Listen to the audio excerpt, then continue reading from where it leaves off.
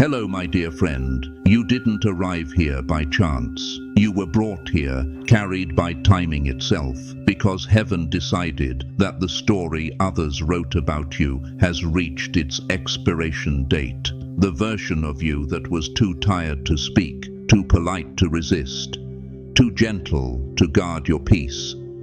That version no longer lives here. They might still call your name the way they used to, hoping to awaken an echo of who you were. But there will be silence, because the one who answers now is not the same. There comes a sacred moment in every calling where you stop asking, "What's wrong with me?" and begin to whisper, "Maybe I was right all along." This is that moment. You're not rising to escape life. You're aligning to live it fully, truthfully, fearlessly. The fog you once fought through wasn't weakness. It was revelation forming. The veil that kept your eyes dim is gone, and now you see with a clarity that cannot be reversed. Those who misread you will feel it first. Not because you've grown harsh, but because your presence no longer agrees with what is false. You will know the truth, and the truth will set you free. John 8:32. That freedom is now echoing through you. Watch how it changes the air around you. Conversations that once drained you begin to lose their grip. The rooms that once stole your peace now have no access to your energy. That isn't coldness, that's authenticity. You are finally walking at your true temperature, a divine equilibrium that refuses to bend for what is beneath your assignment. Picture a tuning fork struck in a noisy hall. It doesn't scream to be heard. It simply holds a pure note, and everything out of tune trembles at its sound. That's you now. You are the resonance of truth, and anything not aligned either rises to meet your frequency or fades away in silence. You've stopped explaining what your spirit already knows. You've stopped watering down your conviction to make others comfortable. You're finally living the verse. Let your yes be yes, and your no, no. Matthew 5:37. Watch how quickly peace finds you when your words align with your knowing. You faced resistance, yes, real and disguised. Some came wrapped in smiles, others cloaked in loyalty. But it wasn't random. You were refined there. Like steel in the fire, you were heated, hammered, cooled, and strengthened. What you called setback, heaven called forging. And now your edge holds. You are no longer the one who tolerated half-truths to keep everyone comfortable. You have become steady, not hard, but clear. This steadiness shows up as fewer words, sharper boundaries, and a timeline that no longer loops. Patterns that once replayed endlessly have finally ceased. Not because others changed first, but because you did. The weight you carry hasn't vanished, but it has meaning now. What once felt chaotic now feels orchestrated. You can trace the purpose in every closure, see the upgrade in every delay, sense the divine rhythm in every pause. You can finally say, "I see why that ended, and I'm grateful." That's what maturity in spirit looks like. Not distance, not ice, but mastery. Your name is entering rooms that used to overlook you. People will adjust their tone, not from fear, but from reverence. They can sense that your life no longer permits careless handling. They'll pause before assuming access. That shift is not pride, it's divine order. You've become costly in the best sense, because access to you now requires truth. Some will rise to meet that honesty and astonish you with their growth. Others will shrink away. Let them. If someone has to minimize truth to walk beside you, they aren't walking with you. They're walking beside a memory, and that costume doesn't fit you anymore. What's unfolding inside you is not a phase. It's covenant. You will keep your softness, but no longer spend it foolishly. You will lead with kindness, but never mistake kindness for permission to be mistreated. You will bless freely, yet refuse to finance dysfunction. This is not you getting tougher. This is you becoming accurate about your value. Every calling has a night where the compass clicks to true north. Tonight is that night. The road didn't shift, you did. And look at you now, breathing easier, choosing cleaner, walking with certainty. This is alignment. This is what forward really feels like. It's not noisy, it's steady, it's sure. Remember this, your life is about to become proof. Proof that faith works, that integrity sustains, that patience pays. You don't need to announce it, just live it. The ones who need you confused will call it arrogance. Don't answer. The ones who prayed for your strength will call it beautiful. Receive that. And the one who brought you here will whisper, "Well done, my child." Matthew 25:21. This is the beginning of your undeniable era. You have nothing left to earn to be worthy of it. Worth was already given. What remains now is stewardship, and you're ready. From this point forward, you will keep feeling that sacred separation, not dramatic, but clean. Invitations that once tempted you no longer hold your interest. Arguments that once trapped you feel too small to enter. Old roles have loosened and fallen away. That's not loss, it's release. You haven't lost your circle, you found your lane, and your lane carries responsibility. You speak life without flattery. You set boundaries without apology. You keep your promises even when no one claps. You move in truth even when it costs you comfort. That steadiness is altering outcomes around you. Opportunities that used to slip are now standing firm. Projects that once wobbled are finding traction. Provision is meeting you like a key finding its lock. Yes, some have tested your edges to see if your change was real. They pressed old buttons, waiting for the old you to return, but nothing responded. Your reactions are no longer for sale. You've become untouchable, not because you hide, but because you no longer negotiate with what you've outgrown. Think of walking through divine security gates. Your presence reveals what talk cannot. Pretense beeps, jealousy beeps. Control disguised as care beeps, but you don't chase those sounds. You simply recognize, adjust, and keep walking. That's wisdom. Time has already begun bending in your favor. What once felt delayed is now divine redirection.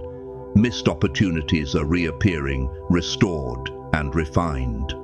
Doors that denied you act as though they never closed. You haven't wasted breath explaining your transformation. You've been too busy building the future. Your heart remembers pain, yes, but even in that ache, you're proof that peace speaks louder than revenge. The Lord will fight for you. You need only to be still. Exodus 14:14.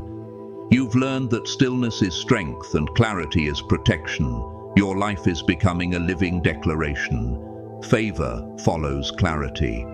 The more aligned your yes becomes, the more resources flow to meet it. Heaven never rewarded image. It always partnered with integrity. You learn that slowly but deeply. That's why your wisdom holds weight. You've begun leading without even trying to lead. Your calm gives others courage. Your refusal to entertain chaos gives others permission to end it. This is how transformation spreads, not through noise, but through one soul living clean enough for others to see what peace really looks like. You've known grief too, not the kind that destroys, but the kind that clears. You've been burying old dreams that belong to a former version of you. You've been laying down habits that once protected you when you didn't yet have words. You've honored those seasons and stepped forward light. New capacity is finding you because you made room. You've been paying attention to what glows when you pray, to the ideas that won't stop knocking, to the peace that follows your no. Those are your instructions, and you've been obeying beautifully. You've stopped trying to be both judge and builder. You've released the courtroom in your mind. Now your life itself is the evidence, and no one can dismiss it.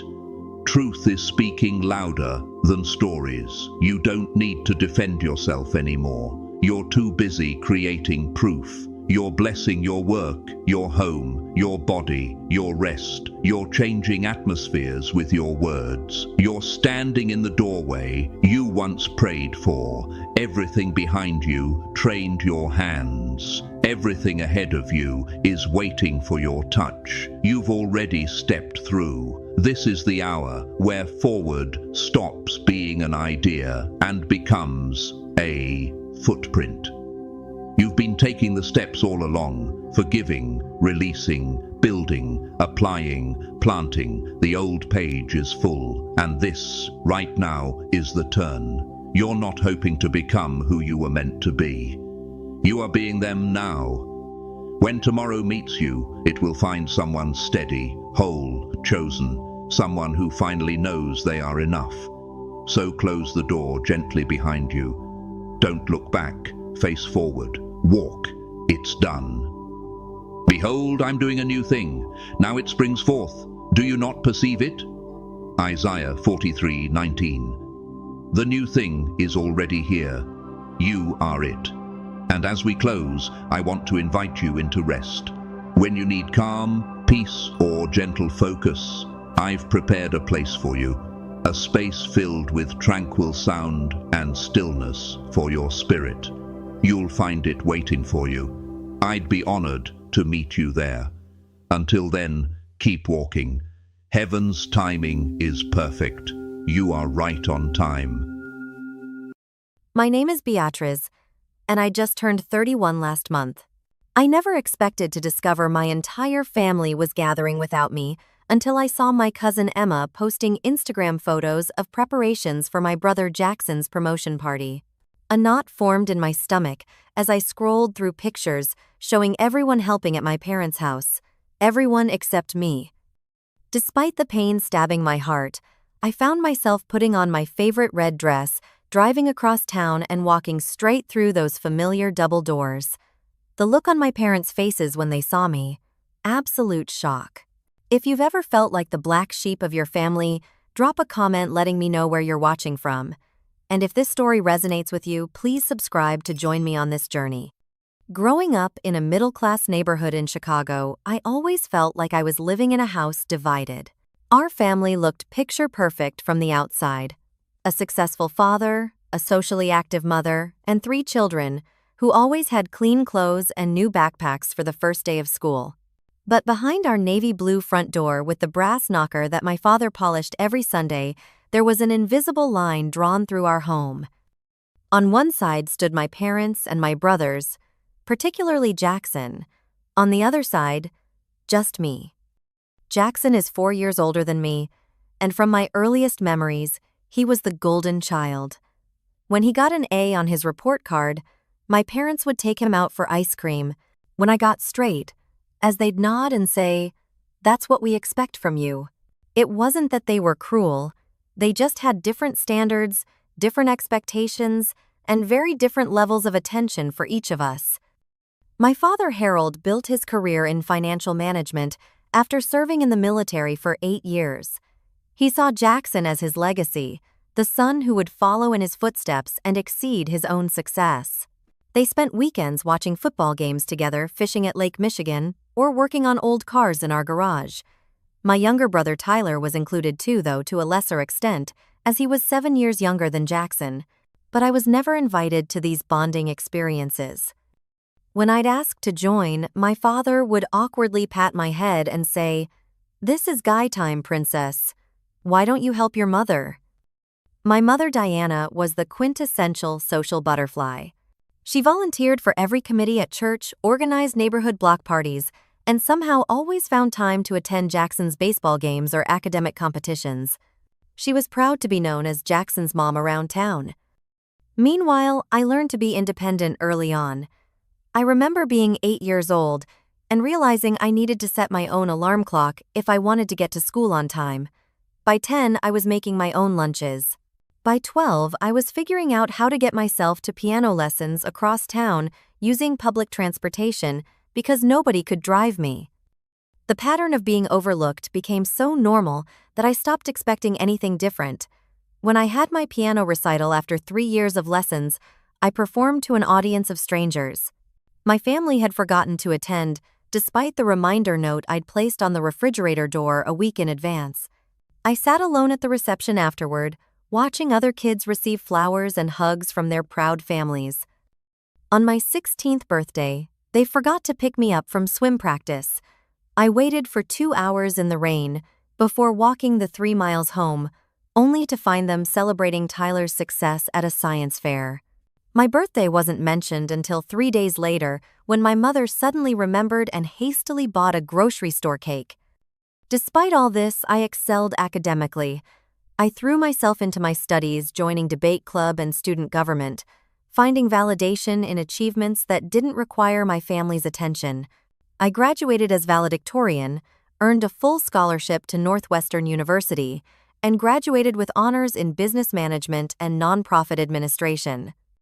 None of my family attended my college graduation. Jackson had a job interview that day, which my parents deemed more important. Tyler had a soccer tournament. I sat alone at the ceremony, watching other graduates wave to their cheering families. That night, as I looked at my empty apartment and the single wilted congratulatory bouquet I'd bought myself, I made a decision that would change everything I needed to build my own life, separate from the family that had never really seen me. At 22, I moved across the city and drastically reduced contact with my family. I'd show up for major holidays, making brief appearances at Thanksgiving or Christmas dinners, exchanging pleasantries that never went deeper than discussing the weather or recent movies. I'd call my mother once-a-month conversations that lasted exactly 15 minutes before she'd need to rush off to some committee meeting or to help Jackson with something. My father and I spoke even less. Over the past 9 years, I built a successful career in nonprofit development. I started as a grant writer for a small community organization, worked my way up through program coordination, and eventually became the development director at one of the largest community development nonprofits in the Midwest. My work fulfilled me in ways my family relationships never had.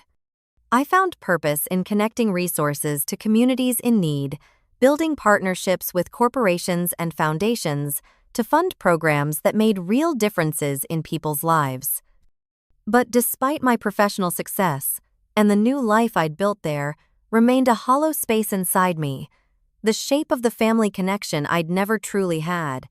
I'd see photos of my friends with their parents and siblings all gathered around holiday tables or celebrating important milestones together, and feel that familiar ache of exclusion. I'd built walls to protect myself from further hurt, but behind those walls, a part of me still yearned for the belonging I'd never experienced. That yearning would occasionally lead me to check my family members' social media accounts, keeping up with their lives from a safe distance.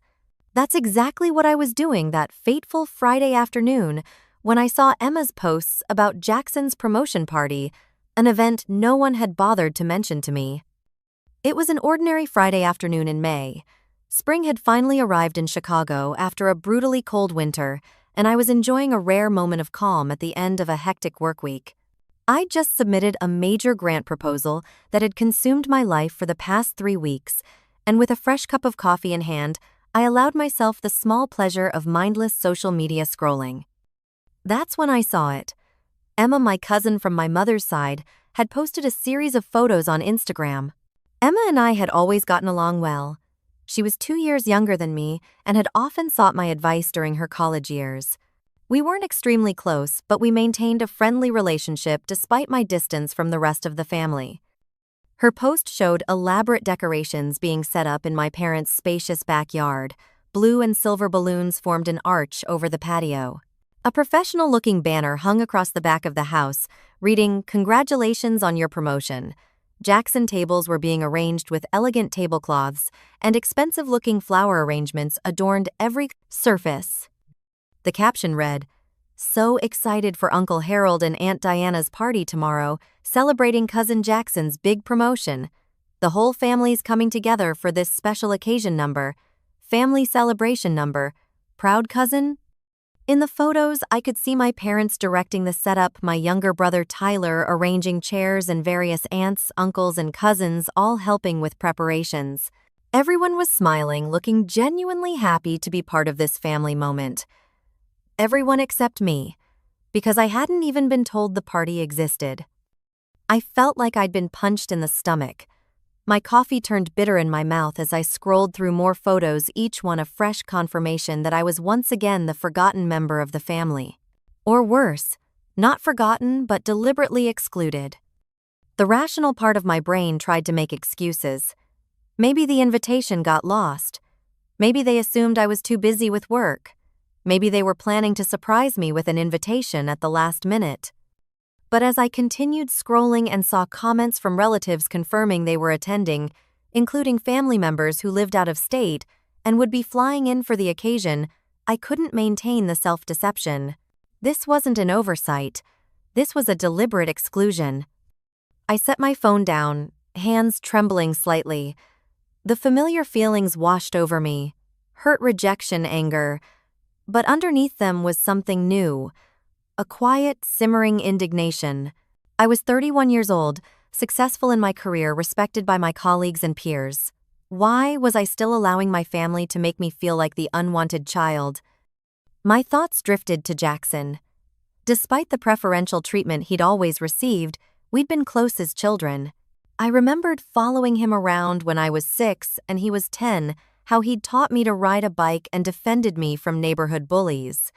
But as we grew older and he internalized our parents' attitudes, the gap between us widened. By high school, he barely acknowledged me at home and certainly never invited me to hang out with his friends. During his college years, he'd call only when he needed help with an assignment or wanted to borrow money. After college, our interactions became limited to awkward conversations at holiday gatherings.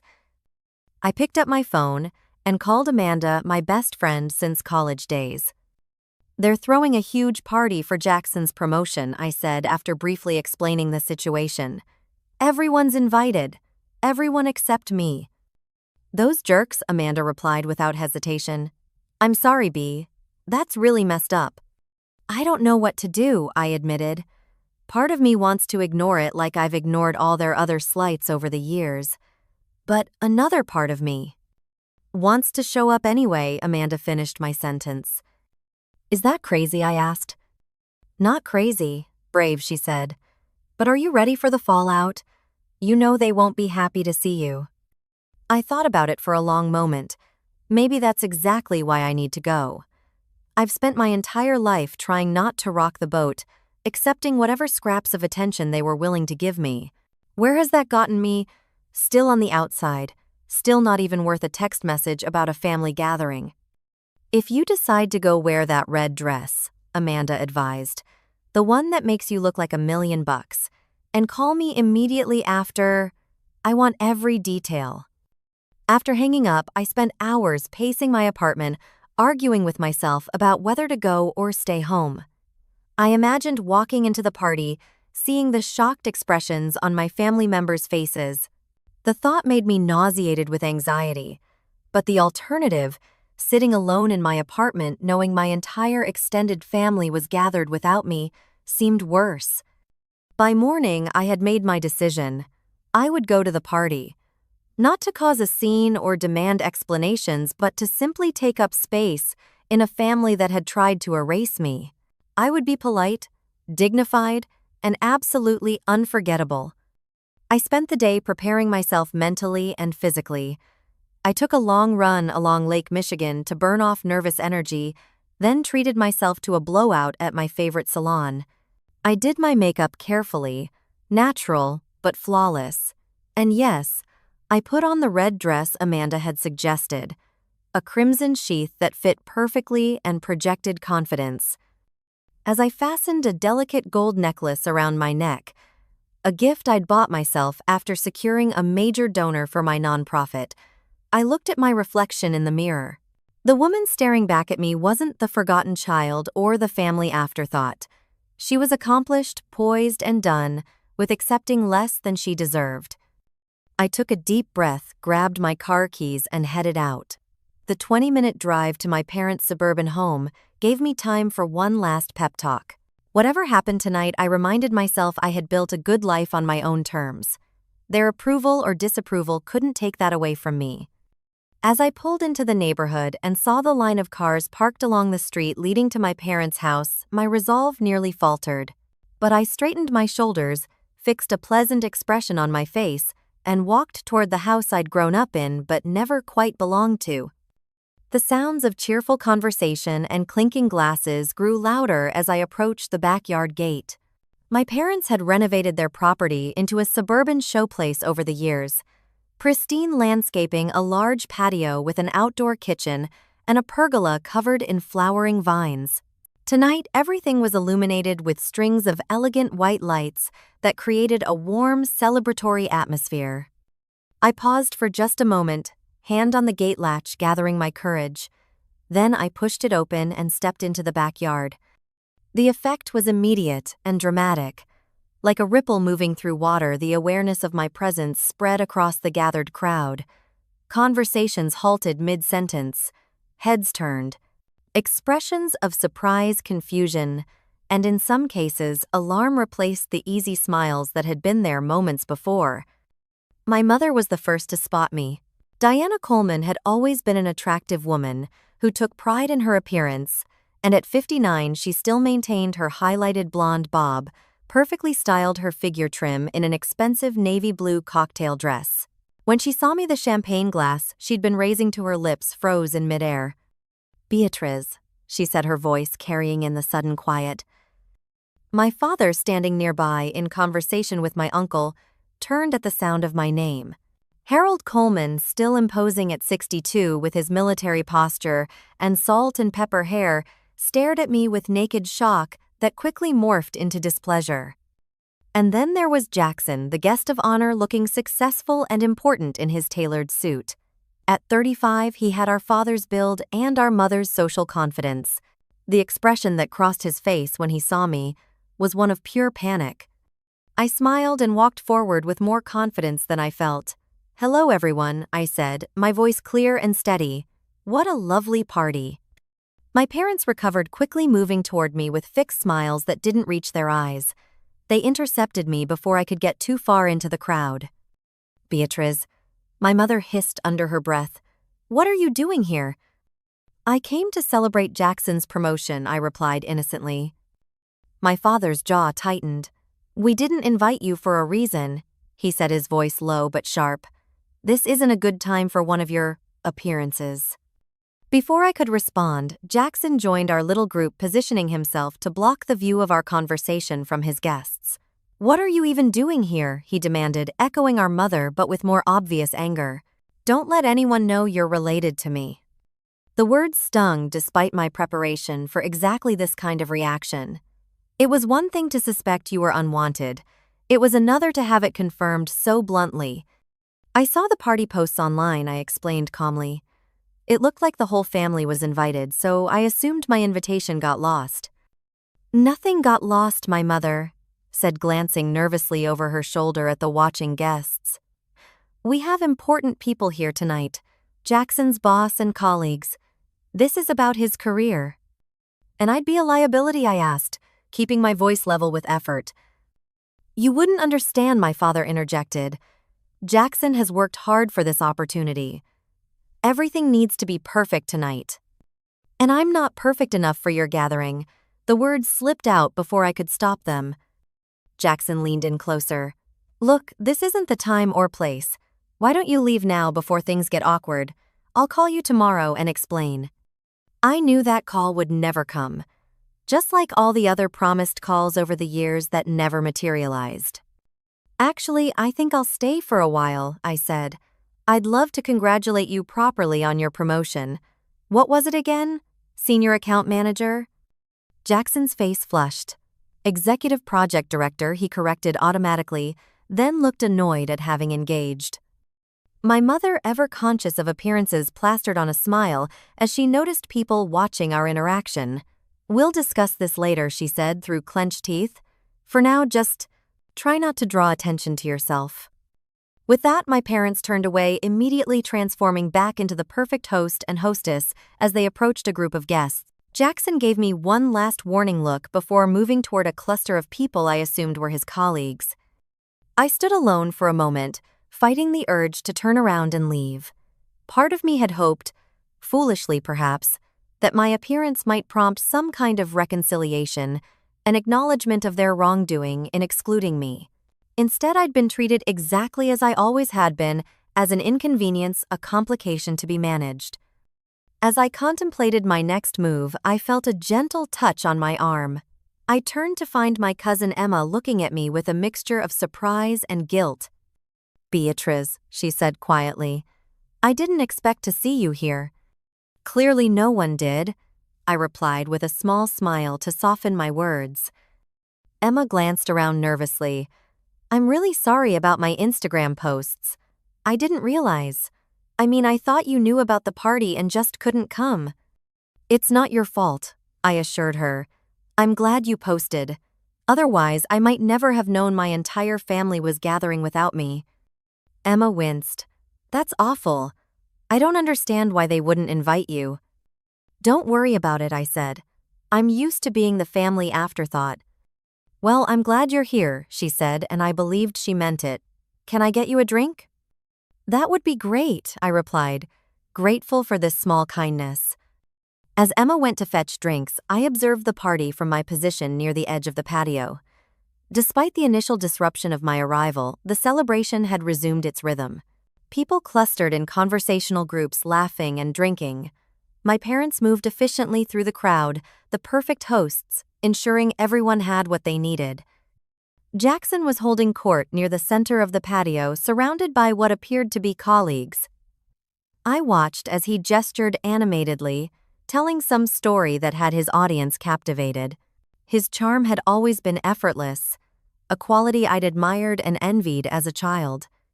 I noticed how different his demeanor was with these people compared to how he'd just spoken to me. With them, he was all warm, smiles, and engaging eye contact.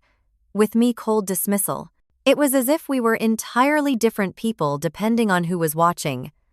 Emma returned with my drink, and we chatted for a few minutes before she was called away by another cousin. Once again alone, I decided to circulate rather than remain a stationary target for stares and whispers. I would not be driven into a corner at this party. I would not make myself small to accommodate their discomfort. As I moved through the gathering, I noticed something interesting. While my immediate family had reacted with hostility to my presence, many of my extended family members seemed genuinely pleased to see me. My Aunt Patricia asked about my job. My cousin Michael introduced me to his new fiancée. Several relatives I hadn't seen in years engaged me in warm conversation. It occurred to me that perhaps the narrative my parents and Jackson had constructed about me, whatever it was, hadn't been fully embraced by everyone. Perhaps I wasn't as forgotten or dismissed as I'd thought. The realization was both comforting and painful. Comforting to find connections I didn't know existed, painful to realize what might have been if my immediate family had made different choices. I maintained my composure throughout these interactions, neither avoiding mention of my family's obvious surprise at my presence, nor dwelling on it. I was determined to conduct myself with dignity, regardless of how they had treated me. I would not give them the satisfaction of seeing me upset, or creating a scene that would confirm whatever negative impression they'd formed of me. But as the evening progressed, I couldn't help but wonder, why had they gone to such lengths to exclude me? What was the real reason behind their obvious dismay at my appearance? There had to be more to the story than just general family dysfunction. And as I continued to observe the dynamics of the party, particularly Jackson's interactions with certain guests, I began to form a theory about what was really going on. I found myself gravitating toward a familiar face in the crowd. My Aunt Agatha, my mother's older sister. Unlike the rest of my mother's side of the family, who valued appearance and social standing above almost everything else, Aunt Agatha had always marched to the beat of her own drum. She'd never married, had built a successful career as a literature professor, and generally said exactly what she thought, regardless of who might be offended. When she spotted me, approaching, her face lit up with genuine pleasure. "Beatriz, what a wonderful surprise." She embraced me warmly, then held me at arm's length to look at me properly. "That red dress is spectacular on you. You look absolutely stunning." "Thank you, Aunt Agatha," I said, touched by her enthusiastic welcome. "It's good to see you too." She linked her arm through mine and led me to a quieter corner of the yard. "I had no idea you were coming tonight. I would have picked you up on my way over." The comment confirmed what I already knew. My absence from the guest list had been deliberate, not an oversight. Actually, I wasn't invited, I admitted. I found out about the party through Emma's social media posts. Aunt Agatha's eyebrows rose, and she made a sound of disapproval. "That explains the expressions on your parents' faces when you arrived. I thought Harold might have a stroke right then and there." She shook her head. "I love my sister, but Diana has always had strange priorities, and your father enables her worst tendencies." "Do you have any idea why they wouldn't want me here?" I asked. "I mean, I know we've never been close, but to explicitly exclude me from a family gathering seems extreme even for them." Aunt Agatha took a sip of her wine, considering. "I might have some insight," she said finally. "Your brother has been talking non-stop about impressing his new boss tonight, a Mr. Thompson, I believe. Apparently this promotion is just the beginning of Jackson's grand ascent at the company, and Mr. Thompson is the key to making it all happen." "What does that have to do with me?" I asked, still confused. "Well, from what I've gathered, Jackson has been crafting quite the narrative for his workplace colleagues. He's presented himself as coming from the perfect, prestigious family. Your father, the distinguished military veteran turned successful financial advisor. Your mother, the society maven who sits on half the charitable boards in Chicago." She paused. "The narrative doesn't seem to include a sister who works in nonprofit development." I felt a cold realization washing over me. Are you saying I was excluded because my career isn't impressive enough?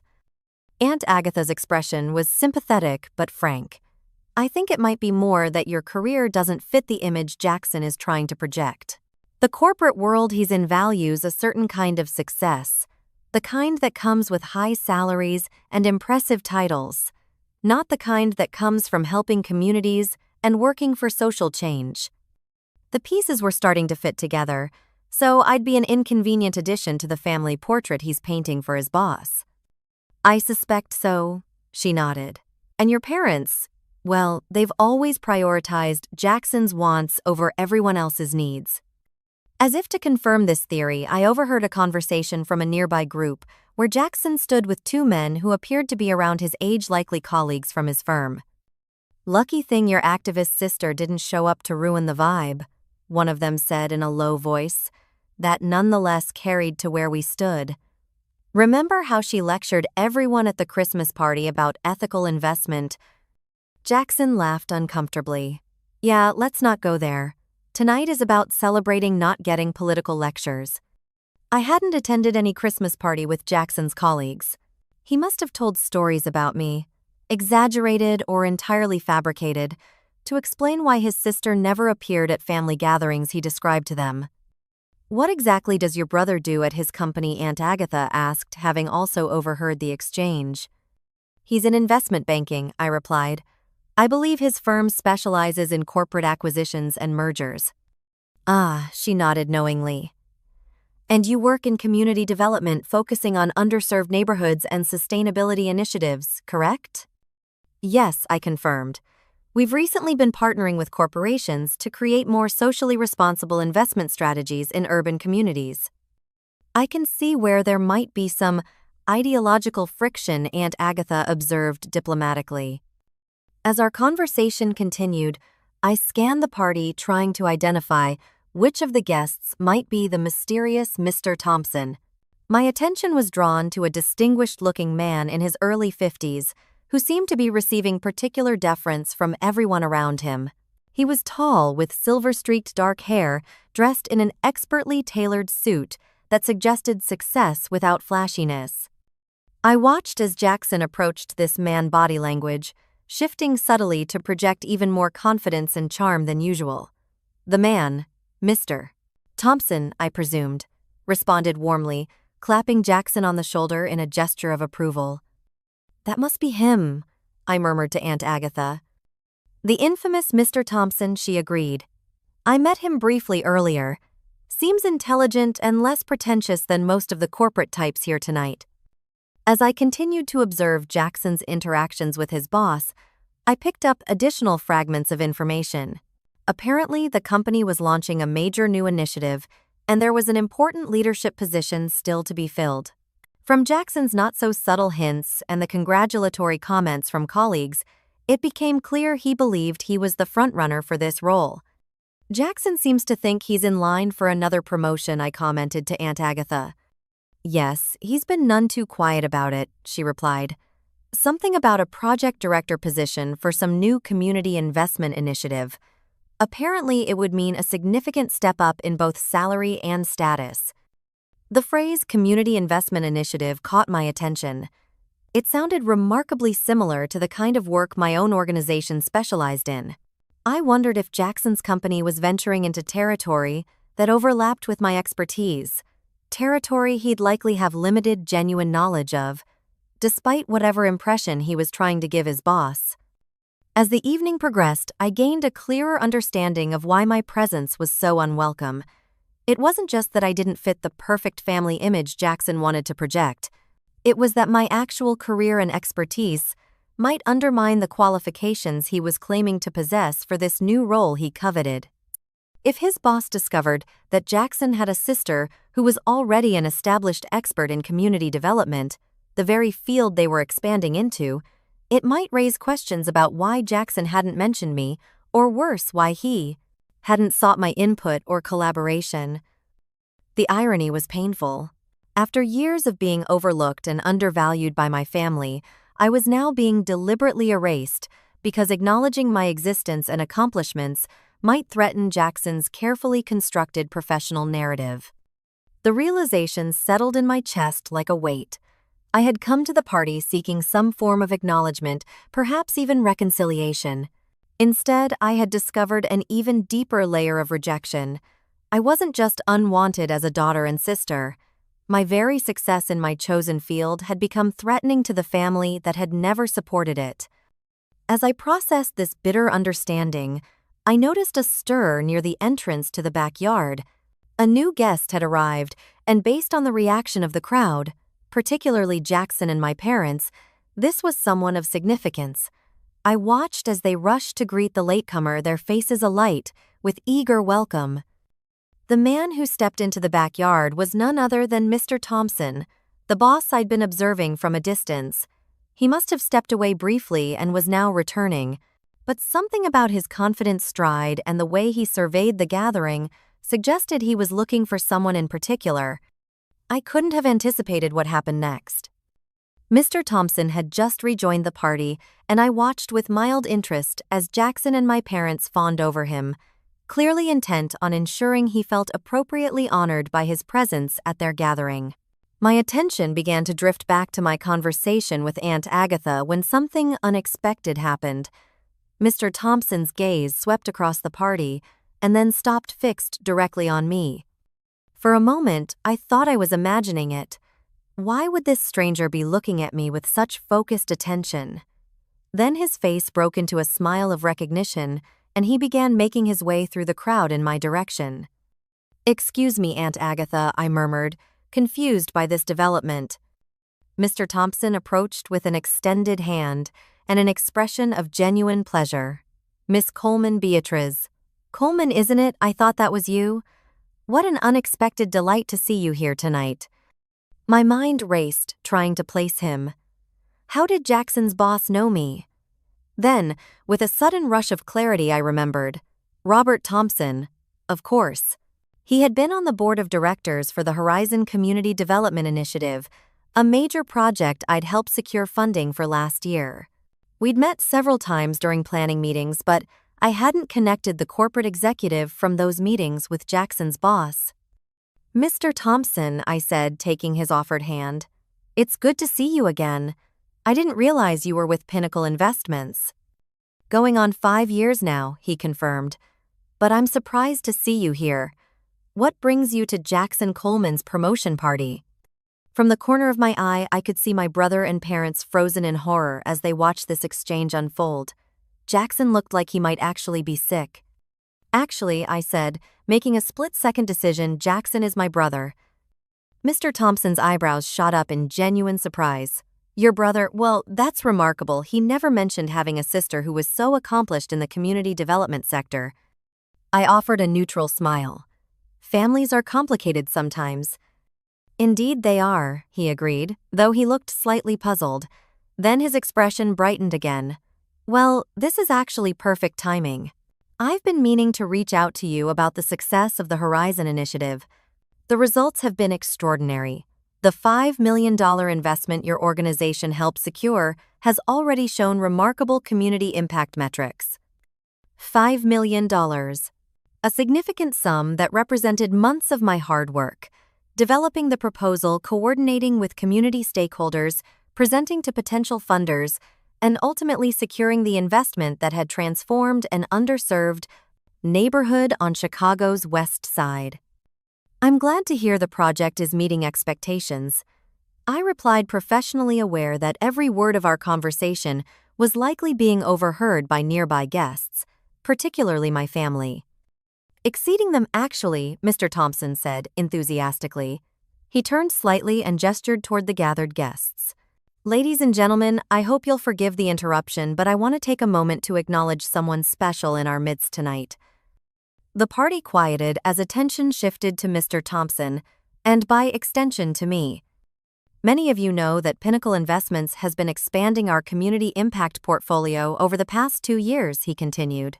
"What you might not know is that one of our most successful ventures to date has been our partnership with the Horizon Initiative, a groundbreaking approach to community-led economic development." I could see Jackson shift uncomfortably from where he stood.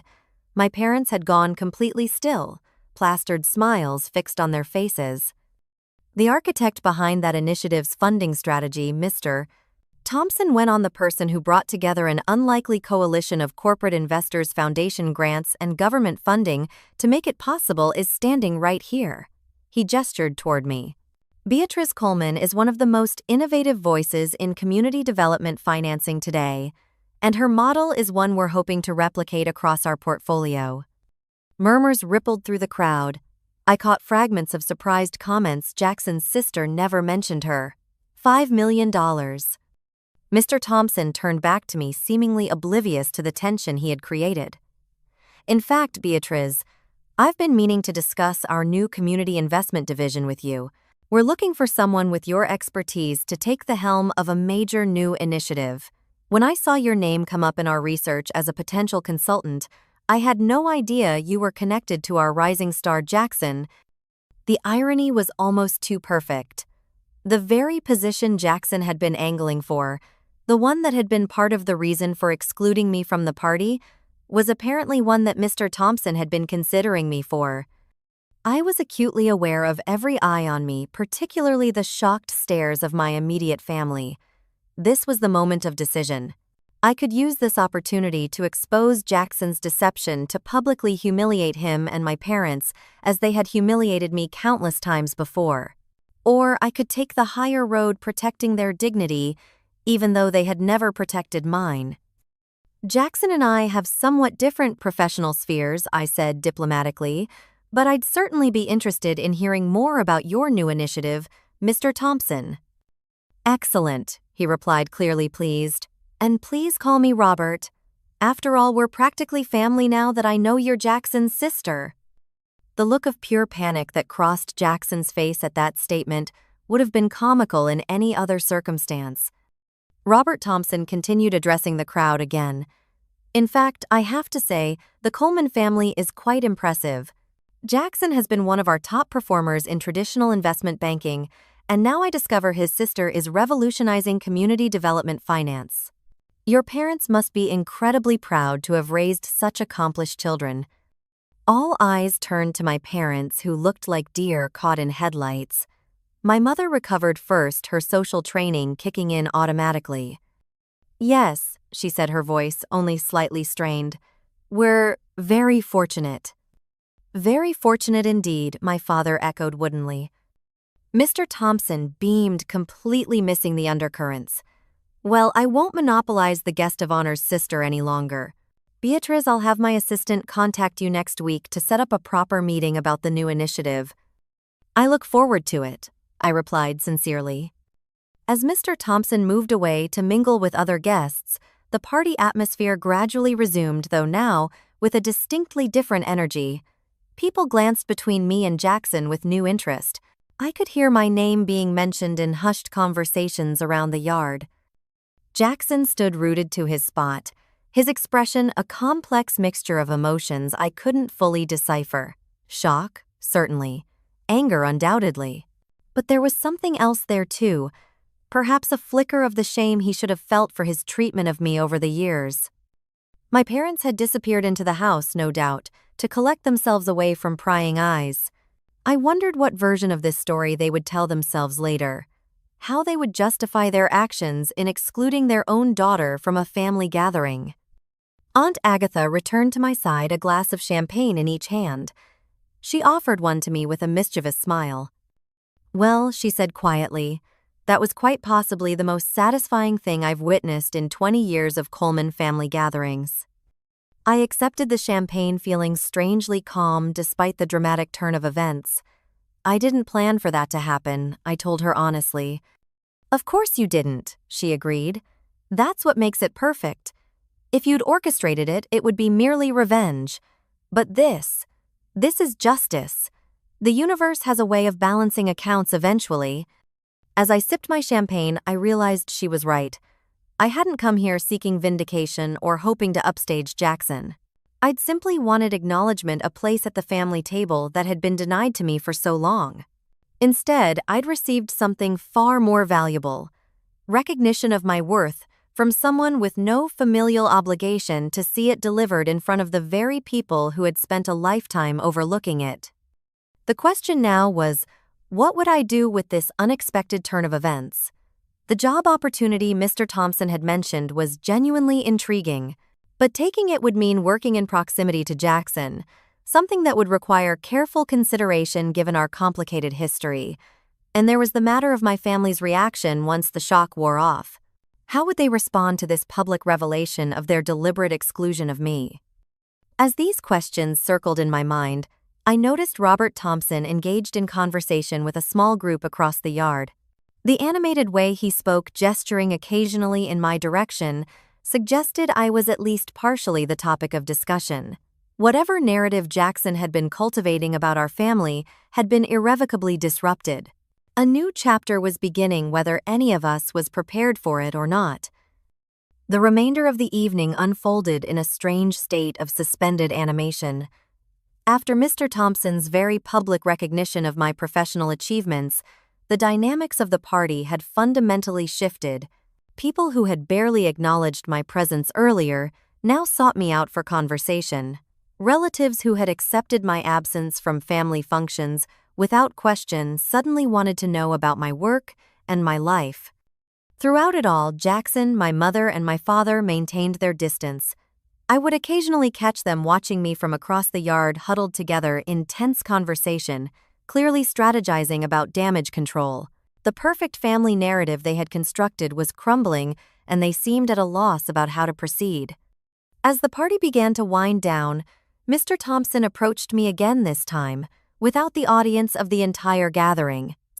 "Beatriz, I meant what I said about wanting to discuss our new community investment initiative with you," he said.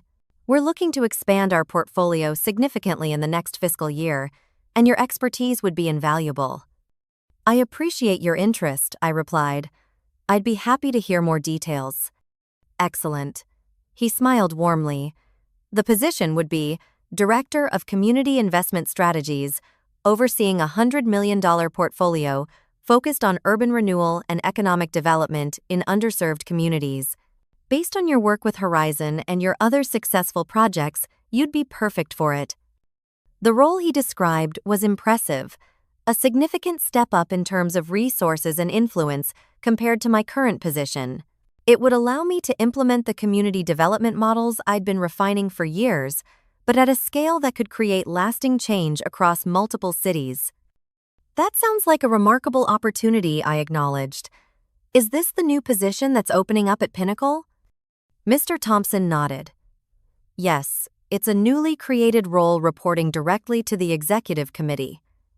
We're looking to have someone in place by the end of the quarter. I carefully considered my next words. I think my brother might have been interested in that position as well.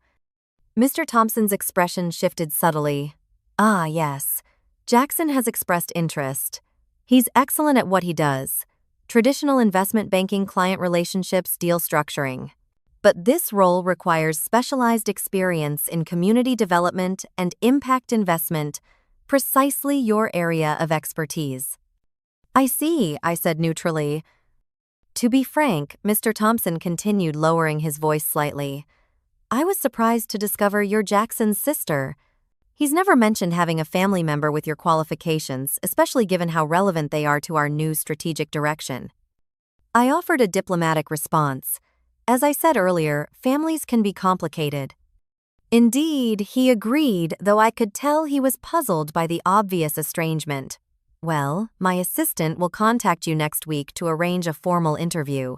I should circulate a bit more before leaving, but I'm very glad we reconnected tonight. After Mr. Thompson moved on, I decided it was time for me to make my exit.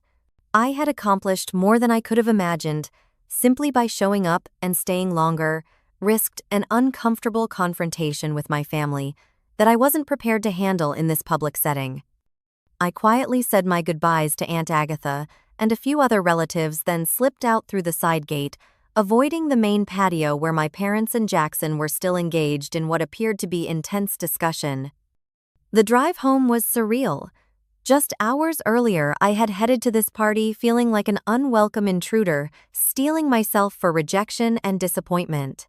Now I was leaving with a potential career opportunity that could transform my professional trajectory and the satisfaction of having my accomplishments recognized in front of the very people who had tried to diminish them. But beneath the vindication lay a more complex emotional landscape. There was still the raw hurt of knowing my family had deliberately excluded me from a significant gathering. There was the uncomfortable realization that Jackson's career aspirations might now be affected by my unexpected appearance. And there was the question of what all this meant for our already strained family relationships moving forward. When I arrived home, I kicked off my heels and poured myself a glass of wine, then called Amanda as promised. So how did Operation Crash the Party go? She asked eagerly. Better than I could have possibly imagined, I replied, and proceeded to tell her everything that had happened. Holy shit, was her eloquent response when I finished. So you show up uninvited, discover your brother has been essentially erasing your existence to further his career, and then his boss offers you the very job your brother was angling for. That's like cosmic justice. It does have a certain poetic quality to it, I admitted. Are you going to take the job? Amanda asked. I don't know yet, I said honestly. It's a fantastic opportunity, but working at the same company as Jackson would be complicated to say the least. Complicated is one word for it. Awkward as hell is another. As we continued talking, my phone buzzed with an incoming text message. It was from Emma. Everyone's talking about what happened tonight. Uncle Harold and Aunt Diana left right after you did. Jackson is still here but looks shell-shocked. Are you okay? Call me tomorrow. I showed the message to Amanda via video chat. The Coleman family drama has officially begun, she commented. I bet your phone will be blowing up by morning. Amanda's prediction proved accurate. I had barely finished my morning coffee the next day when my phone rang, Emma calling for the debrief she'd requested. I had no idea your work was so important, she said after I'd given her a sanitized version of the previous night's events. $5 million, that's amazing, Beatriz. Thanks, I replied. It was a team effort, but yes, I'm proud of that project. And nobody in the family knew, she asked, clearly struggling to understand how such a significant achievement could have gone unacknowledged. I stopped sharing much about my life with the immediate family years ago, I explained. It never seemed to interest them. Emma was quiet for a moment. After you left last night, it was so weird. Aunt Diana looked like she might faint. Uncle Harold kept saying something about damage control. And Jackson, I've never seen him so angry. He broke a glass, actually. I wasn't particularly surprised by this reaction. My family wasn't upset about mistreating me. They were upset about being exposed for it. What happens now? Emma asked. With Mr. Thompson offering you that job and everything? I honestly don't know, I told her. I'm meeting with him formally next week to discuss it. After finishing my call with Emma, I spent the day trying to process everything that had happened.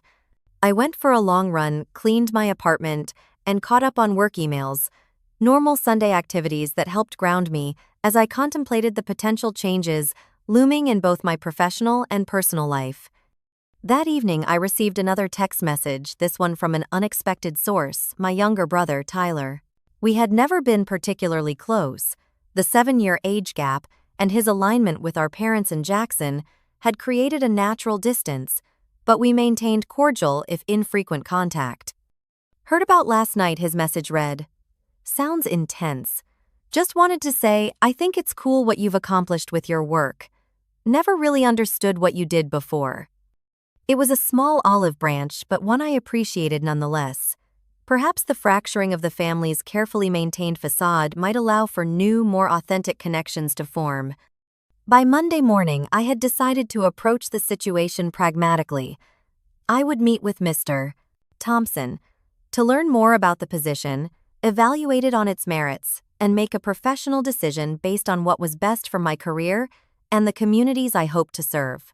I wouldn't let family complications dictate my choices any more than I already had throughout my life. What I didn't anticipate was how quickly and dramatically my family would react once they recovered from their initial shock. The week that followed would bring confrontations and revelations that would force all of us to reckon with the dysfunctional patterns that had defined our relationships for decades. Monday morning arrived with a series of missed calls from unknown numbers on my phone. I didn't think much of it until I checked my voicemail and heard my mother's voice strained but attempting to sound casual. Beatriz, it's Mom.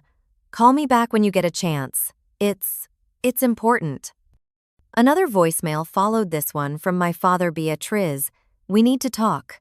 Call us as soon as possible. I deleted both without returning the calls and focused on my workday. The preliminary quarterly reports for our current projects needed reviewing, and I had a staff meeting at 11. Normal life continued despite the family drama that had erupted over the weekend. By Tuesday, the missed calls had multiplied. Both my parents were now calling multiple times daily, leaving increasingly urgent messages. Jackson had joined in as well, his voicemails alternating between terse demands to call me immediately and slightly more conciliatory requests to just talk for 5 minutes.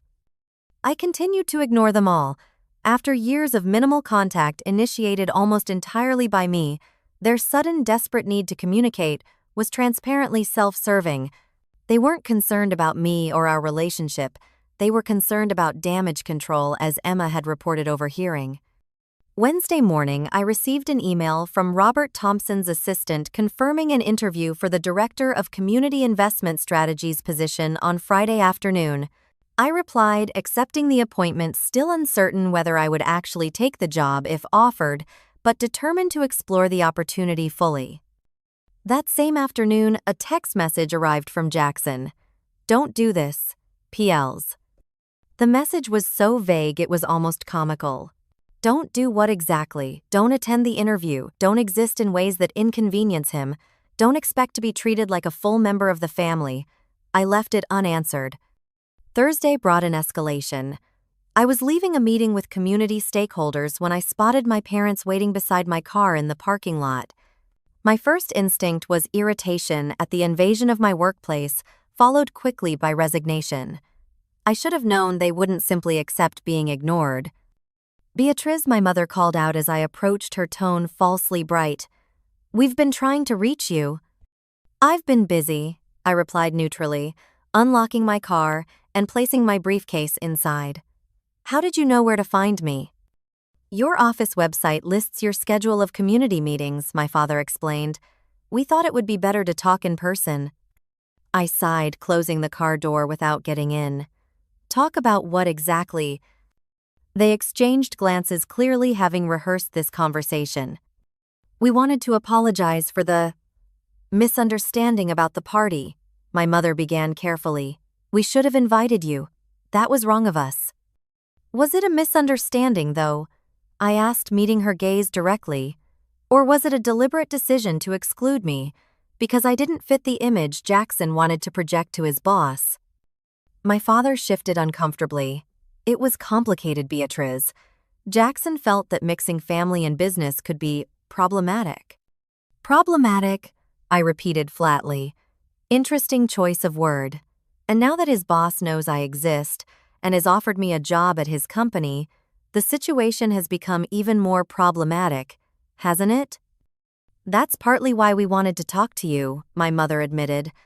About this job opportunity. What about it? Well, it's just that. Jackson has been working toward this new division for months. It's been his focus, his goal. He's put everything into positioning himself for this role. I laughed incredulously. So you're here to ask me to decline a job I'm qualified for, that I'm interested in, because Jackson wants it, even though he doesn't have the relevant experience or expertise? We're family, my mother said, as if that explained and justified everything. We should be helping each other, not competing. Family? I echoed. That's convenient. I wasn't family enough to invite to a celebration, but I'm family enough to be expected to sacrifice an opportunity for Jackson's benefit. My father stepped forward, his expression hardening slightly. Beatriz, you've always been independent. You've built your own path without our help. Jackson has different needs. Different needs, I repeated. Or different value to you. The truth of that statement hit home, and I saw a flicker of something, guilt perhaps, cross both their faces before they recovered their composure. This isn't productive, my mother said, reverting to the tone she used when ending uncomfortable family discussions. We just want what's best for everyone. No, I corrected her quietly. You want what's best for Jackson, as you always have. The difference now is that I'm no longer willing to accept being an afterthought in my own family. I opened my car door again. I have another appointment. I think we're done here. Beatriz, please, my father began, but I cut him off. I have an interview tomorrow. I'm going to attend it and make my decision based on what's right for me and for the communities I serve, not based on what's convenient for Jackson. You raised me to be independent, remember.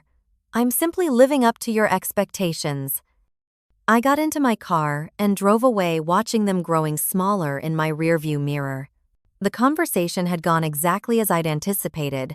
No real acknowledgement of the deeper issues, just tactical maneuvering to protect Jackson's interests. Friday morning brought a new approach. Jackson requested to meet for coffee before my interview, suggesting a cafe near Pinnacle's downtown offices. Against my better judgment, I agreed, curious to hear what he would say without our parents present to mediate. The Jackson who greeted me at the cafe looked markedly different from the confident, polished executive I'd seen at the party. He appeared tired, with dark circles under his eyes and a tension in his shoulders that spoke of sleepless nights. Thanks for meeting me, he said as I sat down across from him. What's on your mind, Jackson? I asked, directly, not interested in small talk. He stared into his coffee for a long moment before responding. I've been a terrible brother to you. The admission caught me off guard. I had expected more manipulation, not this apparent contrition. Yes, you have, I agreed simply. He winced but nodded. I deserve that. Look, I could offer a lot of excuses about family dynamics and patterns we fell into as kids, but the truth is simpler and uglier. I've been jealous of you for as long as I can remember. This was not what I had expected to hear. Jealous of what, Of everything that makes you, you, he gestured vaguely. Your intelligence, your independence, your clarity of purpose. You always knew who you were and what you wanted. I've spent my whole life trying to figure that out, trying to win approval, trying to be enough. I remained silent, processing this revelation. Mom and Dad made it easy to ignore you, to pretend you didn't matter, he continued. They focused so much on me that I could convince myself that was normal, that you were the outlier. But the truth is, I think they focused on me because they knew I needed it more. You were always going to be okay without their constant attention. I wasn't. That doesn't excuse deliberately excluding me from family events, I pointed out, or pretending I didn't exist when it was convenient for you. No, it doesn't, he agreed. I'm not asking for forgiveness, Beatriz. I don't deserve it. I just wanted you to understand that it wasn't because you weren't good enough or important enough. It was because you were too good, too important, too successful in ways that made me feel inadequate. I studied his face, looking for signs of manipulation or insincerity, but saw only exhaustion and what appeared to be genuine remorse. Why are you telling me this now? I asked. Is it because I might take the job you want? Jackson laughed hollowly. The job I want but am not qualified for. That's the most ironic part of all this. I've been positioning myself for a role I don't have the expertise to actually do well. You do. He leaned forward slightly. I'm not here to ask you not to take the job. That would be selfish and hypocritical even for me. I'm here because seeing you at that party, watching Thompson recognize your achievements, made me realize how much damage I've done to you, to our relationship, to myself. What do you mean? I've spent years pretending to be something I'm not, hiding parts of my family that didn't fit the image I wanted to project, burning bridges I should have been building. For what? A job I'm not even right for? He shook his head. It's pathetic, really. I didn't disagree, but I was still wary of this apparent epiphany. So what happens now? That's up to you, he said. I'll understand if you never want to speak to me again after your interview today. But if there's any chance of, I don't know, starting over somehow, I'd like to try. To be the brother I should have been all along. The sincerity in his voice was compelling, but years of disappointment had taught me to be cautious. Actions speak louder than words, Jackson. One conversation doesn't erase decades of behavior. I know, he nodded. I don't expect it to. I just wanted a chance to tell you the truth before you make your decision about the job. Whatever you decide, I'll support it. And I'll tell Thompson the same when I see him next week. Our conversation ended shortly after, with no promises made on either side. As I walked the 2 blocks to Pinnacle's headquarters for my interview, I found myself in a strange emotional state, still hurt and angry about the past, but also contemplating possibilities for the future that I hadn't considered before. The interview with Robert Thompson and his executive team went exceptionally well. The role they described was challenging, but aligned perfectly with my experience and vision for community-centered economic development. They were particularly interested in my approach to measuring social impact alongside financial returns, an area where traditional investment banks often struggled. By the time I left the Pinnacle offices that afternoon, I had a formal job offer in hand, with a salary nearly double what I was currently making, and resources that dwarfed those available at my nonprofit. It was by any objective measure an extraordinary opportunity. As I stood on the sidewalk outside the gleaming office tower, I realized I was at a crossroads. The decision I made would affect not just my career trajectory, but also the complex, painful, and possibly evolving relationships with my family. The question was no longer simply whether to take the job, but what kind of future I wanted to build, professionally and personally. Did I want to work alongside the brother who had excluded me, but now claimed to seek reconciliation? Could I trust that his apparent epiphany was genuine? And most importantly, what did I want for myself, independent of my family's expectations or my reaction to them? I had spent so many years defining myself in opposition to my family's indifference that I needed to be certain whatever choice I made now was truly for me, not another reaction to their treatment. As I headed home, I knew I had important decisions to make, about the job offer, about my relationship with Jackson, about the boundaries I would establish with my parents moving forward. But for perhaps the first time, I felt I was approaching these decisions from a position of strength rather than hurt. Whatever I chose, it would be on my terms, not theirs. The journey of healing from family wounds is rarely linear or simple. There are no perfect resolutions, no moments where everything is suddenly made right.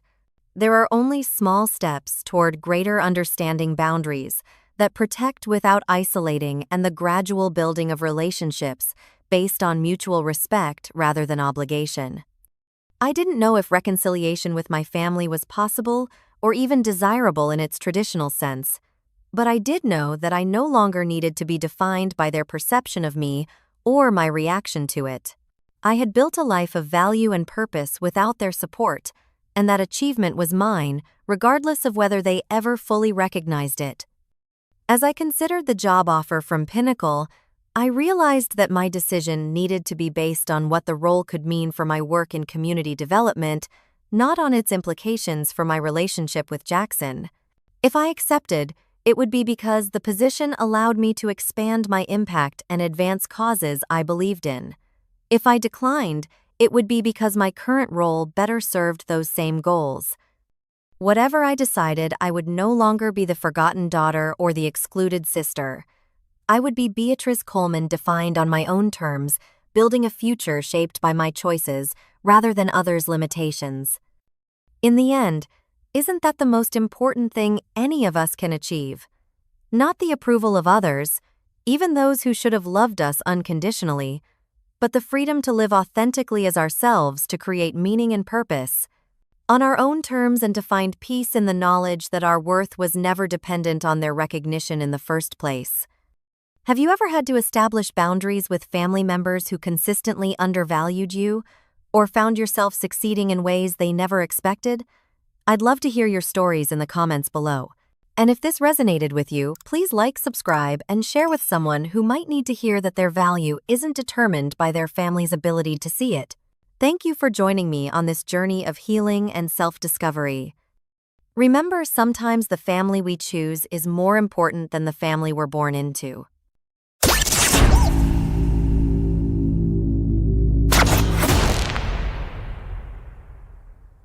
Stepmom, who always hated me, called the police and framed me for stealing her designer bag to get me out of the house. Then when Dad found out she was lying, she begged me not to press charges, but I sued her anyway while my dad cut me off.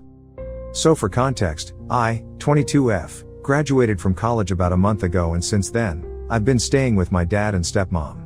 This is just a temporary arrangement, and my dad knows it, because he knows that I don't like my stepmom and I have no interest in staying with her on a long-term basis. Veronica, my stepmother, doesn't like me much either, so this works for us. My biological mother passed away when I was 9 years old, and when I was around 17, my dad started dating Veronica, and by the time I was 20, they were married. And from the beginning itself, she had never liked me much. I don't know what kind of person in their early 30s decides that they are going to hate a teenager for no reason, but that was Veronica. Even though she was much older than me, and she really did not have any reason to dislike me, she just seemed to have a very weird vibe around me from the beginning itself. I tried to be nice to her, but when I noticed that my efforts were not being reciprocated or appreciated, I stopped, and I started ignoring her. We lived in the same house until I went away to college, and it was not very pleasant because she was always looking for opportunities to pick on me. So naturally, I was not very happy about coming back to stay here, but until I'm able to find a job and afford rent, this is what I'll have to do. I had accepted it, but in the past month, it seemed like Veronica had become much worse than before. While I was in college, I would come back home for the holidays or a few weekends occasionally, but that would just be for a few days, and during that time, she would be tolerable because we would mostly just ignore each other. But I guess right now, she knows that I'm not here just for a couple days, and for some reason, she finds that impossible to deal with. So for the past couple of weeks, ever since I've moved back in, she has made it her life's purpose to get on my nerves. We have been fighting and bickering nonstop, and the funny thing is that whenever my dad comes back home, she puts on an act of being the best stepmom ever. So I know that there's no point in me telling my dad about any of this, because he's probably just going to think that I'm crazy. And I also don't want to be petty and give her the satisfaction, so I have stayed silent about it. But then, recently, she did something absolutely crazy, and I don't think that I can move on from that. So I have pressed charges against her, and now my dad is saying that I was the one who provoked her, so I shouldn't be taking this so far. Now I don't know what to feel. Basically, around 5 days ago, we got into a fight over something very petty. My father was at work, and I was applying to jobs online, so I was busy in the morning. And while I was filling out an application, Veronica just barged into my room and started yelling at me about the amount of laundry she had to do because of me. She told me that it was too much work and now, she wanted me to do my own laundry from this point onwards. And I happened to roll my eyes before telling her that I would, and she decided to sit and pick on that and turn it into something huge. She told me that this was her house, so I couldn't behave like that with her, and I told her that this was actually my dad's house, and she had done nothing in her entire lifetime to be worthy of staying here apart from finding the richest guy that she could and get married to him so she could sit and do nothing at home. She was being petty, and I was just reacting in the same way, and things got pretty bad. After a while, she left, and I thought that it was over, but that evening, after my dad came back home, she started screaming about how one of her brand new designer bags worth $25,000 was missing and started accusing me of stealing it. She told me that I didn't have a job yet, and she was pretty sure that I had done something. Instead of defending me, for some reason, my dad took her side on this and said that if I hadn't actually taken anything, then I should be supportive of her instead of getting defensive. It was very infuriating, and after a couple of minutes of us screaming at each other, she just decided to call the cops on me. It was quite humiliating for me, but the whole house was searched, including my room and my person. Everything was turned upside down, but they couldn't find anything, and eventually, it was reported as stolen, but I was let off the hook because clearly, I did not have it in my possession and they did not have any evidence otherwise. That night, because of how humiliated I had been, I decided to leave, and since then, I've been staying with a friend. I didn't speak to my dad and neither did he try to stop me when I was leaving, so I knew where his priorities were. But then, 2 days ago, he decided to call me up in tears and told me that Veronica had confessed that she had taken the bag with her and kept it at a friend's place a couple of days ago with the specific purpose of framing me. She had told him the truth after he had caught her on the phone with this aforementioned friend, and they were discussing what had happened the other day, and he had apparently overheard her talking about how she was glad that I had finally left.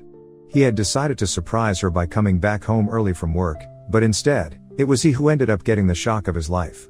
He told me that he was really sorry, and right now, he and Veronica were not on speaking terms, but he wanted to make it up to me by inviting me back home and apologize to me in person. But I told him that there was no way that I was coming back so soon, especially until Veronica was gone. And I also told him that now that he had told me the truth, I was going to report her and press charges against her for trying to frame me. I was furious, but he tried to calm me down and he said that he wanted to deal with this as a family, and pressing charges against her was just going to make everything worse to the point of no repair. That's not what he wanted. He wanted us to get along, and so he pretty much begged me not to press charges, but I'm going ahead anyway. Because what she did was not just petty, it was dangerous, and I can't believe that she would go to such an extreme length, just to get me out of the house. There is something seriously wrong with that woman, and if my dad can't see that, and if he still expects us to get along at some point and sort things out, then there's something wrong with him too. The only reason I'm having second thoughts is because the friend I'm staying with has told me that if I do this, then I might as well say goodbye to any chance of reconciling with my father in the future, because it's very clear that he loves Veronica, for whatever reason, and if I press charges against her, then he'll probably never be able to forgive me and I'll lose him for good. She also reminded me that my father had given up a lot for me in the past, because after my mom passed away, he had pretty much taken care of me single-handedly without any help from anyone else in the family. Nobody had been willing to help us either, be it financially or emotionally. He had had to make a lot of sacrifices, and she just wanted me to think of that before I did anything. So that's why I'm sort of on the fence about what I want to do. Even though I'm convinced that there's nothing wrong with me going ahead and pressing charges against Veronica, it's my dad that I'm worried about. So Wibta, if I decided to press charges against my stepmom for trying to frame me? Edit. Okay, so since a lot of people have been asking, I didn't mention it because I didn't think it was relevant, but my dad is around 48 and Veronica is 37 right now.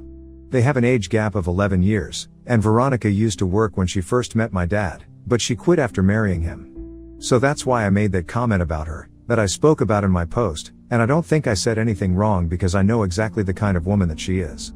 Even though my dad can't see it, I can, and if I had known that this is how she would turn out to be after a marriage, I would have warned my dad in the beginning itself. Update 1. Hey, guys. So I have decided to go ahead and press charges against Veronica. Whatever relationship I had with my dad, I can't allow that to get in the way of what needs to be done. I respect him, I love him, and I admire everything that he has done for me. But that doesn't mean that I'm gonna let Veronica get away with what she did. Because what she did was not normal, and I hope that someday he's able to understand my side of things. And honestly, I think he should have seen this coming because he's the one who called me up and told me the truth. If he didn't want me to go against her, then he shouldn't have called me up and told me anything at all. I think that's particularly why he did not want me to press charges, because he knew that he was the one who told me, and he would feel very guilty if something were to go wrong. But now, it's too late, things are definitely going to go wrong for Veronica and I'm not going to let this one go. I've already spoken to a couple of friends, and they have put me in touch with a good lawyer. It's going to cost me, but I think it's going to be worth it. I do have some money that my mom had left me. I didn't want to dip into it because I considered that my savings and I wanted to keep it aside for future emergencies or whatever. But I'm already in talks with a company right now, and I'm going to start next month, if everything goes well. They pay well, and I think this is something that's worth taking the risk because Veronica needs to be taught a lesson and she needs to realize that what she did was not okay. So I'm suing her for malicious prosecution and she's just gonna have to pay me in damages if I win. Or she can go the other way and sort this out outside of court, which I'm also open to, but I just want her to realize that she's lost. Maybe a lot of people will find this all petty and vindictive, but I don't care. This is important to me and I'm gonna go ahead and do it regardless. Update 2. Okay, so for the past 2 weeks, I haven't kept in touch with my dad. He did keep trying to get in touch with me, he reached out to me several times, but I did not respond to him. Because I knew that I was going against what he wanted, and I did not want to fight with him. And I knew that if I spoke to him, he would just try to convince me otherwise. And I didn't want that either, so I just didn't say anything at all. I went through with the legal proceedings, I spoke to the lawyer and made all the arrangements, and 2 days ago, Veronica was finally served. And that evening, my dad started texting me again, even though for the past couple of days, he had been choosing to stay silent as well, because clearly, I was not responding, so I was not willing to talk to him. But once Veronica was served, that did not matter. He started blowing up my phone with messages and phone calls and kept telling me that he was very disappointed, that this is not how we wanted me to deal with things, and it was insane that I wasn't even considering his side of things. He told me that I was being incredibly selfish and petty, and this was not how he had raised me. To that, I finally replied, and told him that he had done a good job at raising me, but now it was my decision whether I wanted to deal with something in a vindictive way or if I wanted to deal with it with forgiveness or whatever. And I had chosen not to forgive Veronica, and I had a very simple reason for it. She was not sorry, so how could I even forgive somebody who was not apologetic for anything that they had done? It didn't make sense, so I had to go the other way. And I refused to be sorry for that because given the way he had raised me, he had also taught me not to take crap from anyone, so he can't be mad that I'm behaving exactly the way he had taught me to. I can't behave myself according to his convenience, and he needs to realize that. I might be his daughter and I'm extremely grateful for everything that he has done for me, but ultimately, I am also my own person and he needs to let me be. Besides, if he seriously thinks that I can forgive Veronica after what she did, then he's seriously mistaken. She does not deserve my forgiveness, she didn't even ask for it, and in the past couple of days, it's not like she didn't have the time or opportunity to apologize to me and at least try to make things right. She did have plenty of time, but she actively chose to stay silent because she knew that my dad was going to take her side on this. Even though he was mad, he was still siding with her, and that's what was even more upsetting for me. Because if he really wanted things to be sorted out peacefully, without anybody calling lawyers, then he could have easily spoken to her as well. And actually, I think that's what really should have happened. This was all her fault, he knew it, he had said it to me himself, and if he had not accidentally overheard the conversation with her friend, he probably wouldn't even have been able to figure out the truth. Because she herself wouldn't have told him on her own, she needed to be caught, and I'm fortunate that she got caught so soon. I actually got lucky that she was careless enough to be loud enough on the phone and my dad overheard her, because otherwise, he probably wouldn't even have believed that I was innocent, and I would have been investigated for no reason. She did all this just to get me out of their lives, and even then, he expects me to just forgive her and move on and act like nothing happened? I don't think that's fair to me, and I don't even think that makes any sense. Because if this had happened to him, he wouldn't have behaved the same way like he's expecting me to behave. And most importantly, if he wanted things to be sorted out, he should have spoken to her, he should have gotten her to apologize to me, and then I might have even considered forgiving her. But he did not do that. He just kept trying to pressure me into letting it go. As if this is my responsibility somehow, and that doesn't make any sense to me. He's being extremely biased, and I can see that his priorities have shifted. In the past, I might have been his priority, but right now, I'm definitely not. Right now, it's all about Veronica and he only wants to please her and know what's right for her. He couldn't care less about what I'm going through, and that's very evident at the moment. It's hurtful, and I need him to understand that. So I texted him, and I told him all about this, and then he didn't even bother replying to me. I guess he just didn't have anything to say in his own defense, because whatever I said, it was all true. And he knows it, he would be a fool if he didn't. But anyway, I said whatever I had to say, and even after this, if he doesn't understand what I'm getting at, then that's really not my problem. I am not going to back down. I know that I'm doing the right thing and Veronica deserves exactly this. And I hope that she gets into a lot of trouble over this, because what she did to me was not fair, it was psychotic, and I'm really very happy that she got caught when she did. Update 3. Hi, folks. I'm very sorry for no updates for such a long time, but I got a job and I got very busy. In the past few months, I've moved into a new apartment, my own, and it feels amazing. I've been making my own money, been spending it on myself, and it feels very invigorating. I don't know how to explain it, it's just very new and feels amazing. Anyway, I know that people are probably reading because they want to know what happened between me and my dad and Veronica. So I did go ahead with the lawsuit, but she, within a couple of days itself, lawyered up and said that she wanted to come to a settlement outside of court.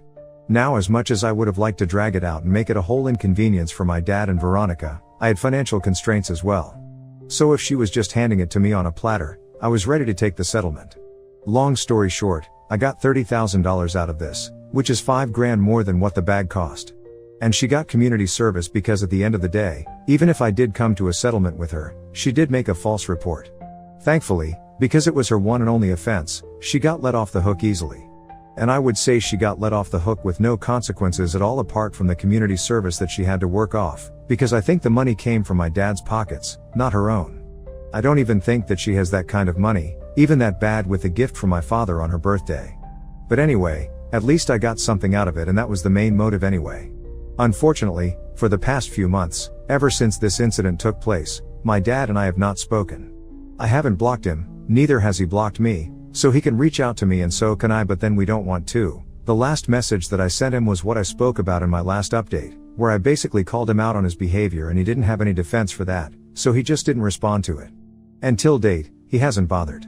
It's fine, I guess, I don't have anything much to say about this. It's peaceful, but sometimes, I do end up missing my dad a lot. Because even after he got married to Veronica and I moved away for college, we kept in touch, and he has been such an important part of my life for so long that it feels weird to accept that it's not going to be the same anymore. Even if we are somehow able to patch things up in the future, I know that things will never be the same again, and that just feels weird and wrong. Update 4. Hi, everyone. So it's officially been a year since I last spoke to my father. I don't know what he's been up to. The only time I hear about him is when I attend family gatherings. He doesn't even attend those, so I haven't even seen him for a very long time. It's not surprising that he has distanced himself from everyone else, because he was never very close to anybody in the family to begin with. I only keep up appearances for the sake of being polite, but otherwise, even I'm not very close to these people. However, in the past year, I've tried to be present for most family gatherings because ever since I cut ties with my dad, I do feel a little lonely sometimes, and there's only so much that you can do with your friends or coworkers. From what I know, he and Veronica have been going strong and they are looking into adoption right now. I heard about this about a week ago, at one of my cousin's weddings, and it left me pretty shocked. I didn't know what to make of it, and after a very long time, I ended up crying about my relationship with my father at this point of time that night, after I came back home from the wedding. I mean, I guess it makes sense, they do want to move on with their lives, but at some point, I guess I just wanted my dad to choose me, his daughter, over Veronica. But in all honesty, as petty as it might make me sound, I really hope that they don't get to adopt anyone. Veronica is definitely not fit to be a mother, and I don't even know how my dad agreed to try and adopt a kid with her, of all people, especially after what she did with me. She was obviously insecure of me, that's why she wanted to push me out of my dad's life altogether, that's why she went to such an extent, and even after all that, he chose to forgive her and work things out with her instead of trying to understand my position. I won't lie, it makes me very angry and upset whenever I think about it, which is why I actively try not to think about my father. But it doesn't help, it doesn't change the facts, and it still hurts sometimes. Last week, I was really disoriented by this news, but now that it's been a few days, I'm pretty confident that they are not going to be able to. I don't know what it is, I just have a good feeling, and I know that it's not going to work out for them. It's not that I don't wish well for my dad, it's just that I'm being realistic. Sooner or later, he will realize how empty his relationship with Veronica is, and how big of a mistake he has made. And by then, it'll be too late to repair his relationship with everyone else. He has made his choices, and he has dug his grave, so whatever. Update 5. So hi, everyone. I didn't think that I would be posting any updates here after so long, but here I am. A lot has changed in the past 3 years, and well, I'm getting married now. My fiancé and I have been together for the past 3 years now. I had actually already started seeing him by the time I posted my last update here. It started off as a fling, but with time, we realized that we really love each other and I guess it stuck. So yeah, we've been living together for the past year and a half, and recently, he proposed. It's been a week since then, and a couple of days back, I posted it on all my social media accounts. Obviously, I was very happy, and lots of people congratulated me. One of those people who congratulated me and reached out after a very long time, you guessed it, was my father. It was very weird, because we haven't spoken for almost 4 years now, so I didn't know how to react to it. I did hear from a couple of relatives last year that he and Veronica had hit a rough patch and they were living separately right now. I also knew that he had developed a drinking habit, which is not surprising because from what I knew, even my grandpa suffered from alcoholism during the later stages of his life. I just never expected my dad to give into it, because he was never much of a drinker. On several occasions, I wanted to reach out to him, because I missed him a lot, but then, I would remind myself of what had happened. I could never forget the fact that he had chosen Veronica over me, so I never reached out. This time, he messaged me, and he congratulated me. And in the spirit of new beginnings, I responded to that message and thanked him, but that was it, I didn't say anything else. Then, he replied to it again and said that he had been planning on reaching out to me for a while, and he told me that for the past 4 years, he had only been thinking about how I was right about everything that I had said. He told me that he had been extremely selfish, and now, he was paying for it heavily. He said that he and Veronica had separated, and now, they were considering a divorce. Of course, he was going to have to pay alimony, because she had not worked for a long time and on account of being unemployed, even if it's by her own choice, he was still going to have to support her until she either chooses to get remarried or if she gives it up for whatever reason. But until then, he's going to have to continue supporting her. He said that things had gone very bitter between the two of them in the past couple of years, and he never was able to truly bring himself to forgive her for what she did. And neither was he able to forgive himself because ultimately, he had realized that it was his own fault, but by then, I had already stopped speaking to him, and he was too ashamed to reach out to me. And then he told Veronica that he did not want to adopt a baby with her, because he felt like she was trying to replace me and they ended up getting into a huge fight over that, which is actually why they separated in the first place. He ended the message by congratulating me once again and saying that he was sorry and that's why he wanted to reach out to me, and this seemed like a perfect opportunity to give me his blessings for the future and ask me for forgiveness for everything that happened in the past. And I won't lie, I pretty much teared up at that message. So I visited him in the evening, my fiancé, and I dropped by and it was clear that he had not been doing well because the house was kind of dirty, not as well kept as he used to have it earlier, and he himself didn't seem to be that happy and healthy either. But he was thrilled to see me, and we broke down as soon as we hugged. We didn't speak much about the past, we didn't even discuss what we were going to do in the future, but we did say that we would like a fresh start, both of us. It's not going to be easy, it's definitely going to be very awkward and uncomfortable and it's going to take a lot of hard work, but as long as both of us are willing to put in that effort, I think it's going to work. And with Veronica gone, I think it's going to be worth it. It took him a lot of time, but I'm glad that he finally did come around. Now, I just hope that things go better in the future for us both. When did a joke go way too far? Kesh vara tu mongala? Ryan said, pointing at the last slice of pizza. Nay, tu fara beleko, I said. Groma Stephen Esh. The guy at the next table stood up so fast his chair fell over. Where did you learn Proto-Sumerian? Learn what? I asked. That language you're speaking, he said, his hands actually shaking. It's been dead for 4,000 years. No, this is our own language. We made it up in high school, Ryan said. The guy pulled out his phone and called someone. David, get to Mario's Pizza right now. I found speakers. Yes, speakers. 3 of them. They're fluent. He hung up and sat at our table without asking. I'm Professor Mills from Columbia Linguistics. What you're speaking is a dialect that's been extinct since 2000 BC. No, it's not, I said, already getting that sick feeling when things are about to go sideways. We literally invented it in detention because we were bored. Say something else, Mills demanded. Please. Kesh Tanara Ula? Ryan said to me, which meant, is this guy crazy? Mills started crying. Actually crying in a pizza place at 2 p.m. on a Tuesday. Perfect. The pronunciation is perfect. A van pulled up, and 3 people ran in with recording equipment. They surrounded our table setting up microphones while Mills pointed at us like we were zoo animals. We need to document everything, a woman said. This is the discovery of the century. It's not a discovery, I said, getting annoyed now because our pizza was getting cold and these people were acting like we'd found Atlantis. Ryan came up with Kesh for what? Because it sounded funny. I did, Ryan confirmed. In Miss Sam Garcia's history class. Mills grabbed Ryan's shoulders. You must be the origin. Please, teach us Proto-Sumerian. I'm not anything, Ryan said, panicking. They came up with it with me. Ask them.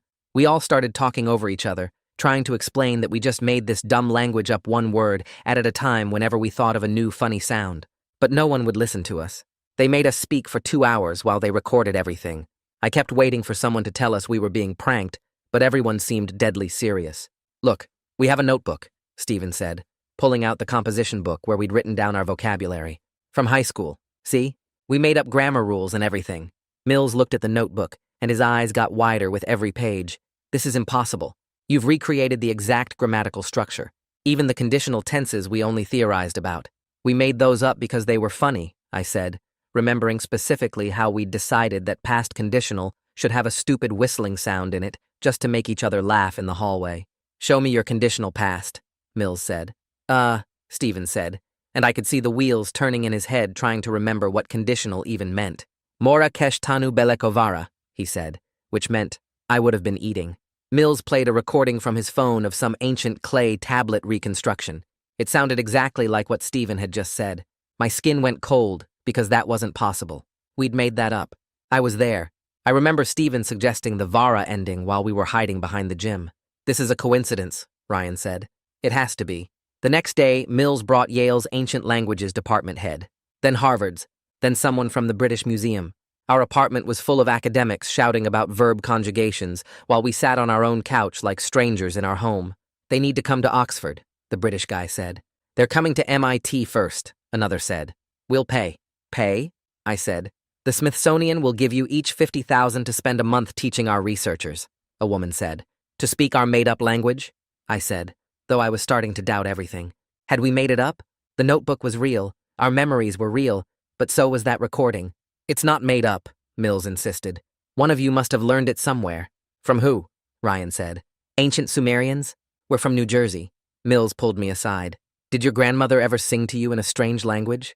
Did you have dreams where people spoke differently? No, I said. We sat in detention making up funny sounds. But even as I said it, I was trying to remember if that was true. Had we made it up, or had it just come to us?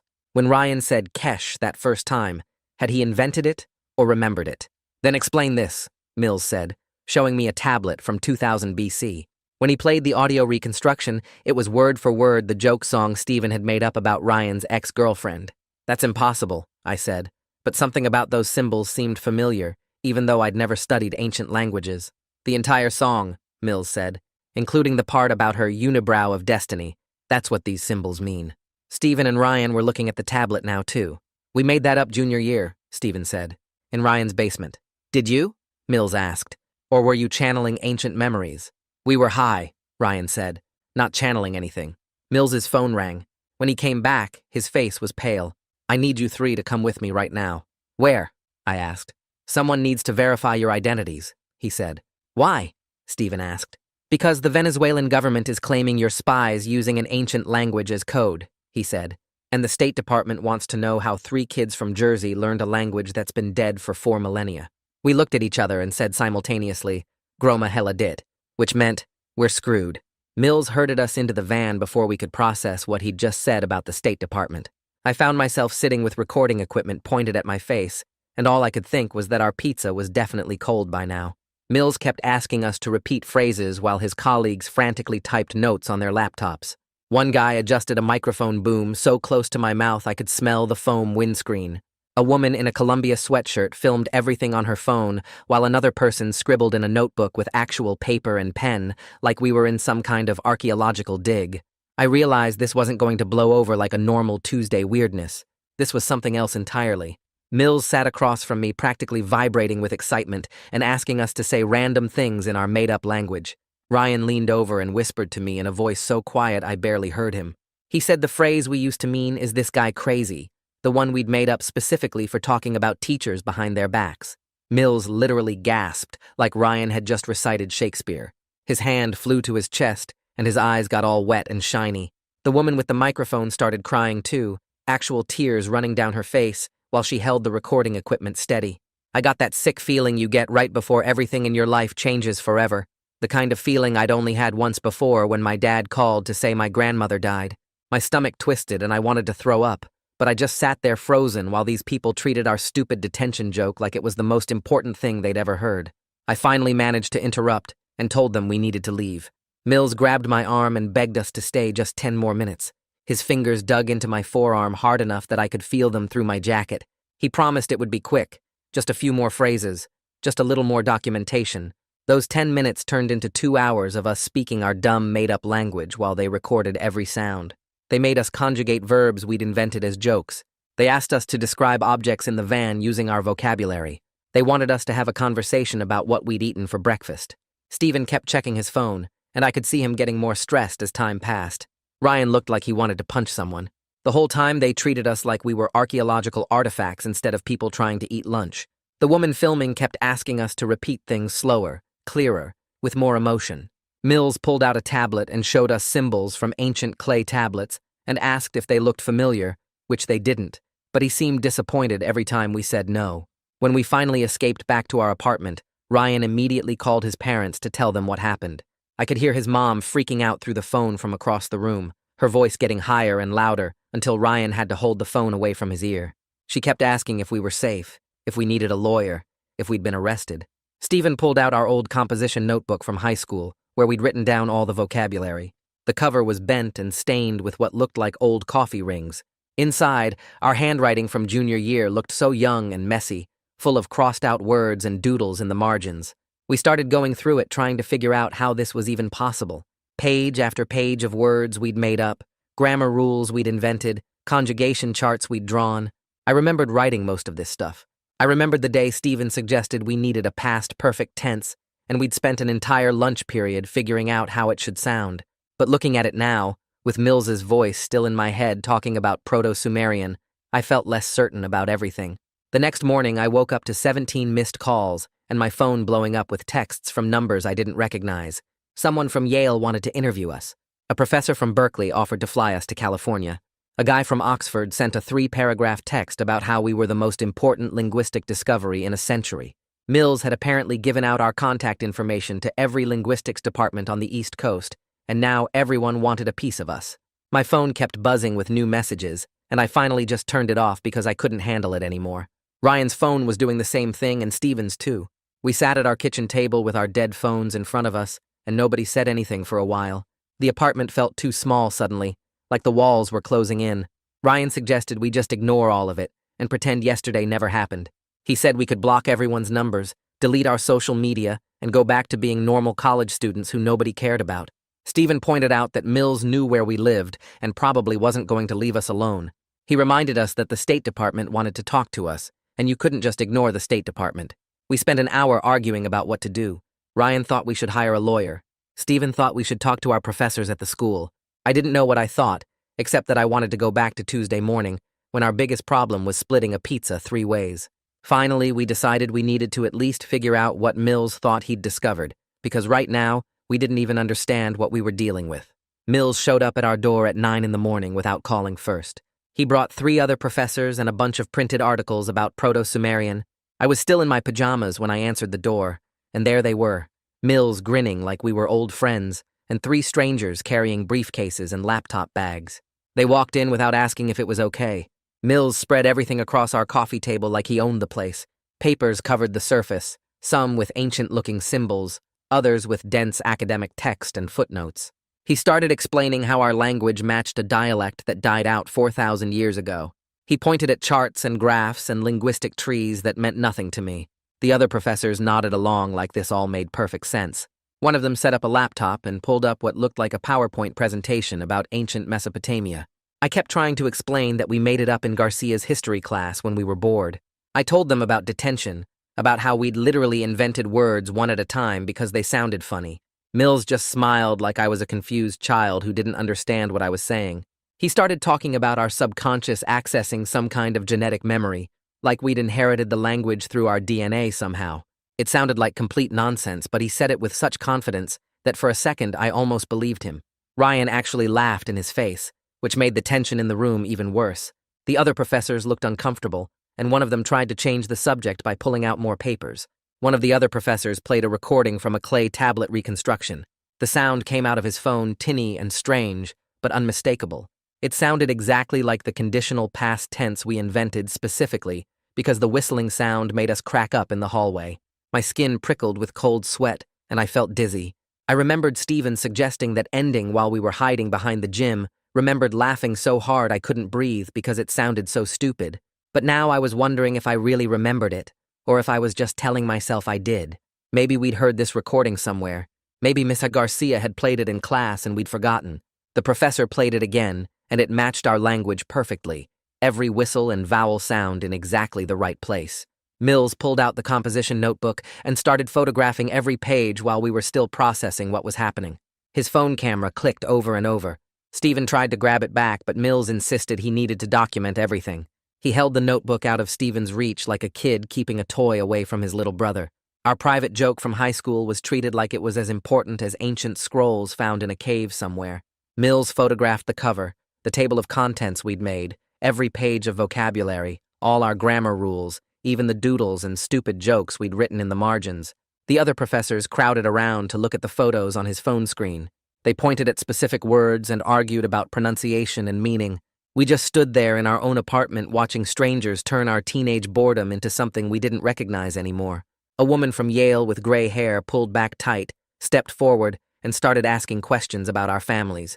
She wanted to know if anyone at home spoke unusual languages, or if our grandparents came from anywhere exotic. I told her we were just regular kids from New Jersey, and all our grandparents spoke English. She looked disappointed, like our boring family history was ruining some theory she had about genetic memory or ancient bloodlines. Ryan confirmed his family was from Jersey too, born and raised for 3 generations.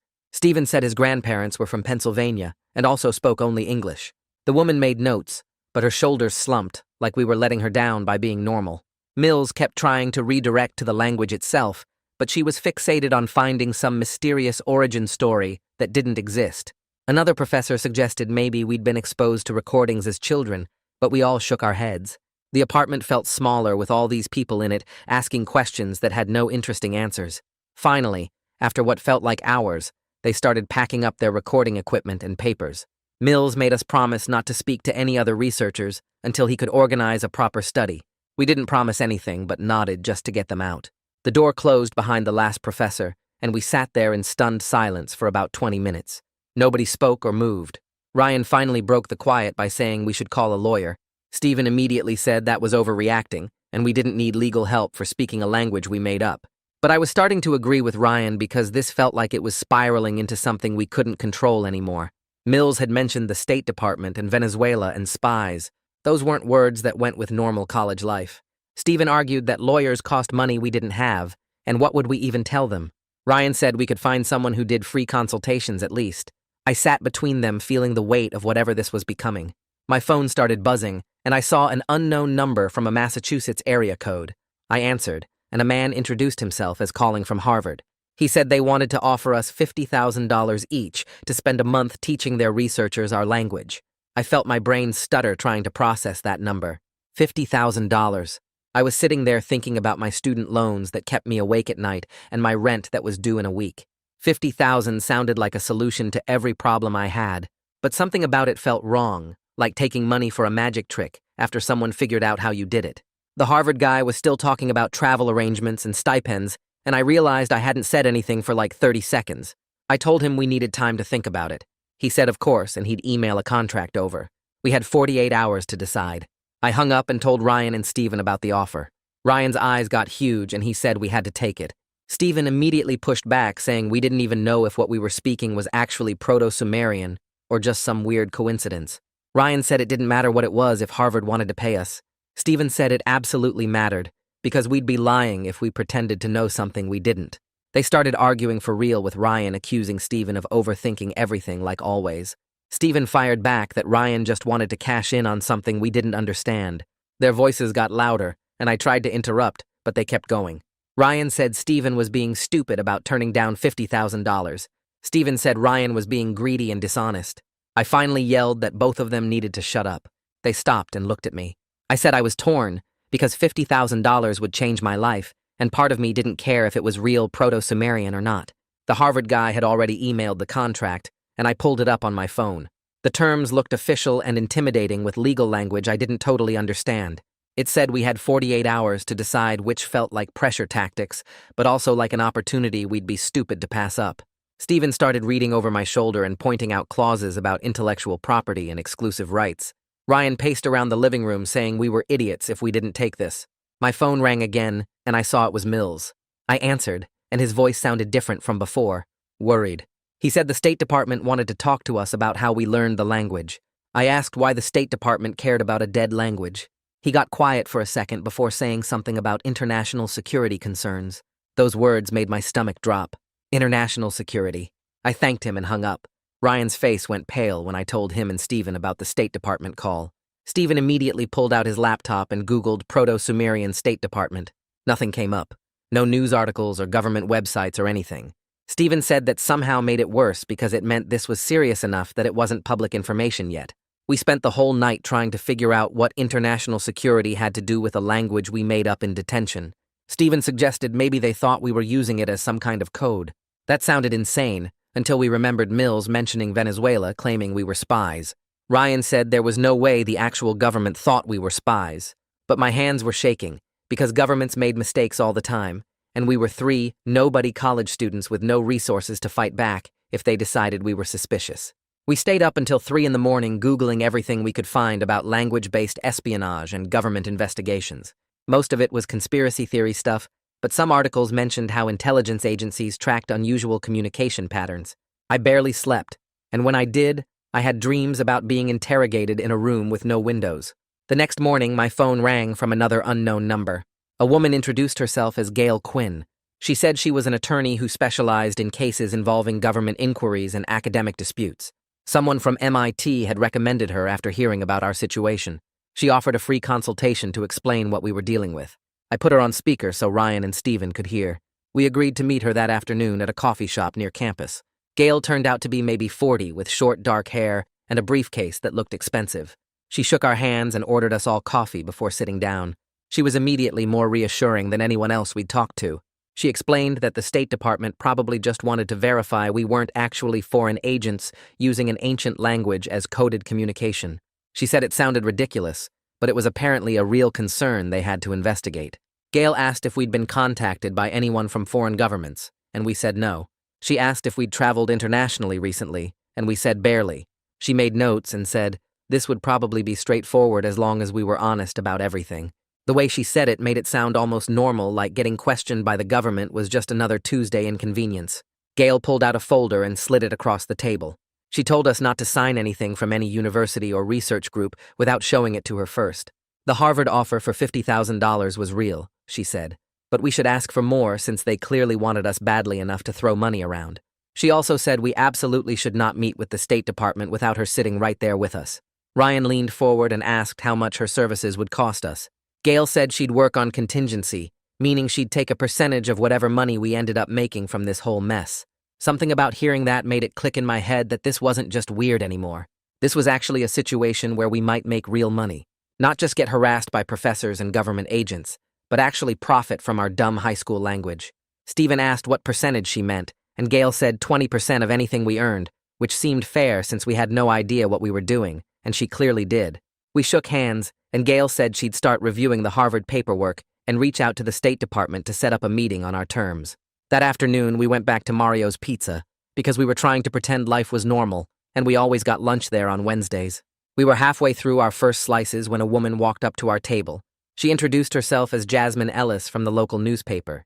She was probably in her late 20s with a notebook and a friendly smile that didn't seem fake. She asked if we'd be willing to talk to her about what it was like being at the center of an ancient language controversy.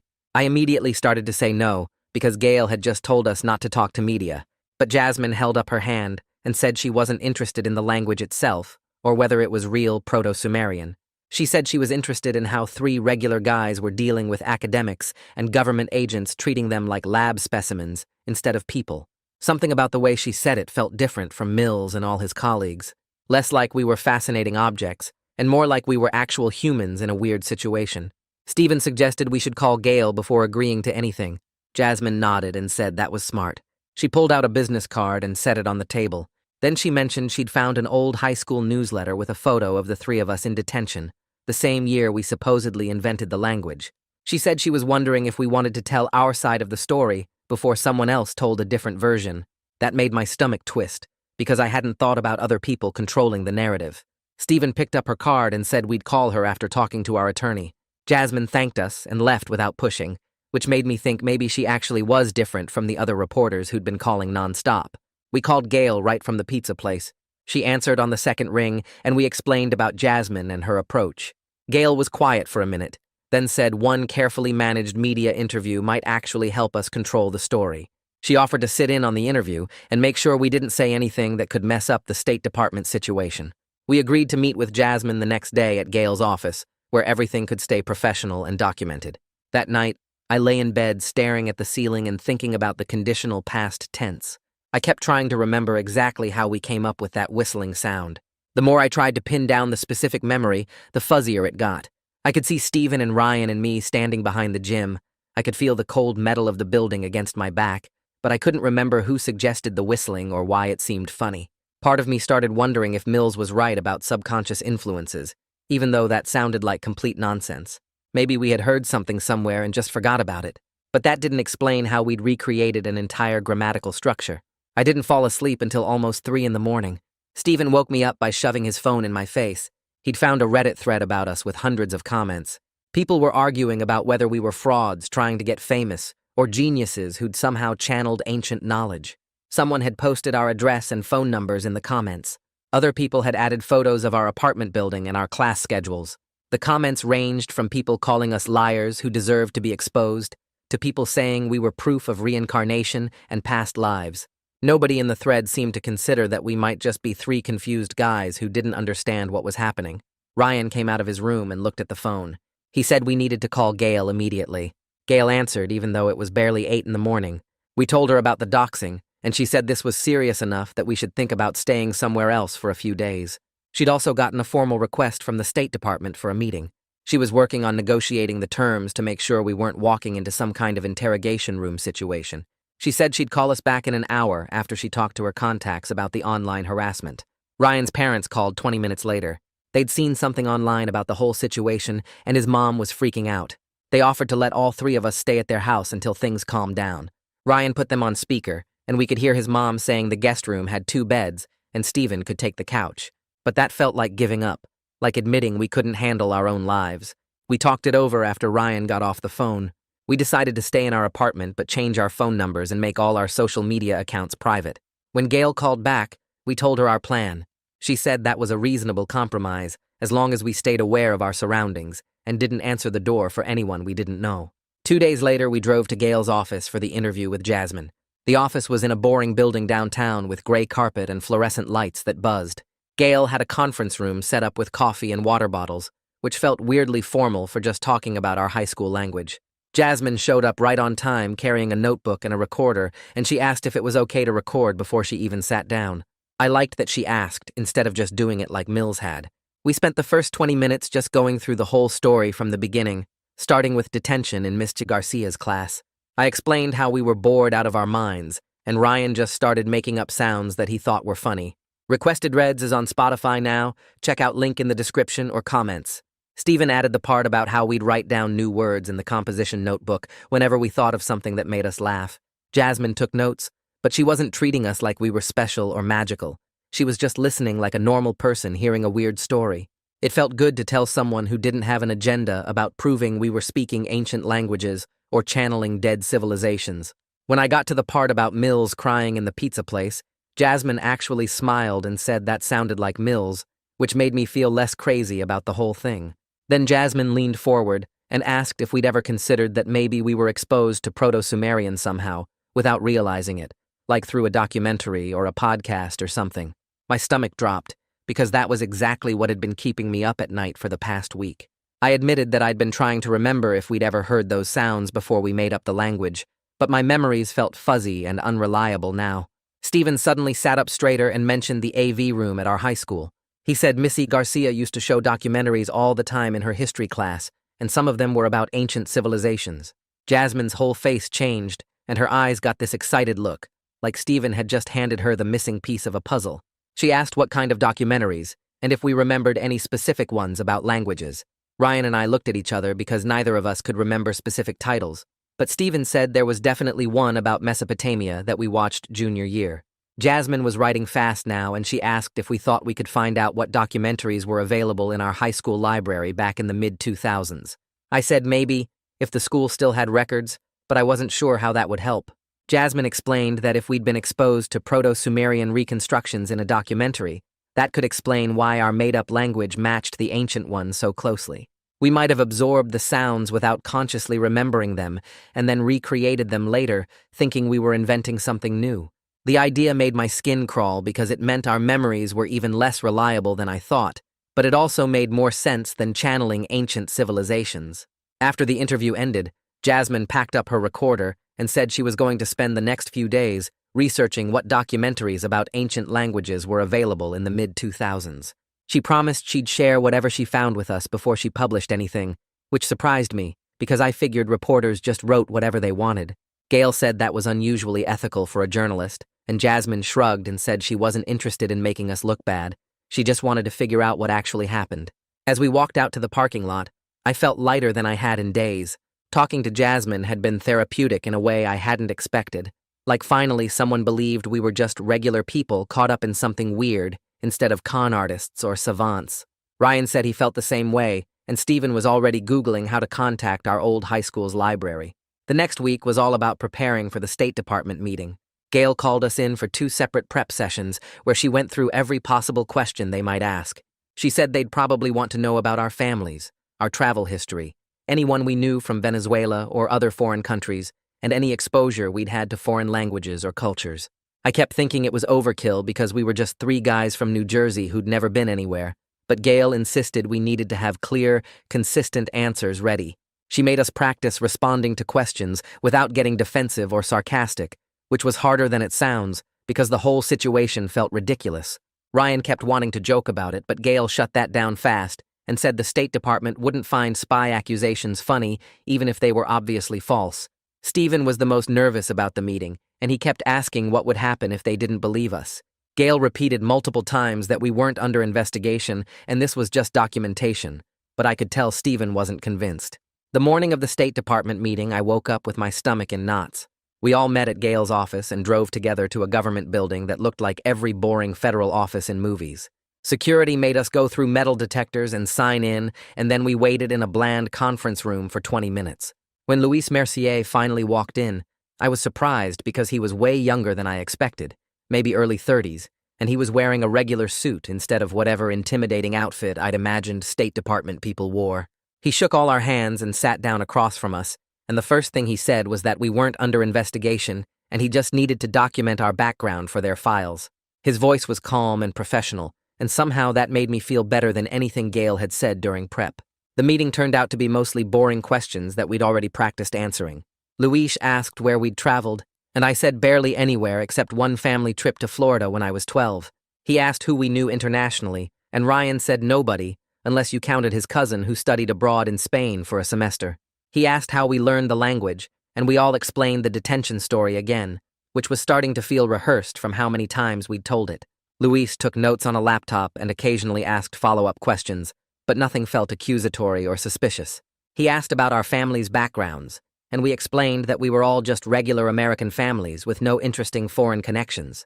When Luis asked if we'd ever been contacted by foreign nationals about the language, I almost laughed because the only foreign national who'd shown any interest in us was apparently the Venezuelan government who thought we were spies. I said that out loud before I could stop myself, and Luis didn't smile.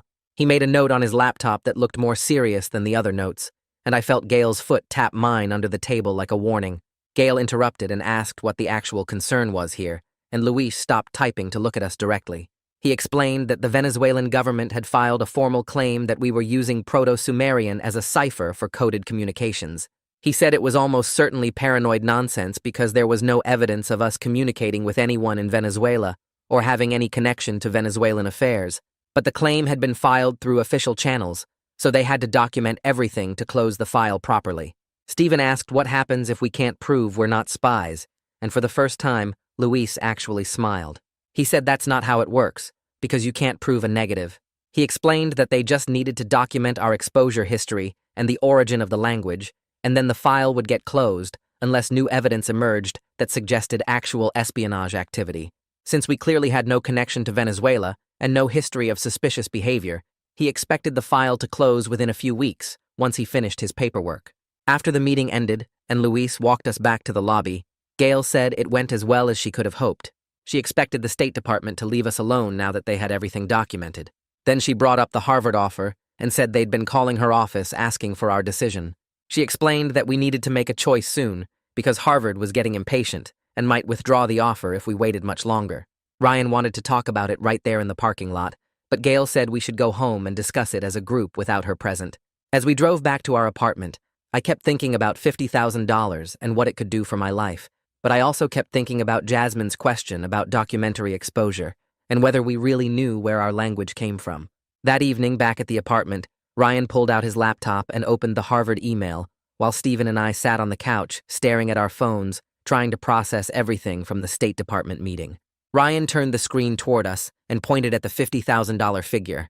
He said we'd be idiots to walk away from this kind of money just because we weren't totally sure where the language came from. Stephen closed his laptop and said, taking money for something we might have stolen from some documentary or book felt wrong even if we didn't remember doing it. Ryan's face got red, and he asked if Stephen really thought we plagiarized an entire language without knowing it. Stephen said he didn't know what to think anymore, but handing over our made-up grammar to Harvard for cash when we couldn't even explain how it matched ancient recordings felt dishonest. I interrupted before they could start actually yelling and pointed out that we didn't copy anything on purpose. If academics wanted to pay us for teaching them the language we'd been speaking for years, that was their choice to make. We spent 2 hours going back and forth about it, with Ryan pulling up his student loan balance and Stephen talking about academic integrity, until I finally suggested we compromise.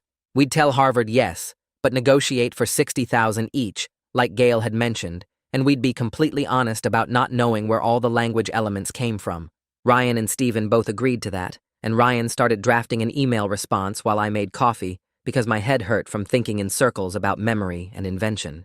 The next morning, Jasmine called while I was still in bed, and her voice sounded different, more urgent than usual. She said she'd found something and needed to tell us right away. My stomach dropped before she even explained, because that tone meant whatever she'd discovered was going to change things. She told us about a cable documentary from the 2000s called Lost Voices of Mesopotamia that had been available on DVD in the school libraries across the state. It included a whole segment on Proto-Sumerian with audio reconstructions of how linguists thought the language sounded. She said the documentary had been in circulation during our high school years, and Mrs. Garcia's name appeared on borrowing records from multiple schools in the district. I sat up in bed, and my hands started shaking because I knew exactly what this meant even before she finished explaining. We'd heard this documentary in class and forgotten about it completely. Ryan and Stephen were both awake by the time I got off the phone, and I told them what Jasmine had found. Stephen grabbed his keys before I even finished talking and said we needed to go to the high school right now to check the AV room archives. We drove there in Stephen's car without eating breakfast, and the whole way Ryan kept saying maybe we'd remember watching the documentary once we saw it. The school looked smaller than I remembered, and the front office lady seemed confused about why 3 college kids wanted to search through old DVDs, but she called down to the AV room and told us someone would help. The current AV teacher was younger than Miss Garcia had been, and he looked puzzled when we explained we were trying to find a specific documentary from our time as students. He led us to a storage room filled with cardboard boxes labeled by year and subject and said, "Miss Garcia had checked out dozens of documentaries over the years for her history classes." Stephen started going through the boxes methodically, while Ryan and I pulled out DVDs and read their labels. The first box had nothing about ancient languages, just World War II documentaries and civil rights movement materials. The second box was all about medieval Europe and the Crusades. Stephen opened the third box and went very still before pulling out a DVD case with a faded cover showing clay tablets and ancient writing. He held it up, and I could see the title Lost Voices of Mesopotamia printed across the top. His hands were shaking as he opened the case and found the library checkout card still tucked inside. Mrs. Garcia's signature appeared 4 times during the years we'd been in her class, along with dates that matched our sophomore and junior years. I asked the AV teacher if we could watch it, and my voice came out weird and tight. He set us up in an empty classroom with an old DVD player and TV on a rolling cart. We sat in student desks that felt too small now, and Stephen put the disc in while Ryan and I stared at the blank screen. The documentary started with dramatic music and sweeping shots of desert ruins. A narrator with a deep voice talked about lost civilizations and forgotten languages, while showing clay tablets covered in wedge-shaped marks. 20 minutes in the segment on Proto-Sumerian began, and a linguist appeared on screen explaining how scholars had reconstructed the sounds of this dead language. Then the audio started playing, and I felt my whole body go cold. The reconstructed Proto-Sumerian coming through the TV speakers had that same whistling sound in the conditional past tense that we'd invented behind the gym. The exact same sound that had made us laugh so hard we couldn't breathe. We sat there not moving or talking as the documentary continued. More reconstructed phrases emerged from the speakers, and the cadence matched our language, even though the specific words were different. The phonetic patterns were unmistakably similar to what we'd been speaking for years. The way certain syllables connected, the rhythm of the sentences, even some of the vowel sounds felt familiar in a way that made my skin crawl. Stephen grabbed the remote and paused it. He said we must have heard this in class and absorbed it without realizing, and then forgotten we'd ever watched it. I stared at the frozen image of the linguist on screen and tried to remember sitting in Miss Garcia's classroom watching this exact documentary, but I had zero memory of it. Ryan asked how we could forget something that influenced us this much. Stephen said memory doesn't work the way we think it does, and sometimes we absorb things subconsciously, without any conscious recollection of the source. Ryan stood up and started pacing between the desks. His face was pale, and he kept running his hands through his hair. He said this meant we didn't actually invent anything. We just copied sounds from a documentary and fooled ourselves into thinking we'd created them.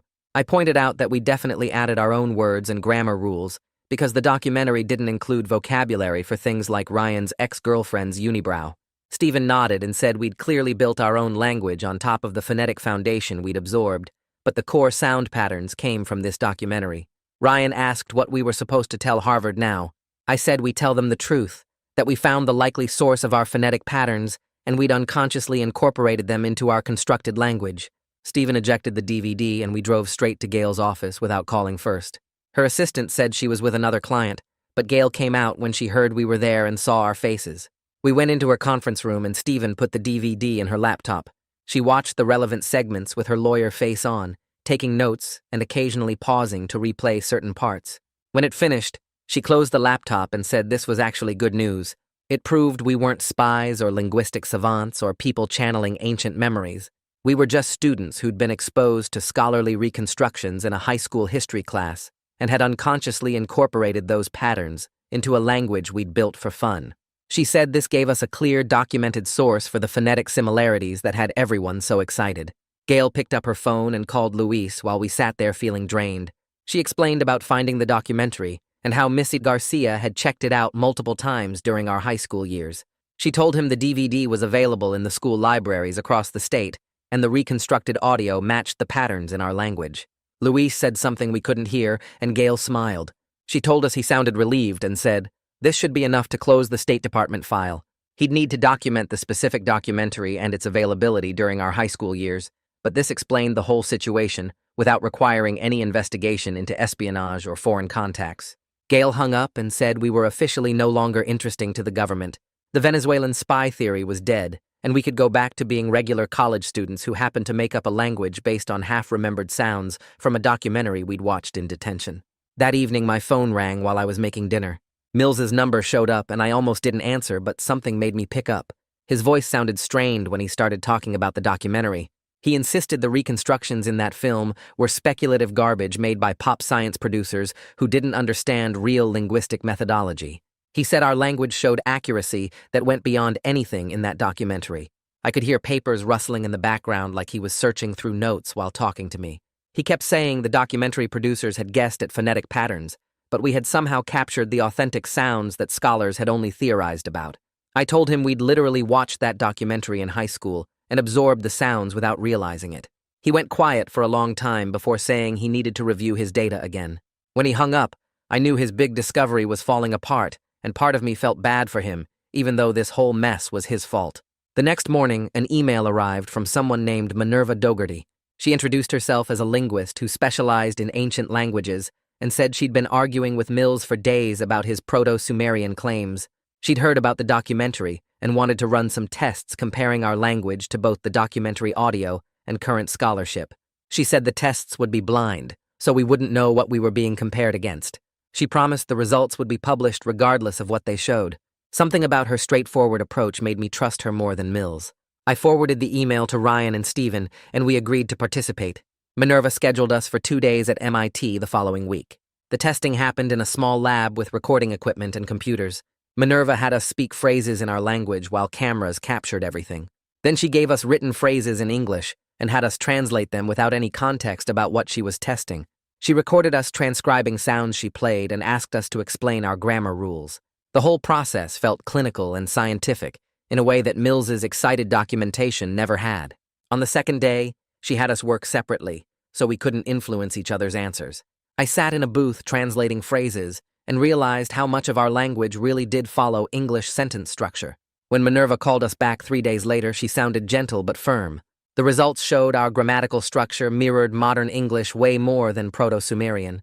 Our vocabulary included constructions that wouldn't exist in an ancient language. She explained this carefully, like she didn't want to embarrass us. She said we'd created something remarkable, but it wasn't Proto-Sumerian. Honestly, it felt like a relief. The weight of possibly channeling ancient memories or being part of some linguistic mystery lifted off my shoulders. We were just college students who'd made up a language based on sounds we'd heard in a documentary. That was weird enough without adding ancient civilizations to the mix. Mills sent an email 2 days after the results came out. The message was long and rambling. He said we were still remarkable for creating a functional language with consistent grammar. He admitted he may have gotten overly enthusiastic about the Proto-Sumerian connection. He said his initial reconstructions might have been influenced by his desire to make a major discovery. The email never quite became a real apology, but it was close enough. I wrote back saying I understood how easy it was to see patterns that weren't really there. The Harvard offer disappeared without any formal notification. One day the contact person just stopped returning Gail's emails. She said that was typical for academic institutions when research didn't pan out. The money would have changed everything, but I understood why they withdrew. Gail negotiated with the Smithsonian instead. They agreed to pay us for all the time we'd spent being documented and tested. We each got $15,000, which wasn't the $50,000 we'd been promised, but it wasn't nothing either. I paid off 2 credit cards and my car loan. Ryan covered 3 months of rent in advance. Stephen bought a new laptop and put the rest toward tuition. Luis sent an official letter on State Department letterhead. The letter confirmed we weren't under any suspicion, and the file was closed. He included a separate note saying our case would be used as a training example about how internet rumors could spiral into international concerns. He thanked us for our cooperation and said the documentary discovery had resolved everything cleanly. I filed the letter in a folder and tried not to think about how close we'd come to being investigated as foreign agents. The Venezuelan government never officially took back their spy claim. Grant Pate stopped calling and emailing. The whole thing just faded away like it had never happened. Gail said that was normal for diplomatic situations. Nobody wanted to admit they'd been wrong, so they just quietly moved on to other concerns. She said the lack of formal retraction meant they probably realized their mistake, but couldn't lose face by acknowledging it publicly. Jasmine's article came out in the local paper and got picked up by a few online news sites. She explained the whole documentary connection and interviewed Minerva about how linguistic memory worked. She included quotes from us about how strange it felt to discover we hadn't invented something we were completely sure we'd created. The article was fair and didn't make us look stupid. She focused on the psychology of memory and creativity rather than treating us like frauds or fools. Reading it made me realize how easily our brains had rewritten our memories to make us feel like originators instead of unconscious imitators. The online harassment shifted after Jasmine's article. People stopped doxing us and sending threats. Instead, they made memes about us being fake ancient language bros. Someone created an image macro of the 3 of us with text saying we'd discovered Proto-Sumerian at the mall. Another meme showed our faces photoshopped onto ancient Sumerian statues with captions about channeling spirits from detention. Ryan started laughing at some of them, which helped diffuse the tension. He sent me one showing us as ancient priests, with the caption about inventing history in Mrs. Garcia's class. The mockery stung less than the threats. At least people had moved on from thinking we were dangerous spies or linguistic savants. We were just 3 guys who'd fooled some professors and ourselves about making up a language. I could live with being a meme if it meant the scary part was over. A week after Jasmine's article came out, Ryan suggested we go back to Mario's Pizza. Stephen and I agreed because we needed to reclaim that space and stop letting it feel like the place where everything went wrong. We walked in on a Thursday afternoon, and the same guy was working behind the counter, the one who'd watched Mills cry into our table that first day. He nodded at us like we were regular customers and asked what we wanted. We ordered a large pepperoni and sat at our usual table near the window. The pizza came out hot, and nobody stared at us or pulled out recording equipment. The guy at the next table was just scrolling his phone and eating breadsticks. He didn't care about Proto-Sumerian or ancient languages or anything except his lunch. Ryan took a bite and said, "This was the first time in 3 weeks that pizza tasted normal." Stephen agreed, and we sat there eating like regular people instead of specimens being studied. The relief felt physical, like I could finally unclench muscles I didn't know I'd been tensing. When we finished, we paid and left, and nobody stopped us or asked questions or tried to document anything. Outside on the sidewalk, Stephen said we should probably finish documenting our language properly, not for academics, but just for ourselves. Ryan asked what he meant, and Stephen explained that we had this notebook full of vocabulary and grammar rules, but we'd never actually organized it or figured out what parts we definitely invented versus what we might have absorbed from that documentary. I said that sounded like a good weekend project, and we agreed to do it. Back at the apartment, we pulled out the composition notebook and spread it across the coffee table, along with the Lost Voices DVD and a laptop. Stephen suggested we go through page by page and add notes about our memories of creating each word or rule. We spent Saturday and Sunday doing exactly that, playing sections of the documentary and comparing them to our notebook entries. Some words we could definitely trace to the documentary, like the basic greetings and numbers. Other words we were certain we'd invented, like the slang terms we'd made up for teachers we didn't like. The grammar rules were harder to pin down because the documentary only covered basics, and we'd built this whole complicated system of tenses and conditionals.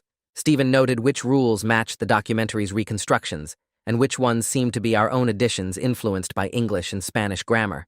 Ryan found it weird to see our high school invention laid out like this, half absorbed and half created. I admitted it made me feel less special, but also less confused about where it all came from. By Sunday evening, we had a fully annotated notebook that showed the mix of sources, and Stephen said we should keep this for ourselves as a record of what actually happened. Ryan suggested we could make a podcast about the whole experience, walk people through how we accidentally fooled linguistics professors with a language we thought we'd invented. Stephen and I immediately said no. Ryan looked disappointed, but I explained that we were done being public figures, and I just wanted to be a regular student again. Stephen agreed and said he was tired of people treating us like curiosities or frauds or anything other than 3 guys who made a mistake. Ryan admitted he understood and said he was probably just thinking about the podcast because he felt sidelined during the whole thing. I told him we'd all been sidelined by academics who didn't care what we actually thought or felt. Stephen said the best thing we could do now was step back and let it all fade away. We agreed that we were done with interviews and attention and being the language guys. The next day, I called Gail and asked if she could help us draft a statement for social media. She said that was smart and came over that afternoon with her laptop. We worked together to write something clear and direct that explained the documentary connection without being defensive or apologetic. The statement said we'd discovered we'd been exposed to Proto-Sumerian reconstructions in high school and had unconsciously incorporated them into a language we thought we'd invented from scratch. We explained that we weren't linguistics experts or ancient language speakers, just students who'd made an honest mistake about the origins of our own creation. We made it clear we weren't doing any more interviews, we weren't teaching the language to anyone, and we weren't interested in any more attention or opportunities related to this situation. Gail helped us strike the right tone, factual but firm about our boundaries. We posted the statement on all our social media accounts and then made everything private except that one post. Within hours, we started getting responses, most of them supportive or at least understanding. A few people still called us frauds, but the majority seemed to accept our explanation and move on. Gail said this was the best outcome we could hope for, a clear public statement that gave people closure without feeding the controversy. She suggested we ignore any further media requests and just let the story die naturally. We agreed and thanked her for everything she'd done to protect us during this mess. A week after we posted the statement, I got an email from Mills. The subject line said apology, and I almost deleted it without reading. But something made me open it, and I found a genuine, thoughtful message that surprised me. Mills wrote that he'd let his excitement override his scientific skepticism, and he'd treated us like discoveries instead of people. He admitted he'd gotten caught up in the possibility of finding living speakers of a dead language and had ignored all the evidence that contradicted his theory. He said he was taking a sabbatical from Columbia to reevaluate his research methods and think about how his enthusiasm had hurt us. The email ended with a sincere apology for the disruption and stress he'd caused our lives. I read it twice, and then showed it to Ryan and Steven. Ryan said it was too little too late, but Steven said it took courage to admit you'd been wrong like that. I decided to write back and said I appreciated the apology and hoped his sabbatical helped him find better balance between excitement and skepticism. I didn't say we forgave him because I wasn't sure I did, but I acknowledged his effort to make amends. 2 days later, Minerva emailed asking if we'd be willing to guest lecture in her linguistics class about our experience. She said she wanted to focus on how easy it is to fool yourself about the origins of your own ideas and how memory can be unreliable even when it feels certain. She promised it wouldn't be exploitative and we'd have full control over what we shared. Steven thought it sounded like a constructive way to close this chapter. Ryan agreed it might help other students avoid making similar mistakes. I said yes, as long as Minerva kept her promise about it not being exploitative. She confirmed, and we scheduled the lecture for the following week. The guest lecture happened in a small classroom with about 30 students. Minerva introduced us and explained the basic situation without sensationalizing it. Then we told our story, walking through how we'd created the language in detention, how Mills had discovered us at Mario's Pizza, how the whole thing had spiraled into international attention, and how we'd finally traced our language back to a documentary we'd forgotten watching. The students asked thoughtful questions about memory and creativity and how to distinguish between invention and absorption. One student asked how we felt about discovering we hadn't invented something we were so sure we'd created. I said it was disorienting, but ultimately less scary than thinking we'd somehow channeled an ancient language. Another student asked if we still used the language, and Steven admitted we sometimes caught ourselves speaking it without thinking. The best moment came when a student said our story made her realize she needed to be more careful about citing sources and checking where her ideas actually came from. That made the whole mess feel worthwhile, like maybe our mistake could help someone else avoid the same trap. After the lecture, Minerva thanked us, and several students came up to say they appreciated our honesty. Walking back to our apartment, Ryan said that felt like closure. Steven agreed, and I realized he was right. 3 weeks after everything started, we were sitting in our apartment eating pizza and watching TV like normal people. Some reality show was playing and we were barely paying attention, just enjoying the mindless entertainment after weeks of stress. Steven mentioned that he sometimes caught himself starting to speak our made-up language and had to consciously switch back to English. Ryan laughed and said he did the same thing, especially when he was tired or not thinking about it. I admitted I'd done it twice that week, once at the grocery store and once in class. We agreed it was weird how the language had become automatic, even though we'd only used it as a joke for years. Steven said it proved how easily our brains absorb and reproduce patterns without conscious effort. Ryan said it also proved we'd actually created something functional, even if it wasn't entirely original. That led to a conversation about what we should do with the language going forward. We made a pact that if we were going to keep using it, we'd only do it intentionally, and we'd acknowledge it was a constructed language, influenced by a documentary we'd seen in high school. We agreed the mystery of exactly how much we'd invented versus absorbed probably wouldn't ever be completely solved, and we were okay with that ambiguity now. Steven said maybe not knowing everything was better than the false certainty we'd had before. Ryan said he just wanted to be the guys who accidentally fooled some professors, instead of the guys who were still trying to figure it all out. I agreed, and said life was going back to normal, or at least our new normal, where we had this weird story that would probably follow us forever, but didn't define us anymore. We finished our pizza and went back to watching TV, 3 regular students with an unusual past, but an ordinary present. And that's today's story. I'm honestly just happy you were here to hear it, because it makes every word mean a little more. I hope it left you smiling or at least a bit lighter. Subscribe if you'd like to stick around for more. Relax, I didn't even think we'd make it this long. You're just a phase, she said at our anniversary dinner, so I paid the bill and left. Now she's texting me every day, begging for a second chance. Hey viewers, before we move on to the video, please make sure to subscribe to the channel and hit the like button if you want to see more stories like this. Thanks. I've always been the dependable one, the guy people count on to show up, to do the work, to keep my word. It's not glamorous, and I've never pretended to be the most exciting man in the room, but I thought that was exactly what made me a good partner. When I started dating Melissa 3 years ago, I believe she saw that too. She used to say things like, "I've never felt this secure before," or "You're the only one I can really trust." I liked hearing it, because I wasn't rich, I wasn't flashy, but I worked hard, and I always tried to make her feel cared for. When her car broke down during her last semester of college, I used my savings to help her fix it. When she failed a class and thought she'd have to delay graduation, I stayed up with her until 3 in the morning, quizzing her with flashcards. When she couldn't make rent for a couple of months, I covered it without making her feel bad. That's who I was in the relationship, the safety net, the steady hand. But lately, things had changed. Over the past 6 months, Melissa had developed this restless energy. It started small. She'd make comments about how her friends' boyfriends surprised them with trips, or how some of them just had that spark. At first, I brushed it off as normal comparison.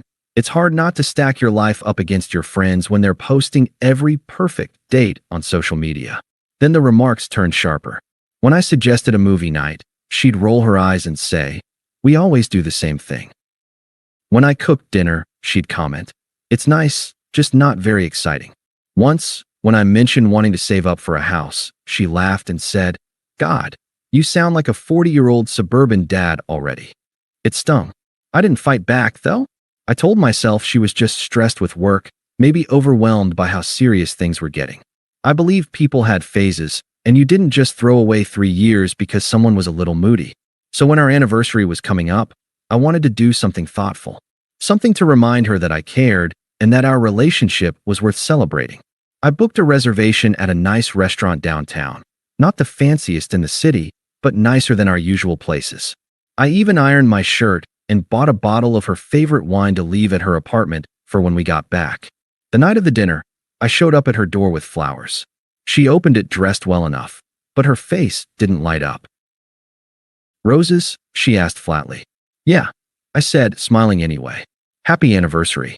She took them, mumbled thanks, and set them on the counter without much of a glance. On the drive over, she spent most of the time scrolling her phone, laughing at something her friend had posted. I tried to start a conversation about work, but she answered in one-word replies. I told myself she'd warm up once we got to the restaurant. The hostess led us to a small table by the window, candles flickering between us. It should have felt romantic, but Melissa sighed like she was bored already. "This place is fine," she said, looking around. I forced a smile. "I thought you'd like it. It's got great reviews." "Sure," she muttered, reaching for the menu.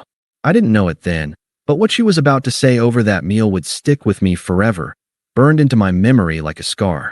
The server came over, cheerful and polite, and took our drink orders. Melissa asked for a cocktail she'd seen trending on TikTok. I just asked for water. When the server walked away, I leaned forward, trying to break through her distracted expression. "So 3 years, huh? Hard to believe it's been that long already." Melissa barely looked up from her phone. "Yeah, time flies." I chuckled lightly. "Remember our first date? That little diner with the sticky booths?" She smirked. "Honestly, I only went because my roommate canceled on me. I didn't think you'd actually turn into a long-term thing.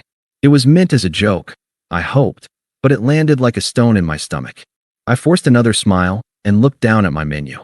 When our drinks came, I raised my glass. "To 3 years together." Melissa clinked hers lazily against mine and took a sip. She barely met my eyes. I tried again. "So, where do you see us in another 3 years?" That was the wrong question. She let out a sharp laugh, one that carried to the nearby tables. A couple at the next booth turned their heads. "Oh my God," she said, shaking her head. "Relax. I didn't even think we'd make it this long. You're just a phase. I mean, come on. Did you really think I was going to marry you?" The words echoed in my head like a gunshot. For a second, I thought I'd misheard her. "What?" I asked quietly. Melissa set down her glass and leaned back, her voice dripping with condescension. "Don't look so shocked. You're sweet, but you're not it. You're safe, reliable, predictable. That's great for a while, but it's not forever. You're just a stepping stone until I figure out what I really want." I felt my face heat, aware of the silence around us. The couple who had turned their heads earlier weren't even pretending not to listen now. I swallowed hard. "You're saying this tonight?" "Better now than later," she said, with a shrug. "I mean, it's not like you thought we were some epic love story, right? You've got to know this is temporary." The server returned with our appetizers, blissfully unaware of the tension. He set the plates down, smiled, and left.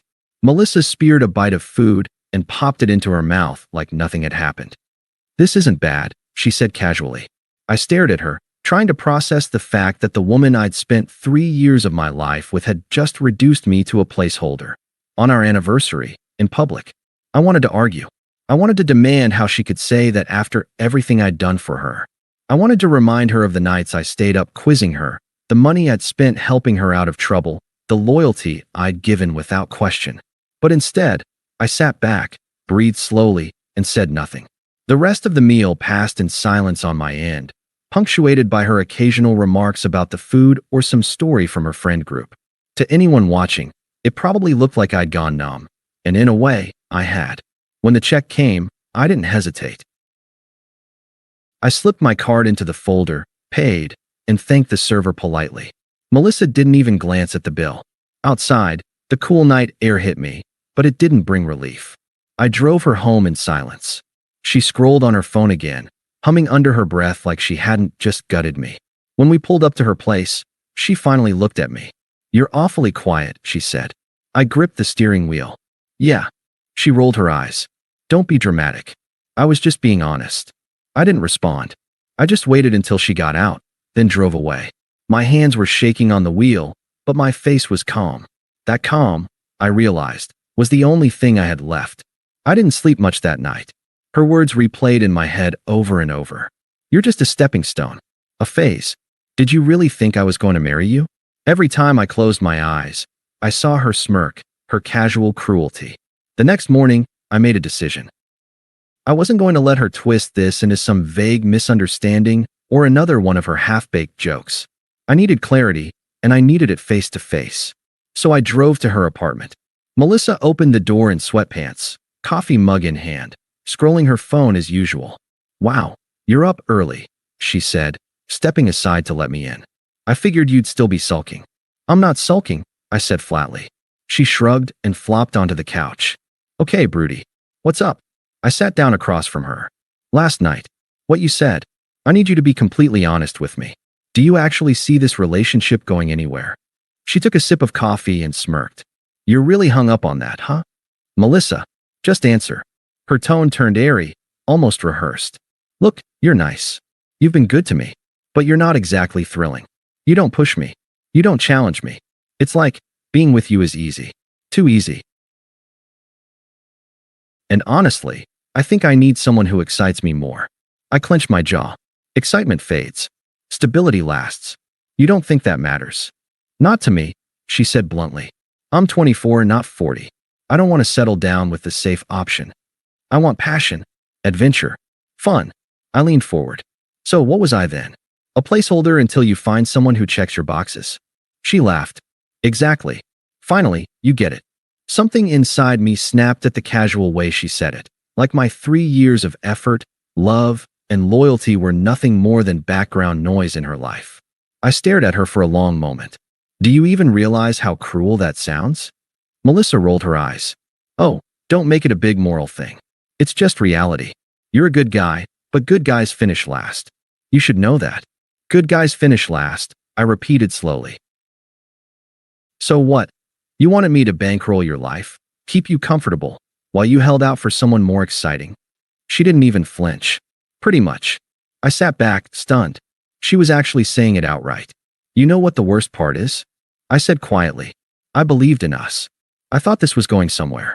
I thought we had something worth building."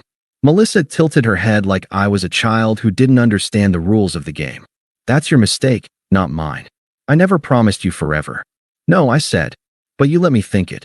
For the first time, she looked slightly uncomfortable, but she masked it quickly with a smirk. "Don't be bitter. I mean, you'll find someone who loves how safe you are.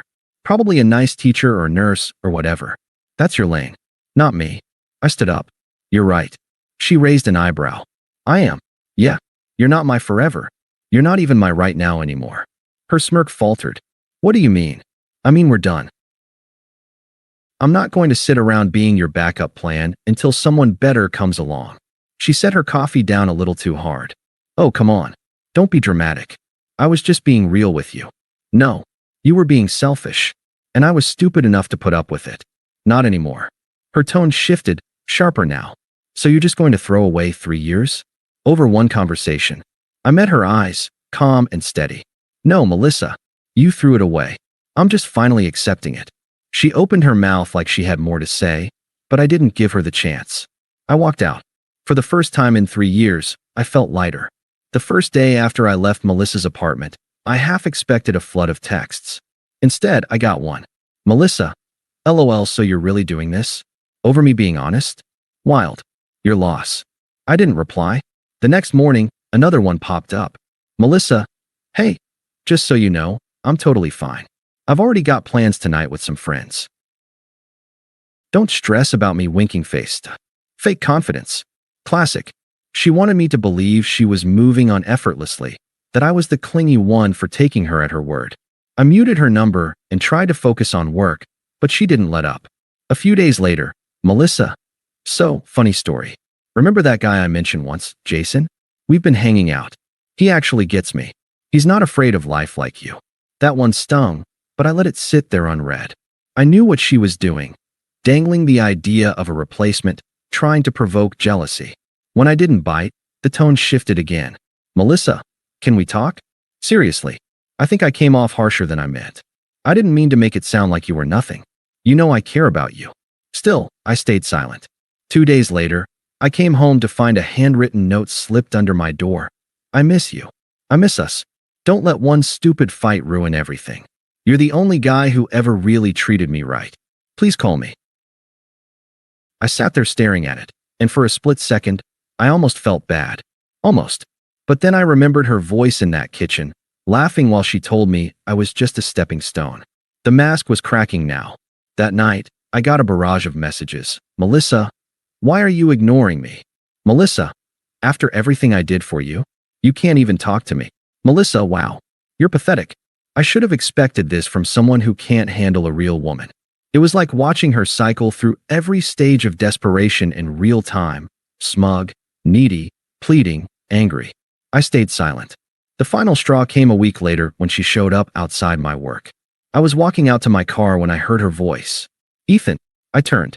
She was standing there in sunglasses, arms crossed like she was starring in her own soap opera. We need to talk, she said. No, we don't. She stepped closer. So that's it. 3 years, and you're just done. Melissa, I said calmly. You were done long before I walked out. Her jaw clenched. I didn't mean it the way it came out, okay? You're twisting my words. You know I love you. I shook my head. No, you loved having me around. There's a difference. She frowned, her voice sharpening. You think you're too good for me now? You'll come crawling back. Guys like you always do. I unlocked my car and got in. Goodbye, Melissa. I drove away, watching her shrink in the rearview mirror, her face twisted in a mix of anger and disbelief. That was the moment I realized she wasn't in control anymore. Silence followed after that parking lot scene. For the first time in weeks, my phone was blissfully still. But Melissa couldn't stay quiet forever. 2 weeks later, mutual friends started dropping hints. My buddy Lucas casually mentioned over beers, "Hey, did you hear Melissa's thing with Jason already blew up?" I kept my face neutral. Oh, yeah, apparently he's seeing like 3 other girls at the same time. She caught him messaging one of them while they were out together. Total meltdown. I nodded, sipping my drink. Not my problem. Lucas grinned. Damn, you're ice cold. Maybe. But I wasn't about to give her the satisfaction of knowing I cared. After that, the cracks spread quickly. I heard from another friend that Melissa had been venting online, posting cryptic quotes about betrayal and fake men. A week later, she showed up at a mutual friend's party alone, trying way too hard to look carefree. People noticed. People talked. Her image, carefree, in control, untouchable, was unraveling. And right on cue, the messages started again. Melissa, I made a mistake. You're the only one who ever truly cared about me. Melissa, Jason was trash compared to you. He never treated me like you did. Melissa, can we please talk? Just dinner, no pressure. I just want to see you. I didn't respond. A few days later, another note appeared under my door. This one wasn't confident or polished. It was messy, written in rushed handwriting. I don't know what I was thinking. You're the only real man I've ever been with. Everyone else just uses me. Please don't shut me out. I'll do better. I'll be better. I tossed it in the trash without a second thought. But Melissa wasn't done. The following weekend, she ambushed me again, this time outside a cafe where she knew I grabbed coffee every Saturday morning. She looked thinner, worn out, eyes a little too red like she hadn't been sleeping. Ethan, she said, stepping into my path. Please, just listen to me. I sighed. Melissa, no, let me say this. Her voice cracked slightly. I know I messed up. I know I said things I shouldn't have. I was stupid, okay? I thought I wanted excitement, but all I got was chaos. I thought I was trading up, but I traded down. You were the best thing I ever had, and I threw it away. I stood there quiet. She grabbed my wrist, desperate now. Just give me another chance.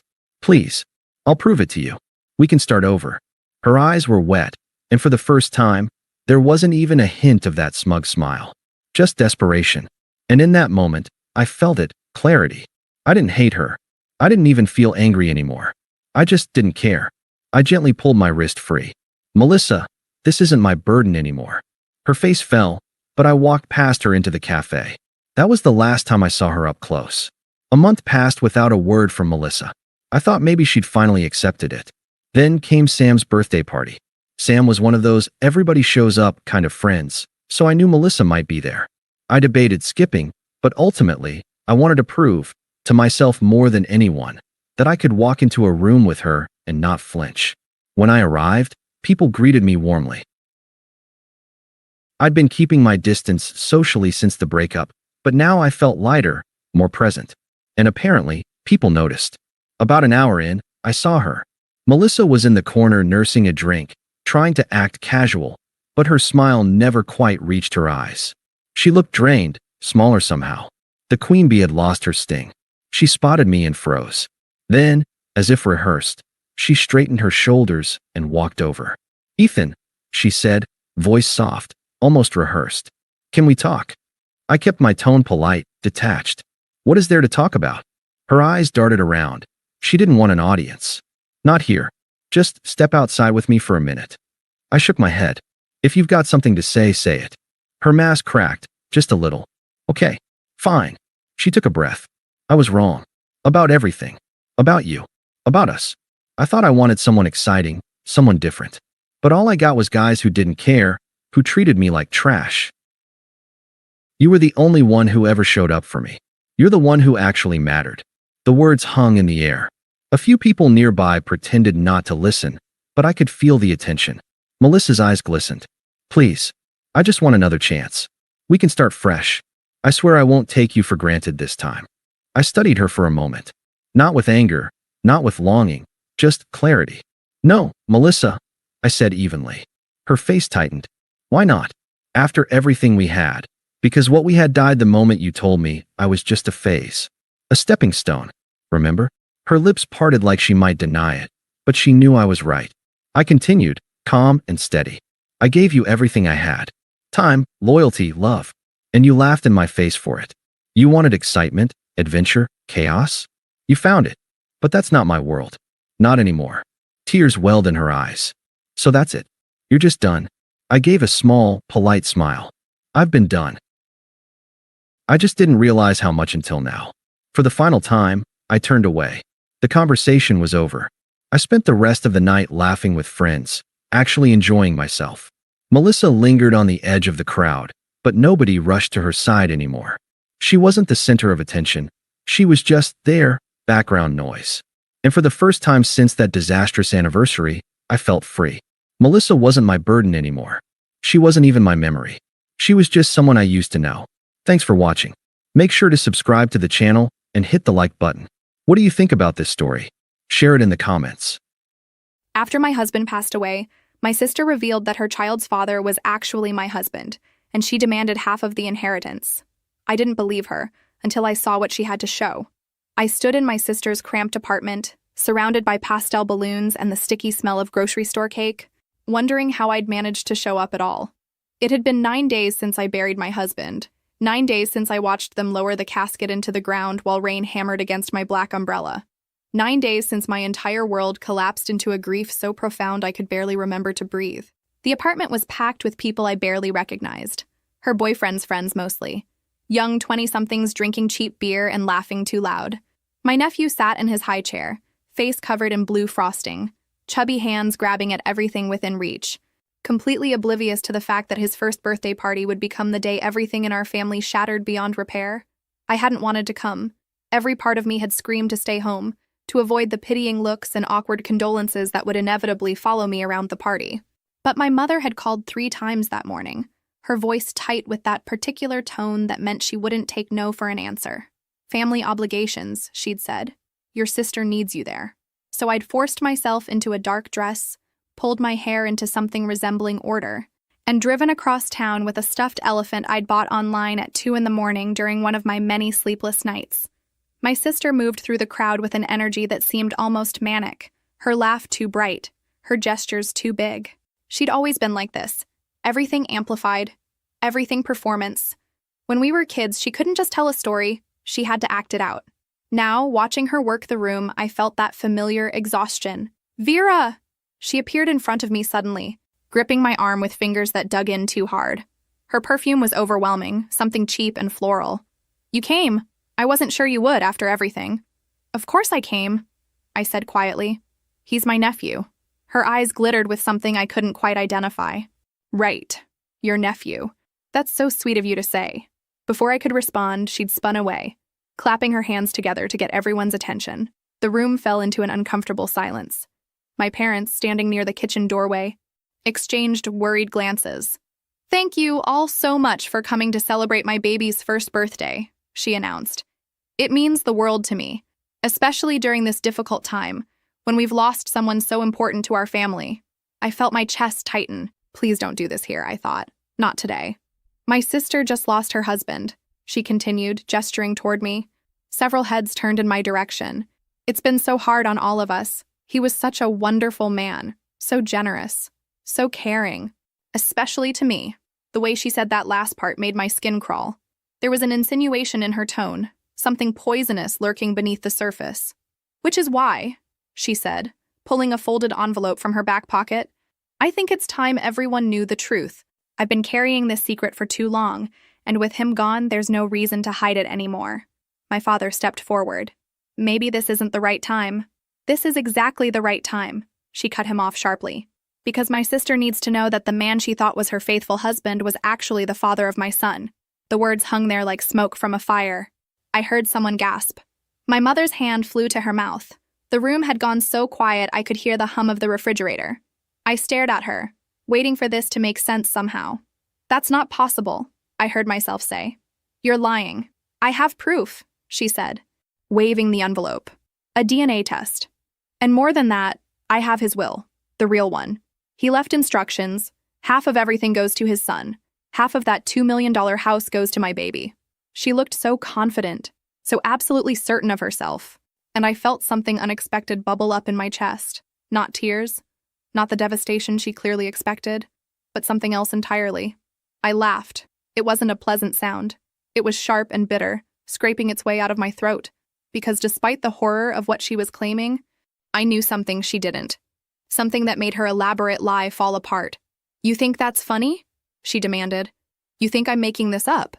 I think, I said, my voice stronger than it had been in days, that you've made a very serious mistake. She faltered. Just for a second. Doubt flickered before the mask of certainty returned. The only mistake was keeping quiet this long. That house, that money, half of it belongs to my son, and I'm going to make sure he gets what he deserves. I met her eyes and saw everything. The desperation, the greed, the conviction that she'd found her way out. We'll see, I said. My sister hoisted my nephew onto her hip. You'll be hearing from my lawyer. Enjoy that big house while you can. Soon, half of it will be mine. As I walked out, I felt something shift. The grief fog cleared, replaced by sharp focus. She'd forgotten one crucial thing, and that knowledge was about to change everything. I met him 12 years ago at a charity auction, back when I still believed in fate and serendipity, and all those romantic notions that feel foolish now. The event was one of those overcrowded affairs where local professionals pretended to care about literacy, while really just networking and drinking overpriced wine. I'd gone with a colleague who ditched me within 15 minutes. I was standing alone, studying a donated painting of a lighthouse that I had absolutely no intention of bidding on, when he appeared beside me. It's terrible, isn't it? He'd said, offering me a glass of champagne with a smile that seemed genuinely warm.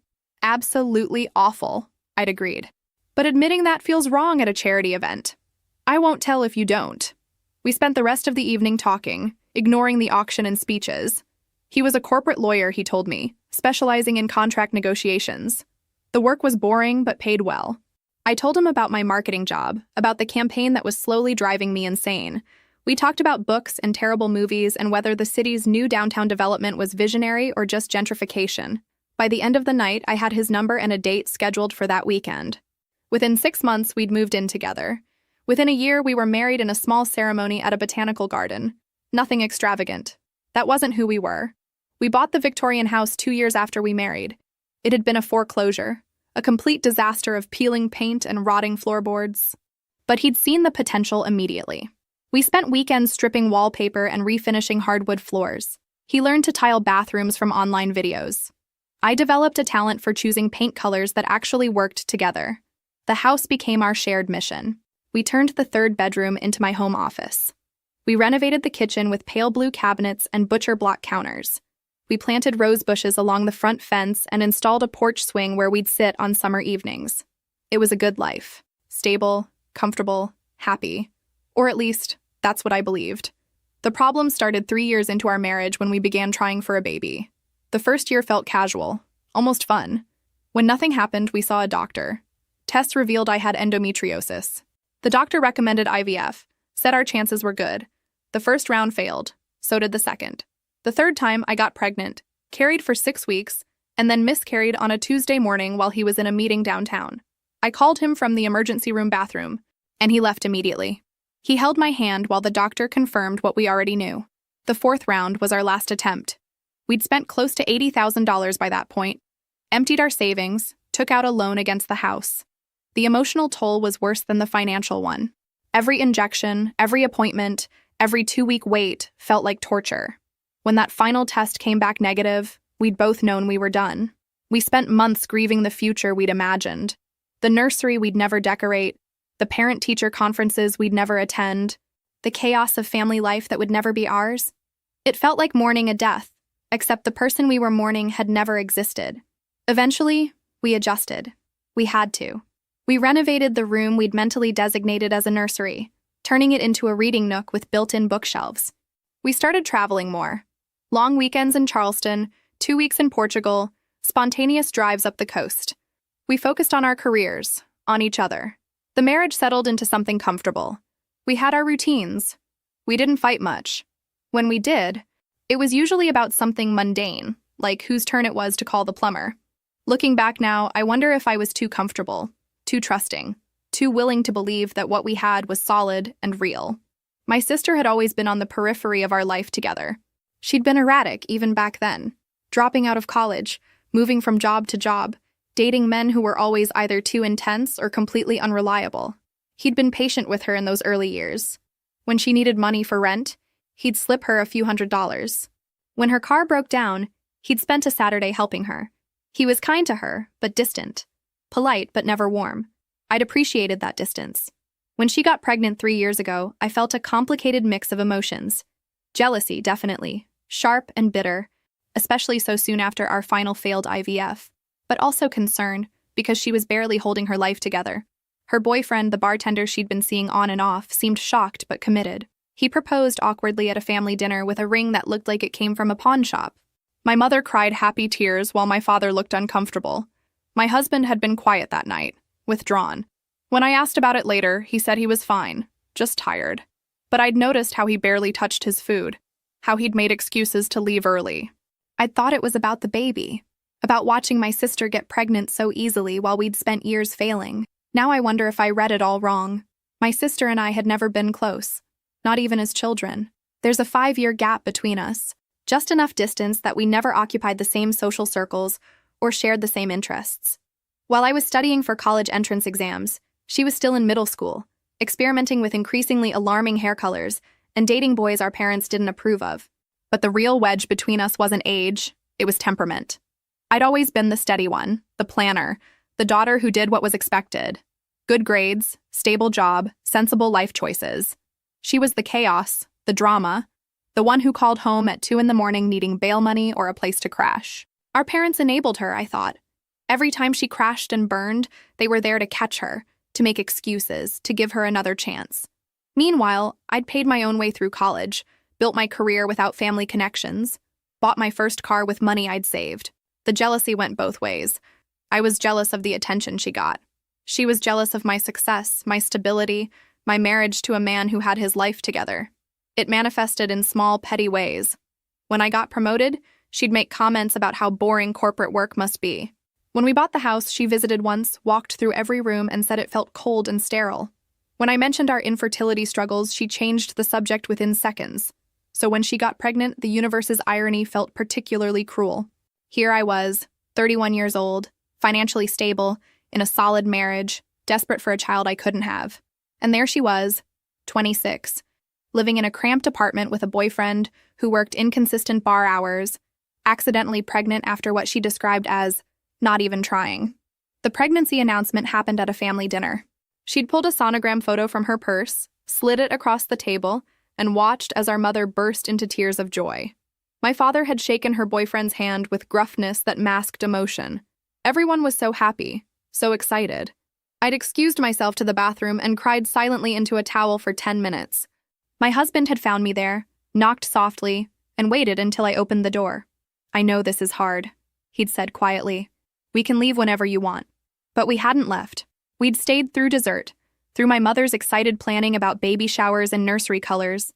We'd smiled and nodded and said all the right things. On the drive home, neither of us spoke. When we got to the house, he'd gone straight to his office and closed the door. I'd found him there 3 hours later, staring at his computer screen without really seeing it. I tried to be a good aunt. I really did. I went to the baby shower, bought presents from the registry, helped paint the nursery in her cramped apartment. When the baby was born, I visited the hospital, held the tiny wrinkled thing, and felt my heart simultaneously break and expand. But my husband didn't visit the hospital. He sent flowers and a card, made excuses about work being busy, about not wanting to intrude. My mother had frowned at his absence, but I'd defended him, said he was giving them space. Looking back, I should have questioned that. Should have wondered why a man who'd been so eager to become a father suddenly wanted nothing to do with his infant nephew. But I'd assumed it was the same pain I felt, that seeing the baby was a reminder of what we'd lost. As the baby grew, the dynamic only got stranger. My sister started calling me constantly, asking if I could babysit, help with doctor's appointments, pick up diapers on my way over. She treated me like a built-in support system, and I went. Not because I particularly enjoyed spending time with her, but because I loved my nephew. He was sweet and smiley, reaching chubby hands toward my face, laughing at peekaboo games. My husband never came with me on those visits. If I suggested bringing him along, he'd suddenly have work to catch up on, calls to make, errands to run. The few times my sister brought the baby to our house, he'd stay in his office, only emerging briefly to say hello before retreating. "He's just not a baby person," my sister had said once, bouncing the baby on her hip in our kitchen. But there was something in her tone, something almost smug that made my skin prickle. "He wanted to be a father," I'd said defensively. Right. She'd adjusted the baby's outfit, not meeting my eyes. But wanting to be a father and actually dealing with kids are different things. The comment had stung. I'd asked her to leave shortly after. There were other strange moments, too. Times when she'd show up at our house unannounced. Always when she somehow knew my husband was home. Times when I'd catch them talking in hushed voices that stopped the moment I entered the room. At a family barbecue last summer, I'd gone inside to refill drinks and came back to find them standing close together near the fence, her hand on his arm, both of them looking intense about something. When they noticed me, they'd jumped apart. "Just talking about the baby," she'd said quickly. He was asking about his development milestones. But he'd never asked me about those things. The whole interaction felt off, staged. That night, lying in bed, I'd rolled over to face him. "Is something going on with my sister?" "What do you mean?" His voice in the darkness sounded carefully neutral. "You guys have been talking a lot lately. Acting weird? She's your sister. I'm trying to be supportive." It was the right answer, the answer I wanted to hear. So I'd let it drop, tried to sleep, tried to ignore the nagging feeling that something wasn't quite right. The first real warning sign came 3 years ago, at a dinner that should have been ordinary. We'd invited my sister over because my mother had been pestering me about spending more time with her, about being a better sister. My sister was between boyfriends at the time, going through what my mother called a rough patch. We'd made pasta, nothing fancy. She showed up an hour late, smelling like she'd stopped at a bar first, carrying a bottle of cheap wine that was already half empty. She wore a dress that seemed too tight, too low cut for a casual family dinner, but that was typical for her. Dinner started normally enough. We talked about surface things, her latest job at a salon, my current work project, house renovations we were planning. She drank most of the wine herself, refilling her glass faster than keep up. By the time we'd finished eating, her words were starting to slur slightly. I'd gotten a call from my office around 8, a crisis with a client campaign that needed immediate attention. I took it in the other room, pacing while I tried to manage the situation. The call lasted maybe 20 minutes. When I came back, something had shifted. My husband was standing in the kitchen, gripping the counter edge with white knuckles.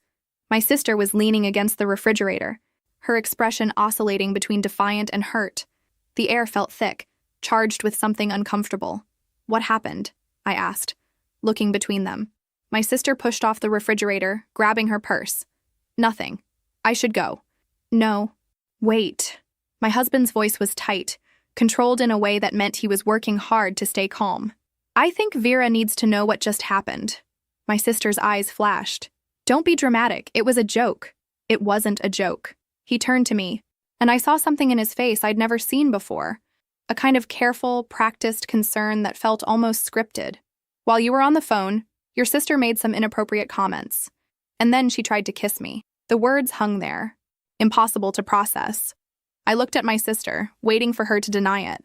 Instead, she laughed bitterly. "Oh, please. You're making it sound like I attacked you. I made a comment about you looking good. Is that a crime?" "You told me my wife didn't appreciate me," he said evenly. "You said you'd noticed how distant we'd been lately. And then you touched my chest and tried to kiss me. I was drunk." She threw her hands up. "I'm obviously drunk. It didn't mean anything." I felt something cold settle in my stomach. "You need to leave. Vera. Leave. Now." She'd grabbed her things and stormed out, slamming the door hard enough to rattle the pictures on the wall. My husband and I had stood in the kitchen, the tension slowly draining from the room. "I'm sorry," he'd said finally. "I didn't want to make things worse between you two, but I thought you should know. You did the right thing." I'd moved to him, put my arms around him. "Thank you for telling me." But even then, something felt off about the whole thing. The timing of his revelation, the way he'd laid out the story so clearly, it felt rehearsed, like he'd been practicing what to say. But I'd pushed that feeling down, buried it beneath my anger at my sister. In the weeks that followed, there were text messages. She'd send them late at night, apologizing, making excuses, then getting angry when he didn't respond the way she wanted. He showed me every message, kept the phone between us on the couch, maintained complete transparency. "She's spiraling," I'd said, reading through another rambling message. "I think she might need help, professional help." There were other incidents, too.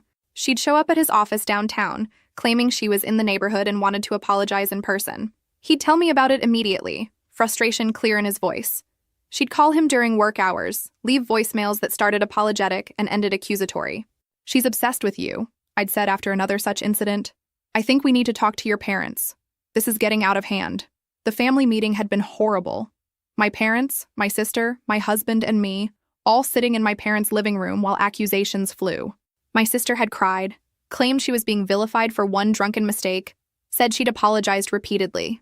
My husband had been calm, rational, presenting his side with the kind of clarity that comes from telling the truth, or from having rehearsed it perfectly. My parents had ultimately sided with us. My sister was told to stay away, to stop contacting him, to respect our marriage. She'd left that meeting furious, slamming their front door. For a few months, there was peace. She stopped texting, stopped showing up places. I thought maybe she'd finally moved on. Then she got pregnant. And suddenly she was back in our lives, needing help, needing support. My parents insisted we put the past behind us. That family forgave. So we did. We forgave, or at least pretended to. We showed up for the baby shower, sent gifts, and my husband maintained his distance, which seemed like the right thing after what had happened. I never questioned his version of events, never wondered if maybe the story had been more complicated. I trusted him completely. That trust, I'm learning now, might have been the biggest mistake of my life. The secret that changed everything happened 4 years ago, though I didn't understand its significance at the time. My husband had been having urological problems, painful, persistent issues that he'd been ignoring for months before finally seeing a specialist. The diagnosis required surgery. Minor procedure, the doctor had said, but with a complication. Due to the location and nature of the problem, they'd need to perform a vasectomy as part of the treatment. It was medically necessary, not optional. I remember sitting in that sterile office while the doctor explained the implications. My husband would be permanently unable to have biological children, given our history with infertility, given that we'd already exhausted our attempts at IVF.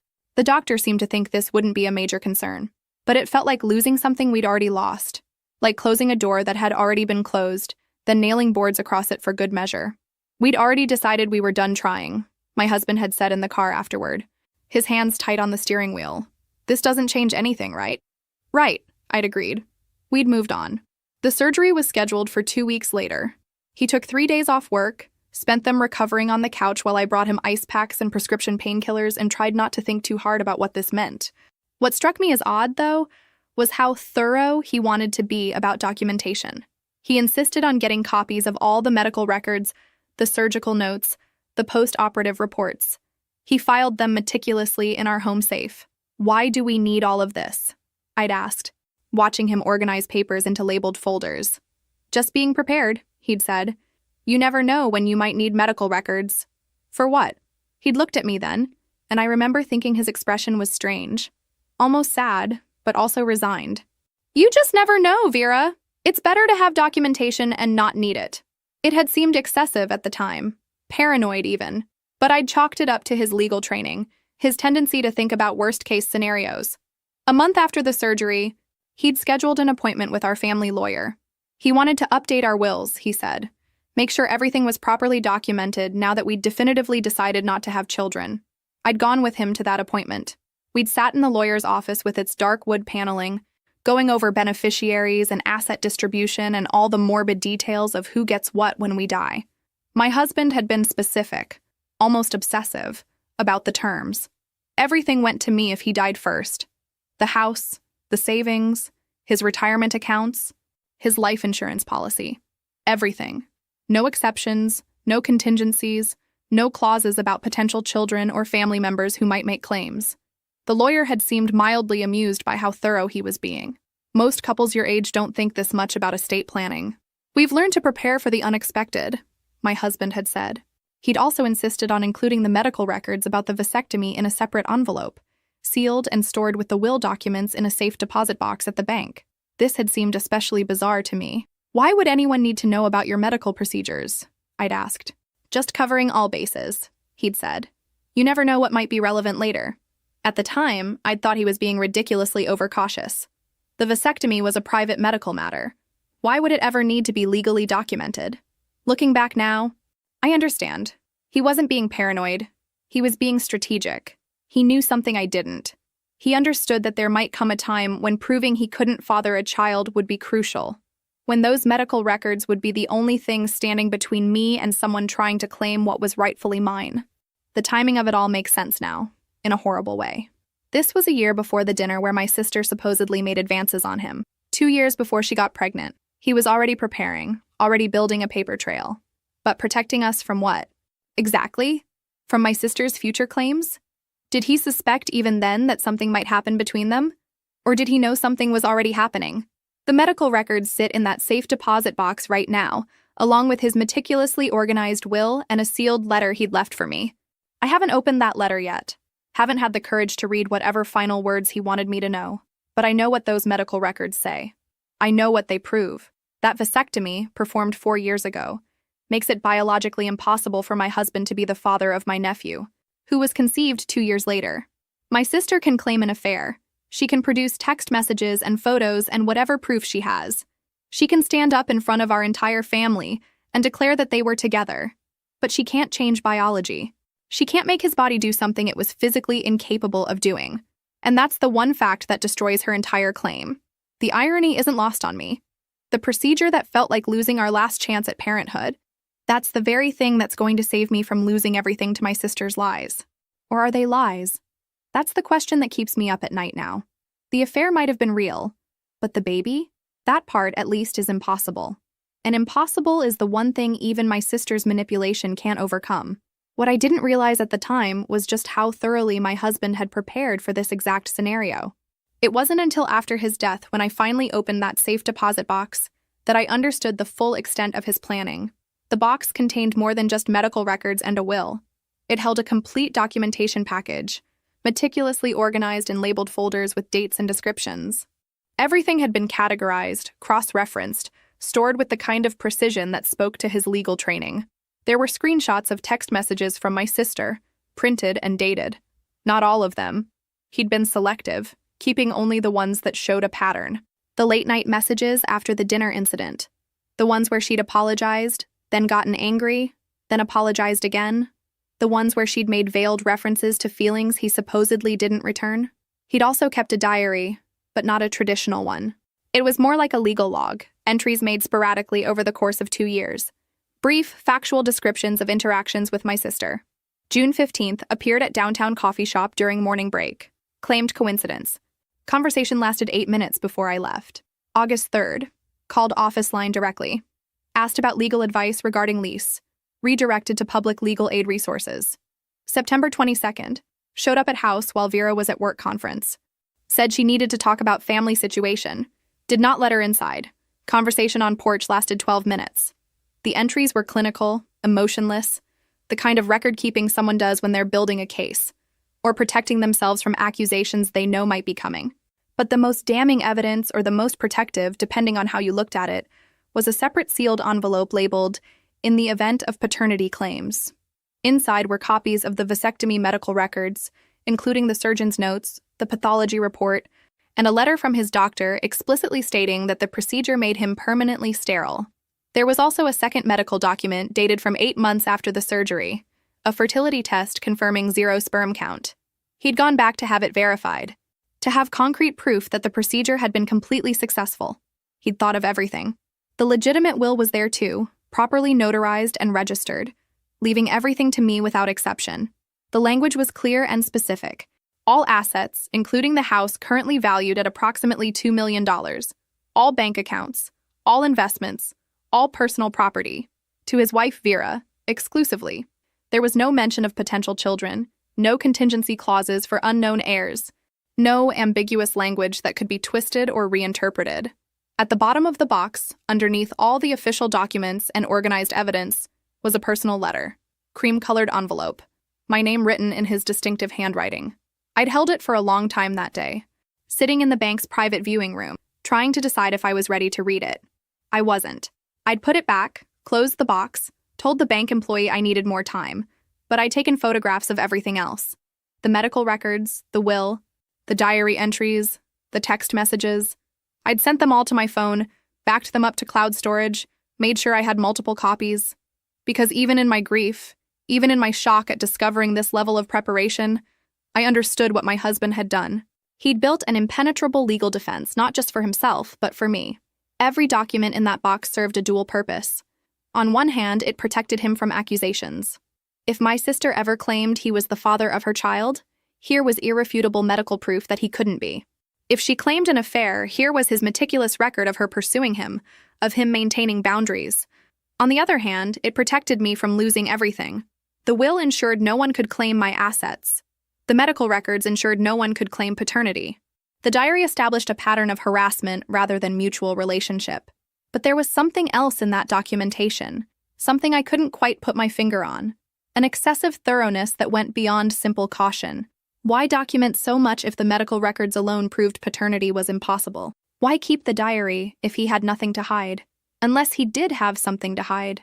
Unless the affair my sister claimed actually happened, and all this documentation wasn't about preventing false accusations, it was about managing true ones.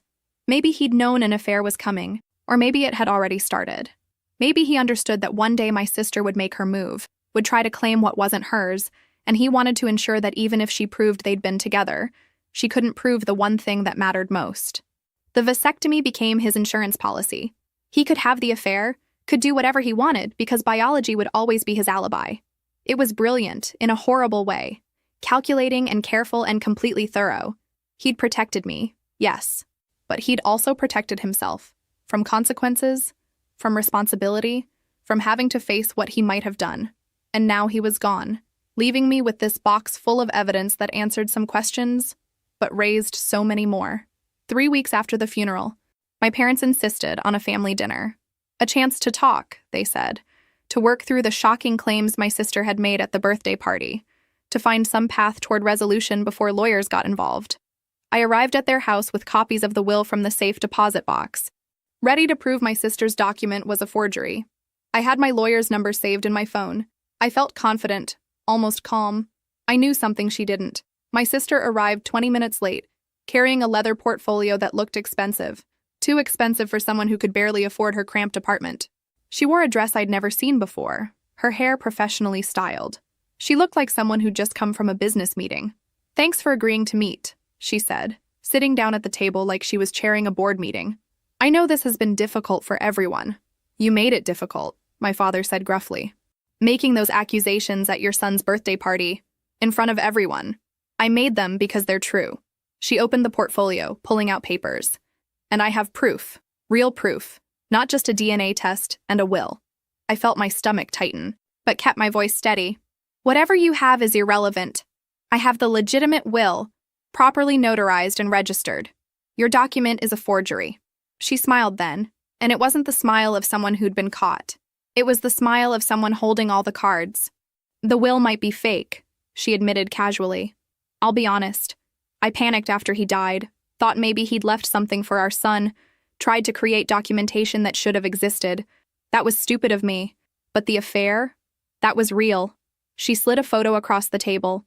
My hands shook as I picked it up. It was my husband and my sister, sitting close together in what looked like a restaurant booth. His arm was around her shoulders. She was leaning into him, laughing. They looked comfortable together, intimate. "That's from 8 months ago," she said. "We went to that little Italian place on the east side, the one you always said was too far to drive to." My mother made a small sound, something between a gasp and a sob. "That could be innocent," I said, but my voice sounded hollow. "You could have run into each other. There are more." She pulled out another photo, then another. My husband and my sister walking together through a park, sitting in his car, visible through the windshield, standing close outside what looked like a hotel. My father pushed his chair back from the table. "This isn't possible." "It would. It did." She reached into the portfolio again, pulling out a phone. Not her regular phone. This one was older, a basic model. "And I can prove it." She unlocked it and turned the screen toward me. Text messages filled the display, conversations between two numbers I didn't recognize. But I recognized the writing style, the particular way my husband phrased things. "I miss you already. Last night was incredible. Can't stop thinking about you. When can I see you again?" "She's at that conference in Atlanta until Friday. We could have the whole weekend." That last one made my vision blur. I'd been at a conference in Atlanta 7 months ago. 3 days of presentations. I'd called him every night, told him I missed him, looked forward to coming home, and while I was gone, he'd been making plans with my sister. "Keep scrolling," she said, her voice almost gentle now, almost pitying. I didn't want to scroll, but my fingers moved anyway, swiping through conversation after conversation, plans to meet, complaints about having to hide, declarations that this was real, that what they had mattered. "This is the phone he used to contact me," my sister explained. "He kept it in his desk at work, brought it home sometimes when he knew you'd be out. We were careful." I looked up at her, and I saw something in her face I hadn't expected. Not triumph. Something closer to sadness. "Why?" It was all I could manage to say. She shrugged, and the casual gesture felt like another knife. "It just happened." Started as texting after that dinner where I supposedly threw myself at him, except that's not really what happened. We'd been flirting for months before that. The dinner was just when it became physical. "You're lying." "I'm not.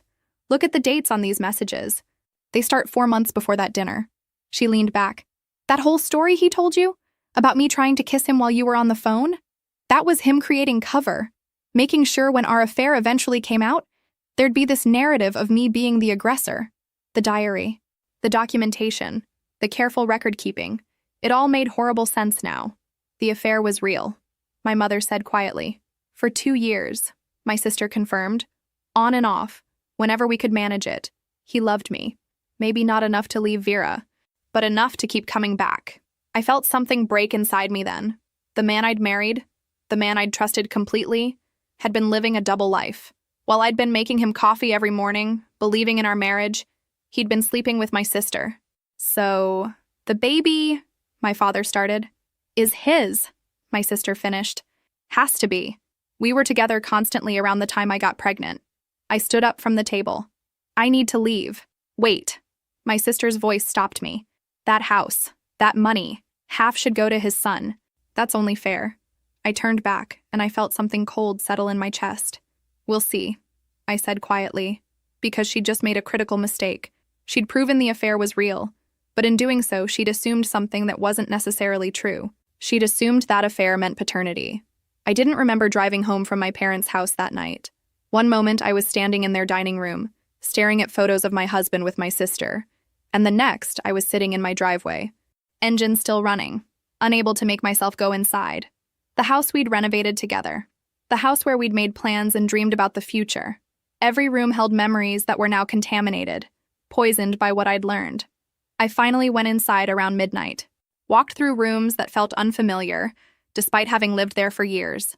The kitchen where we'd cooked together, the living room where we'd watched movies on Friday nights, the bedroom where I'd slept beside a man I thought I knew. I'd been grieving for a person who never existed. The faithful husband, the man who'd stood by me through infertility treatments, who'd held my hand through miscarriages. That man was a fiction, a performance he'd maintained while secretly carrying on with my sister. I couldn't sleep, couldn't eat.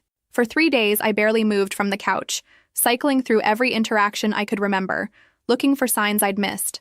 The times he'd worked late, the weekend he'd gone to that work conference that now, thinking back, I wasn't sure had ever really happened. How many times had I been in that Atlanta hotel room, calling to say goodnight, while he was making plans to spend the weekend with her? In our house? In our bed? My mother called repeatedly. My father texted, asking if I was okay. I didn't respond. What was there to say? The photos kept replaying in my mind. The easy intimacy between them, the way they looked comfortable together. My sister had been right about one thing. He'd loved her.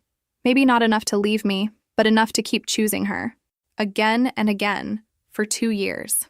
I thought about the barbecue where I'd caught them standing close together, her hand on his arm. I'd asked him about it that night, and he'd lied so easily. How many other times had he lied? How many conversations had been complete fiction? The diary entries in the safe deposit box took on new meaning now. Those clinical, factual descriptions of my sister showing up places, they weren't documentation of harassment. They were documentation of an affair, carefully worded to sound innocent. Appeared at downtown coffee shop really meant they'd planned to meet there. Conversation on porch lasted 12 minutes was probably a fight about when they could see each other next. He'd been so smart about it, so careful. Every interaction documented in a way that made him look like the victim. The perfect cover story. And I'd believed it. Defended him. Took his side against my own sister. On the 4th day, I finally showered. Forced myself to eat something. My lawyer had left 2 voicemails asking about next steps. I couldn't bring myself to call back. What was I fighting for anymore? A house full of lies? Money that represented years of a marriage built on betrayal? Maybe my sister was right. Maybe she deserved half. She'd given him something I couldn't. A relationship without the weight of infertility, without the grief and disappointment. She'd been the escape from our complicated reality. I was sitting in the reading nook we'd built where the nursery should have been, looking out at the rose bushes he'd planted, when something shifted. A small, hard knot of anger that had been growing beneath the grief suddenly surfaced. My sister had slept with my husband for 2 years, had come to our house, sat at our table, held her baby while looking me in the eye and pretending to be family. She'd watched me grieve, watched me struggle with infertility, watched me put my life back together, and the whole time she was sleeping with him. And now she wanted half of what I had left, wanted to profit from her betrayal, to use the child she'd conceived while destroying my marriage as leverage to take my home. The rage was clean and sharp, cutting through the depression like a knife. My husband had betrayed me, yes. He'd lied and cheated and lived a double life. But he was dead. I couldn't confront him, couldn't make him face what he'd done. But my sister was very much alive. And she'd made a critical error in her planning. She'd assumed the affair meant paternity. Assumed that because they'd been sleeping together, the baby must be his. It was a logical assumption, given the circumstances. But assumptions don't hold up in court. And biology doesn't care about logic or probability or how often people were together. I picked up my phone and finally called my lawyer back. "I need to see you," I said when he answered. "I have evidence about my husband's medical history. Something my sister doesn't know about." "What kind of evidence?" "The kind that proves her entire claim is impossible. No matter what else is true, no matter what actually happened between them. The baby isn't his. Can't be his. and I can prove it. There was a pause on the other end of the line. That changes everything. Yes, I said, looking around the room at all the renovations we'd done together. It does. My sister had won the affair. She'd gotten 2 years with my husband, had whatever relationship they'd built in secret. She'd taken something from me that could never be returned. But she wasn't going to take my house, wasn't going to profit from her betrayal. Because for all his lies, my husband had left me one final gift, medical proof that made paternity impossible, and I was going to use it. 2 days after calling my lawyer, I finally returned to the safe deposit box. I'd been avoiding it since that first visit, unable to face the documents my husband had so carefully compiled. Now I needed everything in there, not just the legal documents, but also the letter I'd been too afraid to read. The bank employee led me to the same private viewing room. I sat for a long moment before opening it, bracing myself. The medical records were on top. I pulled them out and read through them carefully this time, noting every detail. The surgical report from 4 years ago. The urologist's notes about the procedure being medically necessary. The follow-up appointment 8 months later confirming 0 sperm count. 4 years ago. My nephew had just turned 1, which meant he'd been conceived approximately 2 years ago. 2 years after the vasectomy that made my husband permanently sterile. The timeline was irrefutable. The biology was absolute. Beneath the medical records was the letter. I held it for a long time before finally opening it. Vera, it began, if you're reading this, I'm gone, and I'm sorry you're facing whatever comes next without me. I know I haven't been the husband you deserved. I know I've made choices that would hurt you if you knew about them. But I need you to understand that everything in this box is meant to protect you. The will is legitimate. The medical records are accurate. Whatever anyone claims, whatever accusations they make, you have proof of the truth. The house is yours. The money is yours. Everything we built together is yours. Don't let anyone take it from you. Don't let guilt or grief or family obligation make you give up what's rightfully yours. I'm sorry for the pain I've caused. But I'm not sorry for making sure you'd be protected. I loved you, Vera. In my own flawed way, I did love you. I read it 3 times, trying to find meaning between the lines. He knew about the affair. Obviously, he was part of it. He knew my sister might try to claim paternity. He knew I'd need this documentation. But what the letter didn't say was almost more revealing. No confession of the affair. No apology for the specific betrayal. Just vague acknowledgement of choices and pain without naming what he'd actually done. Even in death, he couldn't quite bring himself to be fully honest. I gathered all the medical records and copies of the will, put everything in my bag. Then I drove straight to my lawyer's office. He was a man in his 50s who'd handled our estate planning from the beginning. I'd called ahead, so he was expecting me, had blocked off his afternoon. I spread everything on his conference table. The medical records, the will, the documentation my husband had compiled. Then I told him about the family dinner, about my sister's proof of the affair, about her claim that the baby was my husband's. He listened without interrupting, occasionally making notes. When I finished, he spent several minutes reviewing the medical records, cross-referencing dates. This is remarkably thorough, he finally said. Your husband was very careful about documentation. Can she still claim paternity? Even with proof that they had an affair? She can claim it, but she can't prove it. These medical records are unambiguous. A vasectomy of this type, performed this long ago, with follow-up confirmation of sterility, there's no legal or medical argument that could override this evidence. He tapped the pathology report. The affair is irrelevant to the inheritance question. She could produce 1,000 photos and it wouldn't matter. Biology is biology. So the house stays mine. Completely. The will is legitimate and properly executed. Even if the baby were his, which these records prove is impossible, your husband left explicit instructions that everything goes to you. He paused. She has no legal standing because she can't establish paternity. I felt something loosen in my chest. What happens when I show her this? I'd recommend we approach it strategically. Request a DNA test using samples from your late husband, hair from a brush, clothing he wore. Present it as fairness, as giving her a chance to prove her claim. She'll likely agree, confident in the outcome. And when it comes back negative, then we have grounds for a fraud claim, given that she presented a forged will. But honestly, I suspect once the DNA results are clear, she'll back down entirely. We spent another hour discussing strategy, timelines. He'd draft a formal letter proposing the DNA test. It was a trap, and we both knew it. She'd walk right into it, convinced by 2 years of an affair that paternity was guaranteed. She'd see the test as a formality, something that would finally prove she was right. She'd assumed that affair meant paternity, that sleeping together automatically meant the child was his. But biology didn't work on assumptions, and her logic had one fatal flaw.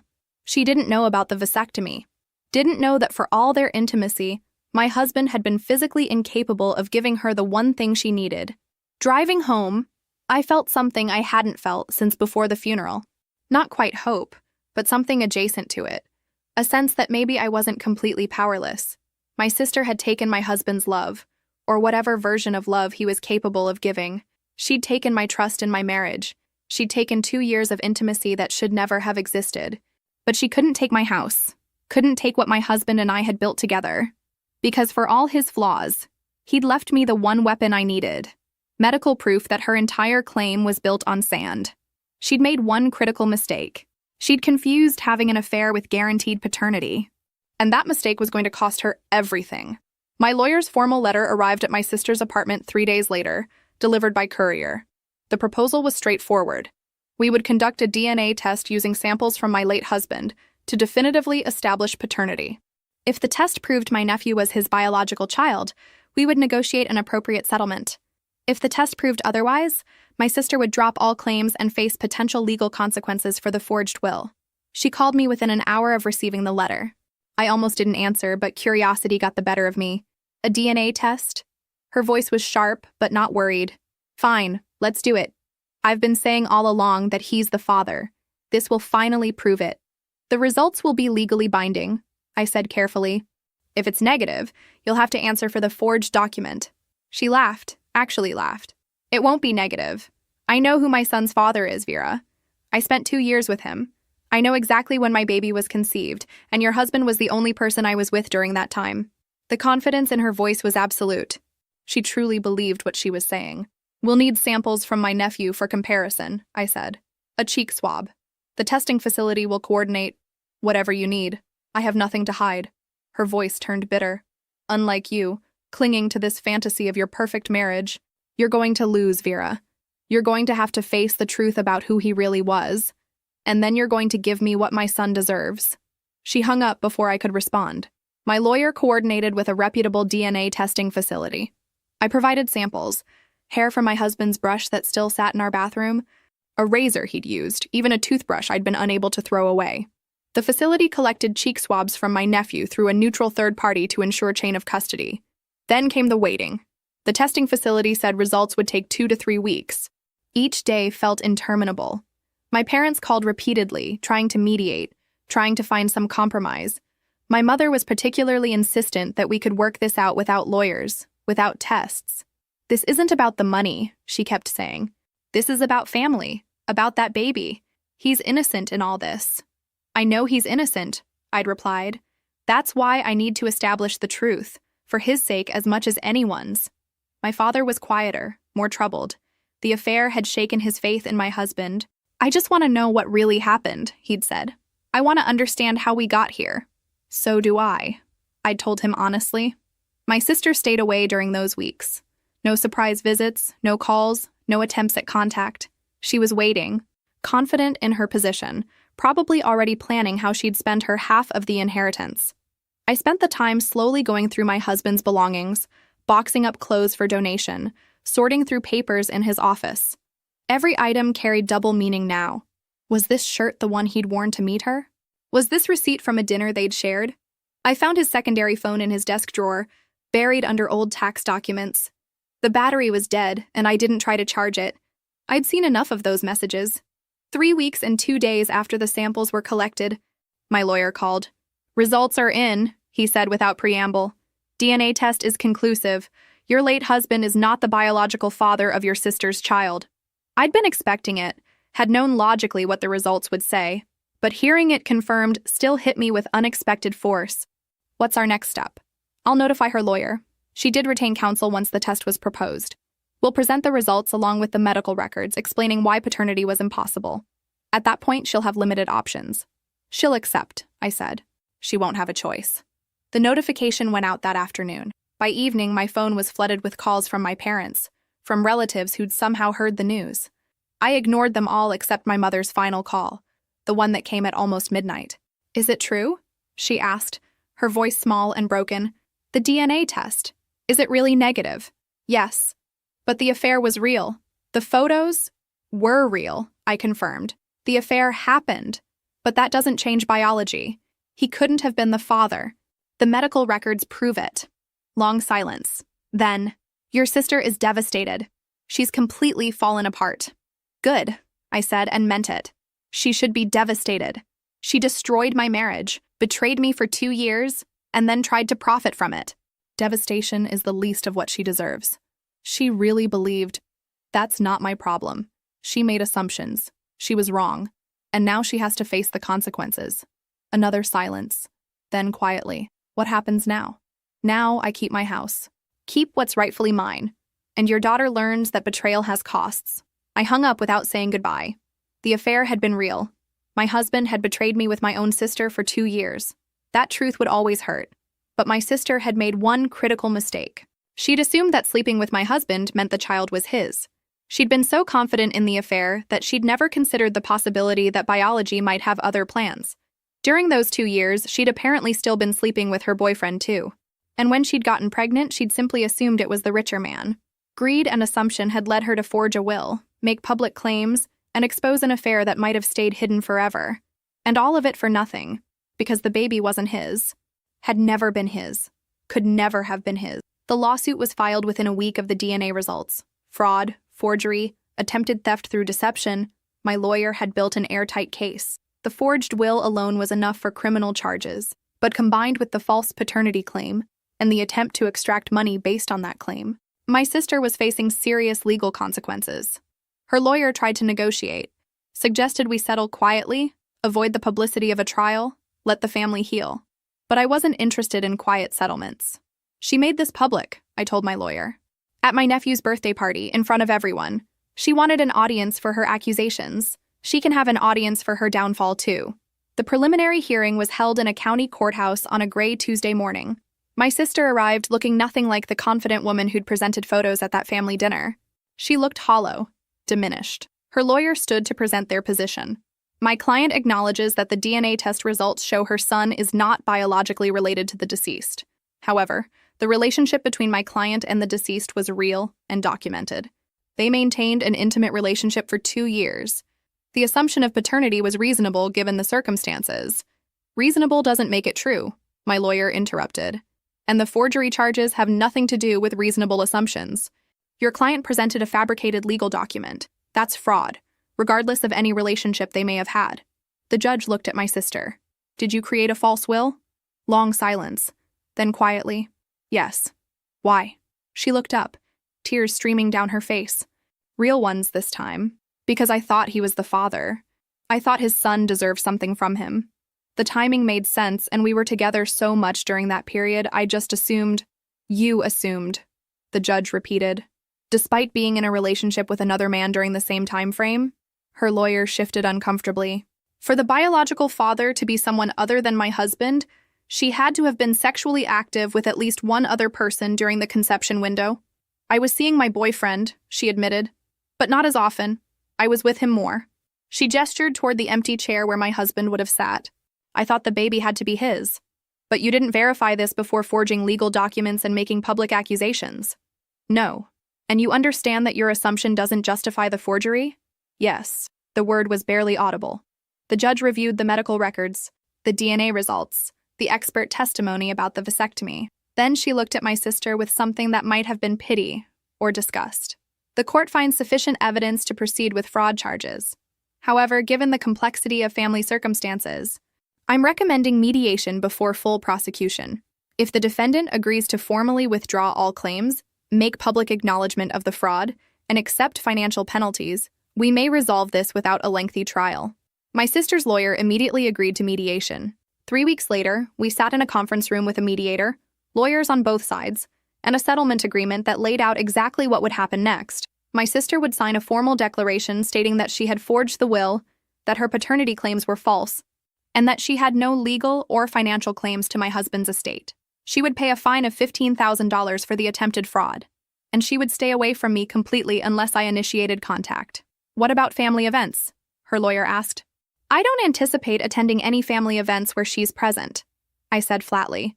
And if circumstances require we be in the same place, she stays on her side of the room, and I stay on mine. My mother, who'd shown up uninvited to the mediation, made a small sound of protest. This is tearing our family apart. She tore it apart, I said, not looking at her. She slept with my husband for 2 years.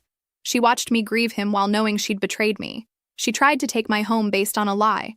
Don't talk to me about tearing families apart. My sister signed the documents without speaking, her hand shaking. When everything was finalized, she finally looked at me. I really thought he was the father, she said. The affair was real. What we had was real. I wasn't making that up. The affair was real, I agreed. And so was your betrayal. So was your decision to use that affair to try to take what didn't belong to you. The fact that you were wrong about paternity doesn't make any of that better. It just makes you stupid in addition to cruel. She flinched. Good. I wanted her to feel every word. I know you won't forgive me, she continued, voice breaking. But I need you to understand. I loved him. It wasn't just about money. I don't care, I interrupted. I don't care what you felt. You could have loved him completely, and it still wouldn't excuse what you did to me. I took nothing you really had, she shot back, anger flashing. He was already gone from your marriage. He was with me because he wanted to be. He was with you because you were easy, I said coldly. Because you were there and willing and too stupid to ask questions. He protected me even while betraying me, left me everything, documented everything. What does that tell you about how much he valued what you had together?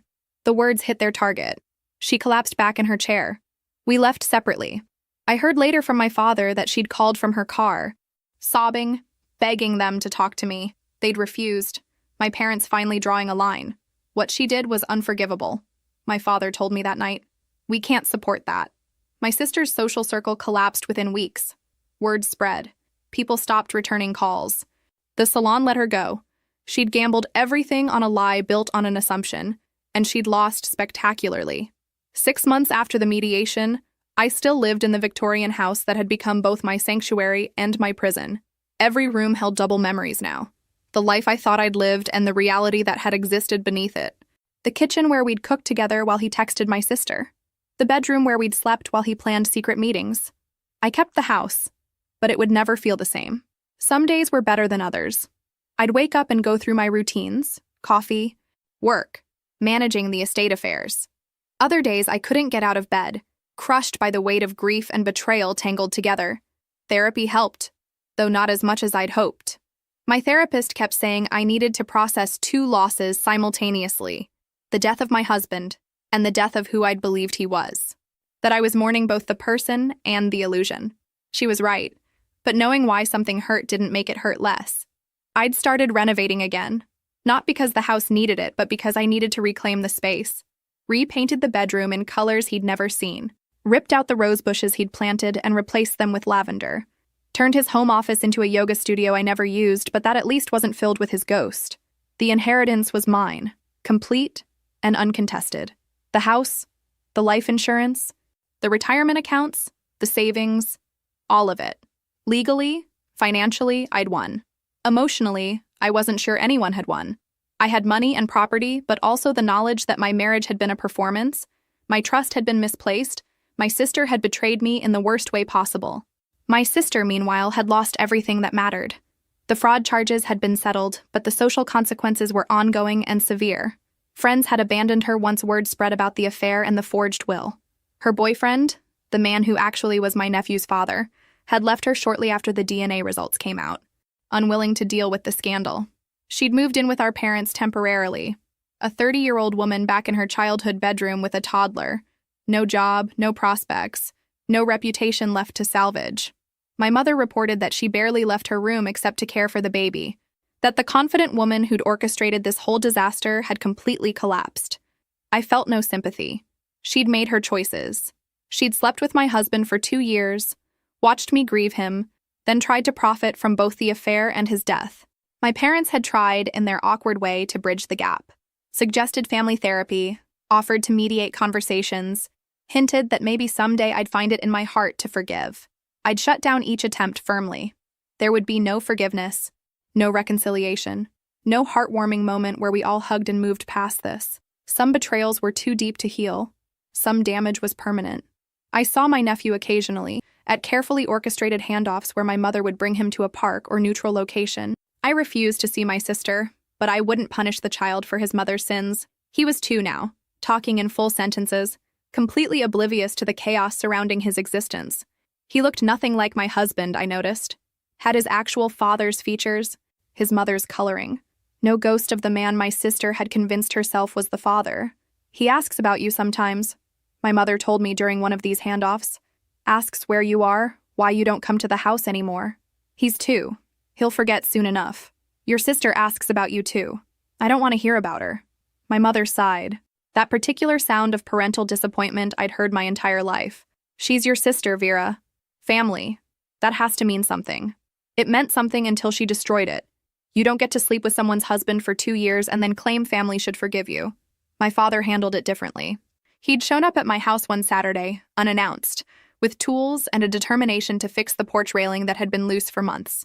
We'd worked in silence for a while before he finally spoke. I failed you, he'd said, not looking at me. Let your sister get away with too much for too long. Yes, I'd agreed. No point in pretending otherwise. If I could go back, you can't. So this is what we have instead. We'd finished the repair without discussing it further. He'd hugged me before leaving, holding on longer than usual. The sealed letter from my husband, the one I'd read in the safe deposit box, stayed with me. I'd memorized every word. I loved you, Vera. In my own flawed way, I did love you. Maybe he had. Maybe in between the lies and the affair and all the betrayal, there had been some genuine feeling, or maybe that was just another lie. I'd never know. That was the worst part. All the questions I'd never get answers to. Why her? Why 2 years? Why stay married to me while pursuing her? The documentation he'd left behind protected me financially but answered nothing emotionally. He'd been strategic enough to get a vasectomy, careful enough to document it thoroughly, smart enough to know it might matter someday. But he hadn't been honest enough to end our marriage before starting something with my sister. So I had his money and his house and his careful legal protections. What I didn't have was closure or understanding.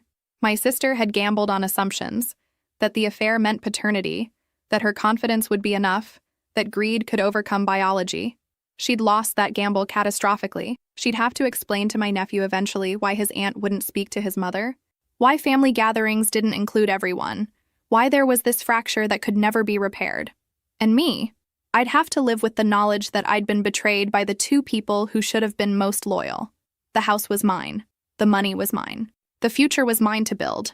But it would be built on ashes of trust that could never be restored, in a family that would never heal, carrying scars that would never fade. My sister had learned that greed has costs, that assumptions aren't facts, that betrayal destroys everything. I'd learned that love and loyalty weren't guarantees, that family could hurt you worse than strangers, that sometimes the only protection you have is documentation and biology and the cold comfort of being legally right even when emotionally devastated. We'd both learned our lessons. Neither of us had won, but at least I still had the house. My girlfriend texted, "I'm flying to meet my online boyfriend for Valentine's." I replied, "What?" Then I canceled the credit cards and left her stranded at the airport. When she called from a payphone crying. Original post I, 31 male, got the text at 11 a.m. on February 12th while I was at work. My girlfriend Madison, 29, and I had been together for 4 years, living together for the last 2. The text read, "Hey babe, just so you know, I'm flying out to meet Derek this afternoon. He's my online boyfriend. We've been talking for 6 months. Need to spend Valentine's with someone who actually gets me. Back Sunday night. Don't wait up." I literally stared at my phone for a solid minute, read it 3 times, then typed back, "What?" She responded immediately, "You heard me. This relationship isn't working. Derek understands me emotionally in ways you never could. I deserve to explore this connection. You're too controlling anyway." Controlling? Because I asked her to contribute to rent last month? Because I suggested she get a job after being unemployed for 8 months? Here's the kicker. She was using my credit card to book this flight. The supplementary card I'd given her for emergencies that she'd been using for DoorDash and online shopping. I could see the pending charge on my banking app, $487 to the airline. I didn't respond to her text. Instead, I called my credit card company, reported the card lost, canceled it immediately, removed her as an authorized user on all my accounts. Changed my Amazon Prime password, she was always ordering stuff. Called my phone carrier, removed her line from my family plan. The whole process took maybe 20 minutes. Then I went back to work. My coworker Jerome noticed I was off. "You good, man?" "Just found out my girlfriend has an online boyfriend she's flying to meet, on my dime." "Bro? What?" "Yeah, apparently I'm too controlling because I want her to pay half the rent." 2 hours later, my phone rang. Unknown number. "Hello? What did you do?" Madison's voice near hysteric. "Madison, where are you calling from?" "A payphone at the airport. My card got declined. They wouldn't let me board. The Uber app says my payment method is invalid." "What did you do?" "I canceled the cards. You said you're going to meet your boyfriend. Why would I pay for that?" "Because I don't have any money. You know that." "Then maybe you shouldn't have planned a trip to meet another man." Derek isn't just another man. We have a deep emotional connection, something you'd never understand because you only care about money and bills and stupid adult stuff. I actually laughed. Stupid adult stuff? Like keeping a roof over your head? This is abusive. You're financially abusing me. I'm stuck here. Call Derek. I'm sure he'll help his girlfriend out. He can't. He's between jobs right now. Of course he was. Call your mom then, or your sister. Not my problem anymore. You can't just abandon me at the airport. You literally just texted me that you're flying to spend Valentine's with another man. You abandoned this relationship. I'm just making it official. She started crying. "Please, just let me come home and we can talk about this." "Home? You mean my apartment that you don't contribute to?" "Our apartment. Check the lease. It's just my name, has been since day one." "I can't believe you're doing this to me. After everything." "After everything? You mean after I supported you for 8 months? After I paid for everything while you found yourself? After you secretly got an online boyfriend?" "It's not secret. I just told you." 6 months, Madison. You said you've been talking for 6 months. That's half a year of lying. It wasn't lying. It was exploring my options. I hung up. Update 1, later that night. She got home around 8 p.m. Her sister Brittany drove her, and boy was Brittany pissed. At me, somehow. I'd already changed the locks. My landlord's actually cool and did it as an emergency favor when I explained the situation. Watching them try the key through my Ring doorbell was something. Bang, bang, bang on the door. "Open this door right now." That was Brittany. I opened it, but kept the chain on. "Hey Brittany. Don't you hate me?" What kind of man leaves a woman stranded at the airport? The kind whose girlfriend was flying to meet another man, on his credit card. Madison pushed forward. "Baby, please, let me explain. Derek means nothing. You literally said he's your boyfriend. Online boyfriend, it's different. It's like emotional support. That's called cheating, Madison." Brittany jumped in. "She made a mistake. Everyone makes mistakes. You're seriously going to throw away 4 years over this?" "She threw it away when she started her online affair. I'm just taking out the trash." Madison gasped. "I am not trash." "No, but your behavior is. This is illegal." Brittany pulled out her phone. "You can't just lock her out. She lives here. She's not on the lease. Never was. She's a guest who's no longer welcome. She's a tenant. She has rights. She doesn't pay rent. Never has. That makes her a guest in this state. Look it up." I'd actually researched this while waiting for them to show up. Knew my rights. Madison started ugly crying. "Where am I supposed to go? Brittany's? Your mom's? Derek's? Derek lives with his mom in another state." Shocking.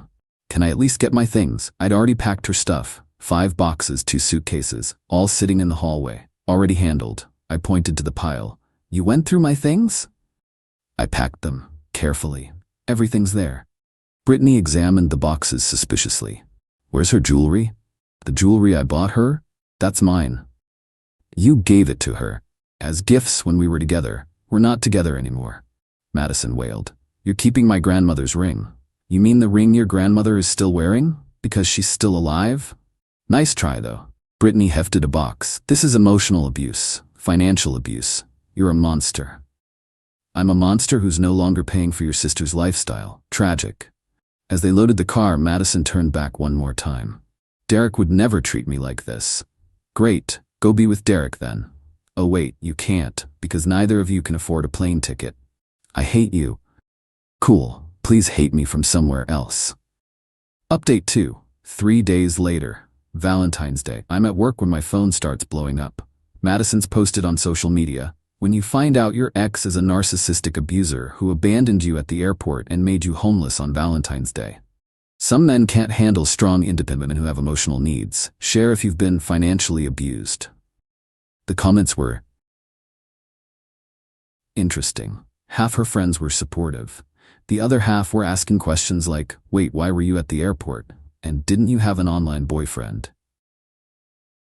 Then Madison's mom, Darlene, called me. We'd always gotten along okay. "Danny, what's this? I'm hearing about you making Madison homeless?" "Hi, Darlene. Did she tell you about Derek?" "Who's Derek?" "Her online boyfriend of 6 months, the one she was flying to spend Valentine's with on my credit card." Long pause. She said, "What now?" I forwarded her the original text. The line went quiet for so long I thought she'd hung up. "That little," and she told me you were cheating. Nope, just paying all her bills while she sexted some unemployed dude online. He's unemployed too? Apparently. Jesus Christ, I raised an idiot. I mean, she's staying with Brittany. Brittany's already complaining. Madison won't get a job, won't help around the house, just sits on her phone talking to this Derek character. Sounds about right. Danny, I'm sorry. I really am. We liked you. Thanks, Darlene. She's trying to get her daddy to pay for a plane ticket. He said no. I said hell no. Small victories. That afternoon, got a text from an unknown number. "Hi, this is Derek. Madison gave me your number. I think we should talk, man, about this situation." I screenshot it and sent it to my group chat. The boys were dying. I responded, "No thanks. You can have her. You don't understand our connection. I don't care about your connection. She says you're holding her stuff hostage. She has all her stuff. She says you kept valuable items that belonged to her. Everything I kept, I paid for. That's not very gentlemanly. Neither is sexting another man's girlfriend for 6 months, yet here we are. Madison says you're abusive. Madison says a lot of things. How's that working out for you? You gonna buy her that plane ticket?" No response. Guess Derek's mom said no too. Update 3. 1 week later. The extinction burst, as they call it, came exactly 1 week after the airport incident. First, Madison tried to break into the apartment at 2 a.m. She still had her key fob for the building entrance, but not the apartment key. My Ring doorbell caught her trying to jimmy the lock with a credit card. Whose credit card, I wonder? She gave up after 10 minutes and left a note. "We need to talk. You're being unreasonable. Derek and I are just friends now. Please give us another chance. I love you." Just friends already? That was fast. Next morning, I get a call from my HR department. Someone filed an anonymous complaint saying I was bragging about making a woman homeless and creating a hostile work environment. My manager Brad called me in. "Danny, what's going on?" I showed him everything. The texts, the doorbell footage, the whole mess. "Jesus, your ex is psycho." "Yeah. We'll note this as a personal matter. Try to keep it out of the office." "Already am. Jerome's the only one who knows." "Cool. Sorry you're dealing with this, man." Then came the desperate measures. Madison created a GoFundMe. "Help me escape my abusive ex and start fresh." The description was a masterpiece of fiction. According to her, I'd been emotionally abusive for years, controlled all the money, isolated her from friends and family, and when she tried to leave, I sabotaged her escape and made her homeless. Goal: $5,000. She raised $73, all from Brittany. The comment section turned into a battlefield when one of my buddies posted, "Didn't you cheat on him with some online dude?"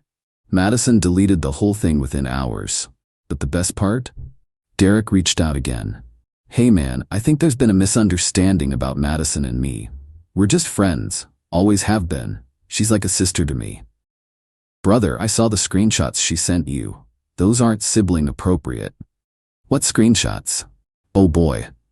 Madison had been sending him nudes and telling me they were having an emotional affair. But apparently Derek thought they were just friends. I forwarded him one of her texts to me about their deep romantic connection. His response: "WTF? She said you were separated. She said she was single. I have a girlfriend." "You have a girlfriend and you've been talking to Madison for 6 months? As friends, we play the same online game. My girlfriend knows about her." "Does your girlfriend know Madison thinks you're together?" "Holy shit, no. BRB. An hour later, Madison called from Brittany's phone, screaming, "You ruined everything." Derek blocked me. His girlfriend messaged me, "You're evil." I just told him the truth. We were in love. He has a girlfriend, Madison. That's just someone he plays games with. No, that's his actual girlfriend of 2 years. You're the side chick who wasn't even a side chick. I am not a side chick. You're right, side chicks usually know they're side chicks. You're just delusional. She hung up. Brittany texted me an hour later. She won't stop crying. Please just talk to her. No, she's driving me insane. She's your sister. I'm kicking her out tomorrow if you don't take her back. Good luck with that. Update 4. 2 weeks later, the fallout was swift and brutal. Brittany did kick Madison out, but not before Madison borrowed Brittany's credit card for a shopping spree, told Brittany's boyfriend that Brittany was cheating. She wasn't. Broke Brittany's laptop accidentally. Madison moved back with her parents. That lasted exactly 3 days before her dad gave her an ultimatum. Get a job or get out. She chose option 3. Try to crawl back to me. The text started nice. Hey, can we talk? I miss you. I made a mistake. Then escalated. You owe me after everything I did for you. I decorated your apartment. I was there for you. Then turned nasty. You'll never find anyone like me. You're gonna die alone. I was the best thing in your pathetic life. I didn't respond to any of them. But I did screenshot everything for the restraining order I was considering. The Flying Monkey Brigade was in full effect. Her cousin reached out. Madison's really struggling. Can't you just help her out a little? She has nothing. She has what she's always had, nothing she's earned herself. That's cold. That's accurate. Her aunt tried. You lived together for 2 years. Doesn't that mean anything? It means I supported a leech for 2 years too long. She's not a leech. She's just finding herself. She found herself an online boyfriend. How'd that work out? Even Derek's girlfriend reached out. Hi, I'm Alyssa. Thank you for exposing Madison. Derek showed me everything. He thought she was just a gaming buddy. She was sending him inappropriate photos he never asked for. We're working through it, but I wanted you to know you did us a favor. No problem. Sorry you're dealing with this too. She's now messaging all his friends trying to break us up. The girl is unhinged. Yeah, that tracks. Update 5. 1 month later. Madison got a job at a coffee shop. Lasted 4 days before she was fired for giving away free drinks to make friends and showing up 2 hours late because mornings are hard. Her mom called me. Danny, I'm at my wit's end. She won't work, won't help around the house, just stays on her phone trying to find a new online boyfriend. Can you please just talk to her? Maybe it'll motivate her? Darlene, no disrespect, but Madison is 29 years old. She needs to figure her own life out. She says you ruined her life. She ruined her own life when she decided to cheat. The Derek thing wasn't even real. The betrayal was real. The lying was real. The entitlement is definitely real. What am I supposed to do with her? What you should have done years ago, stop enabling her. Darlene sighed. Her father wants to kick her out. Good. Danny. Darlene, she's never had consequences for anything. That's why she's like this. 2 days later, Madison was given 30 days to find her own place. The meltdown was spectacular. Brittany posted about it. They weren't speaking, but Brittany loved drama. My sister really just told our parents that kicking her out is abuse and threatened to call elder services. They're 52 and 54. I cannot. Madison tried one more Hail Mary. She showed up at my work. Security called me. There's a woman here, says she's your girlfriend? Ex-girlfriend. Do not let her in. She says it's an emergency. Unless she's literally dying, it's not my emergency. I watched on the security monitor as they escorted her out.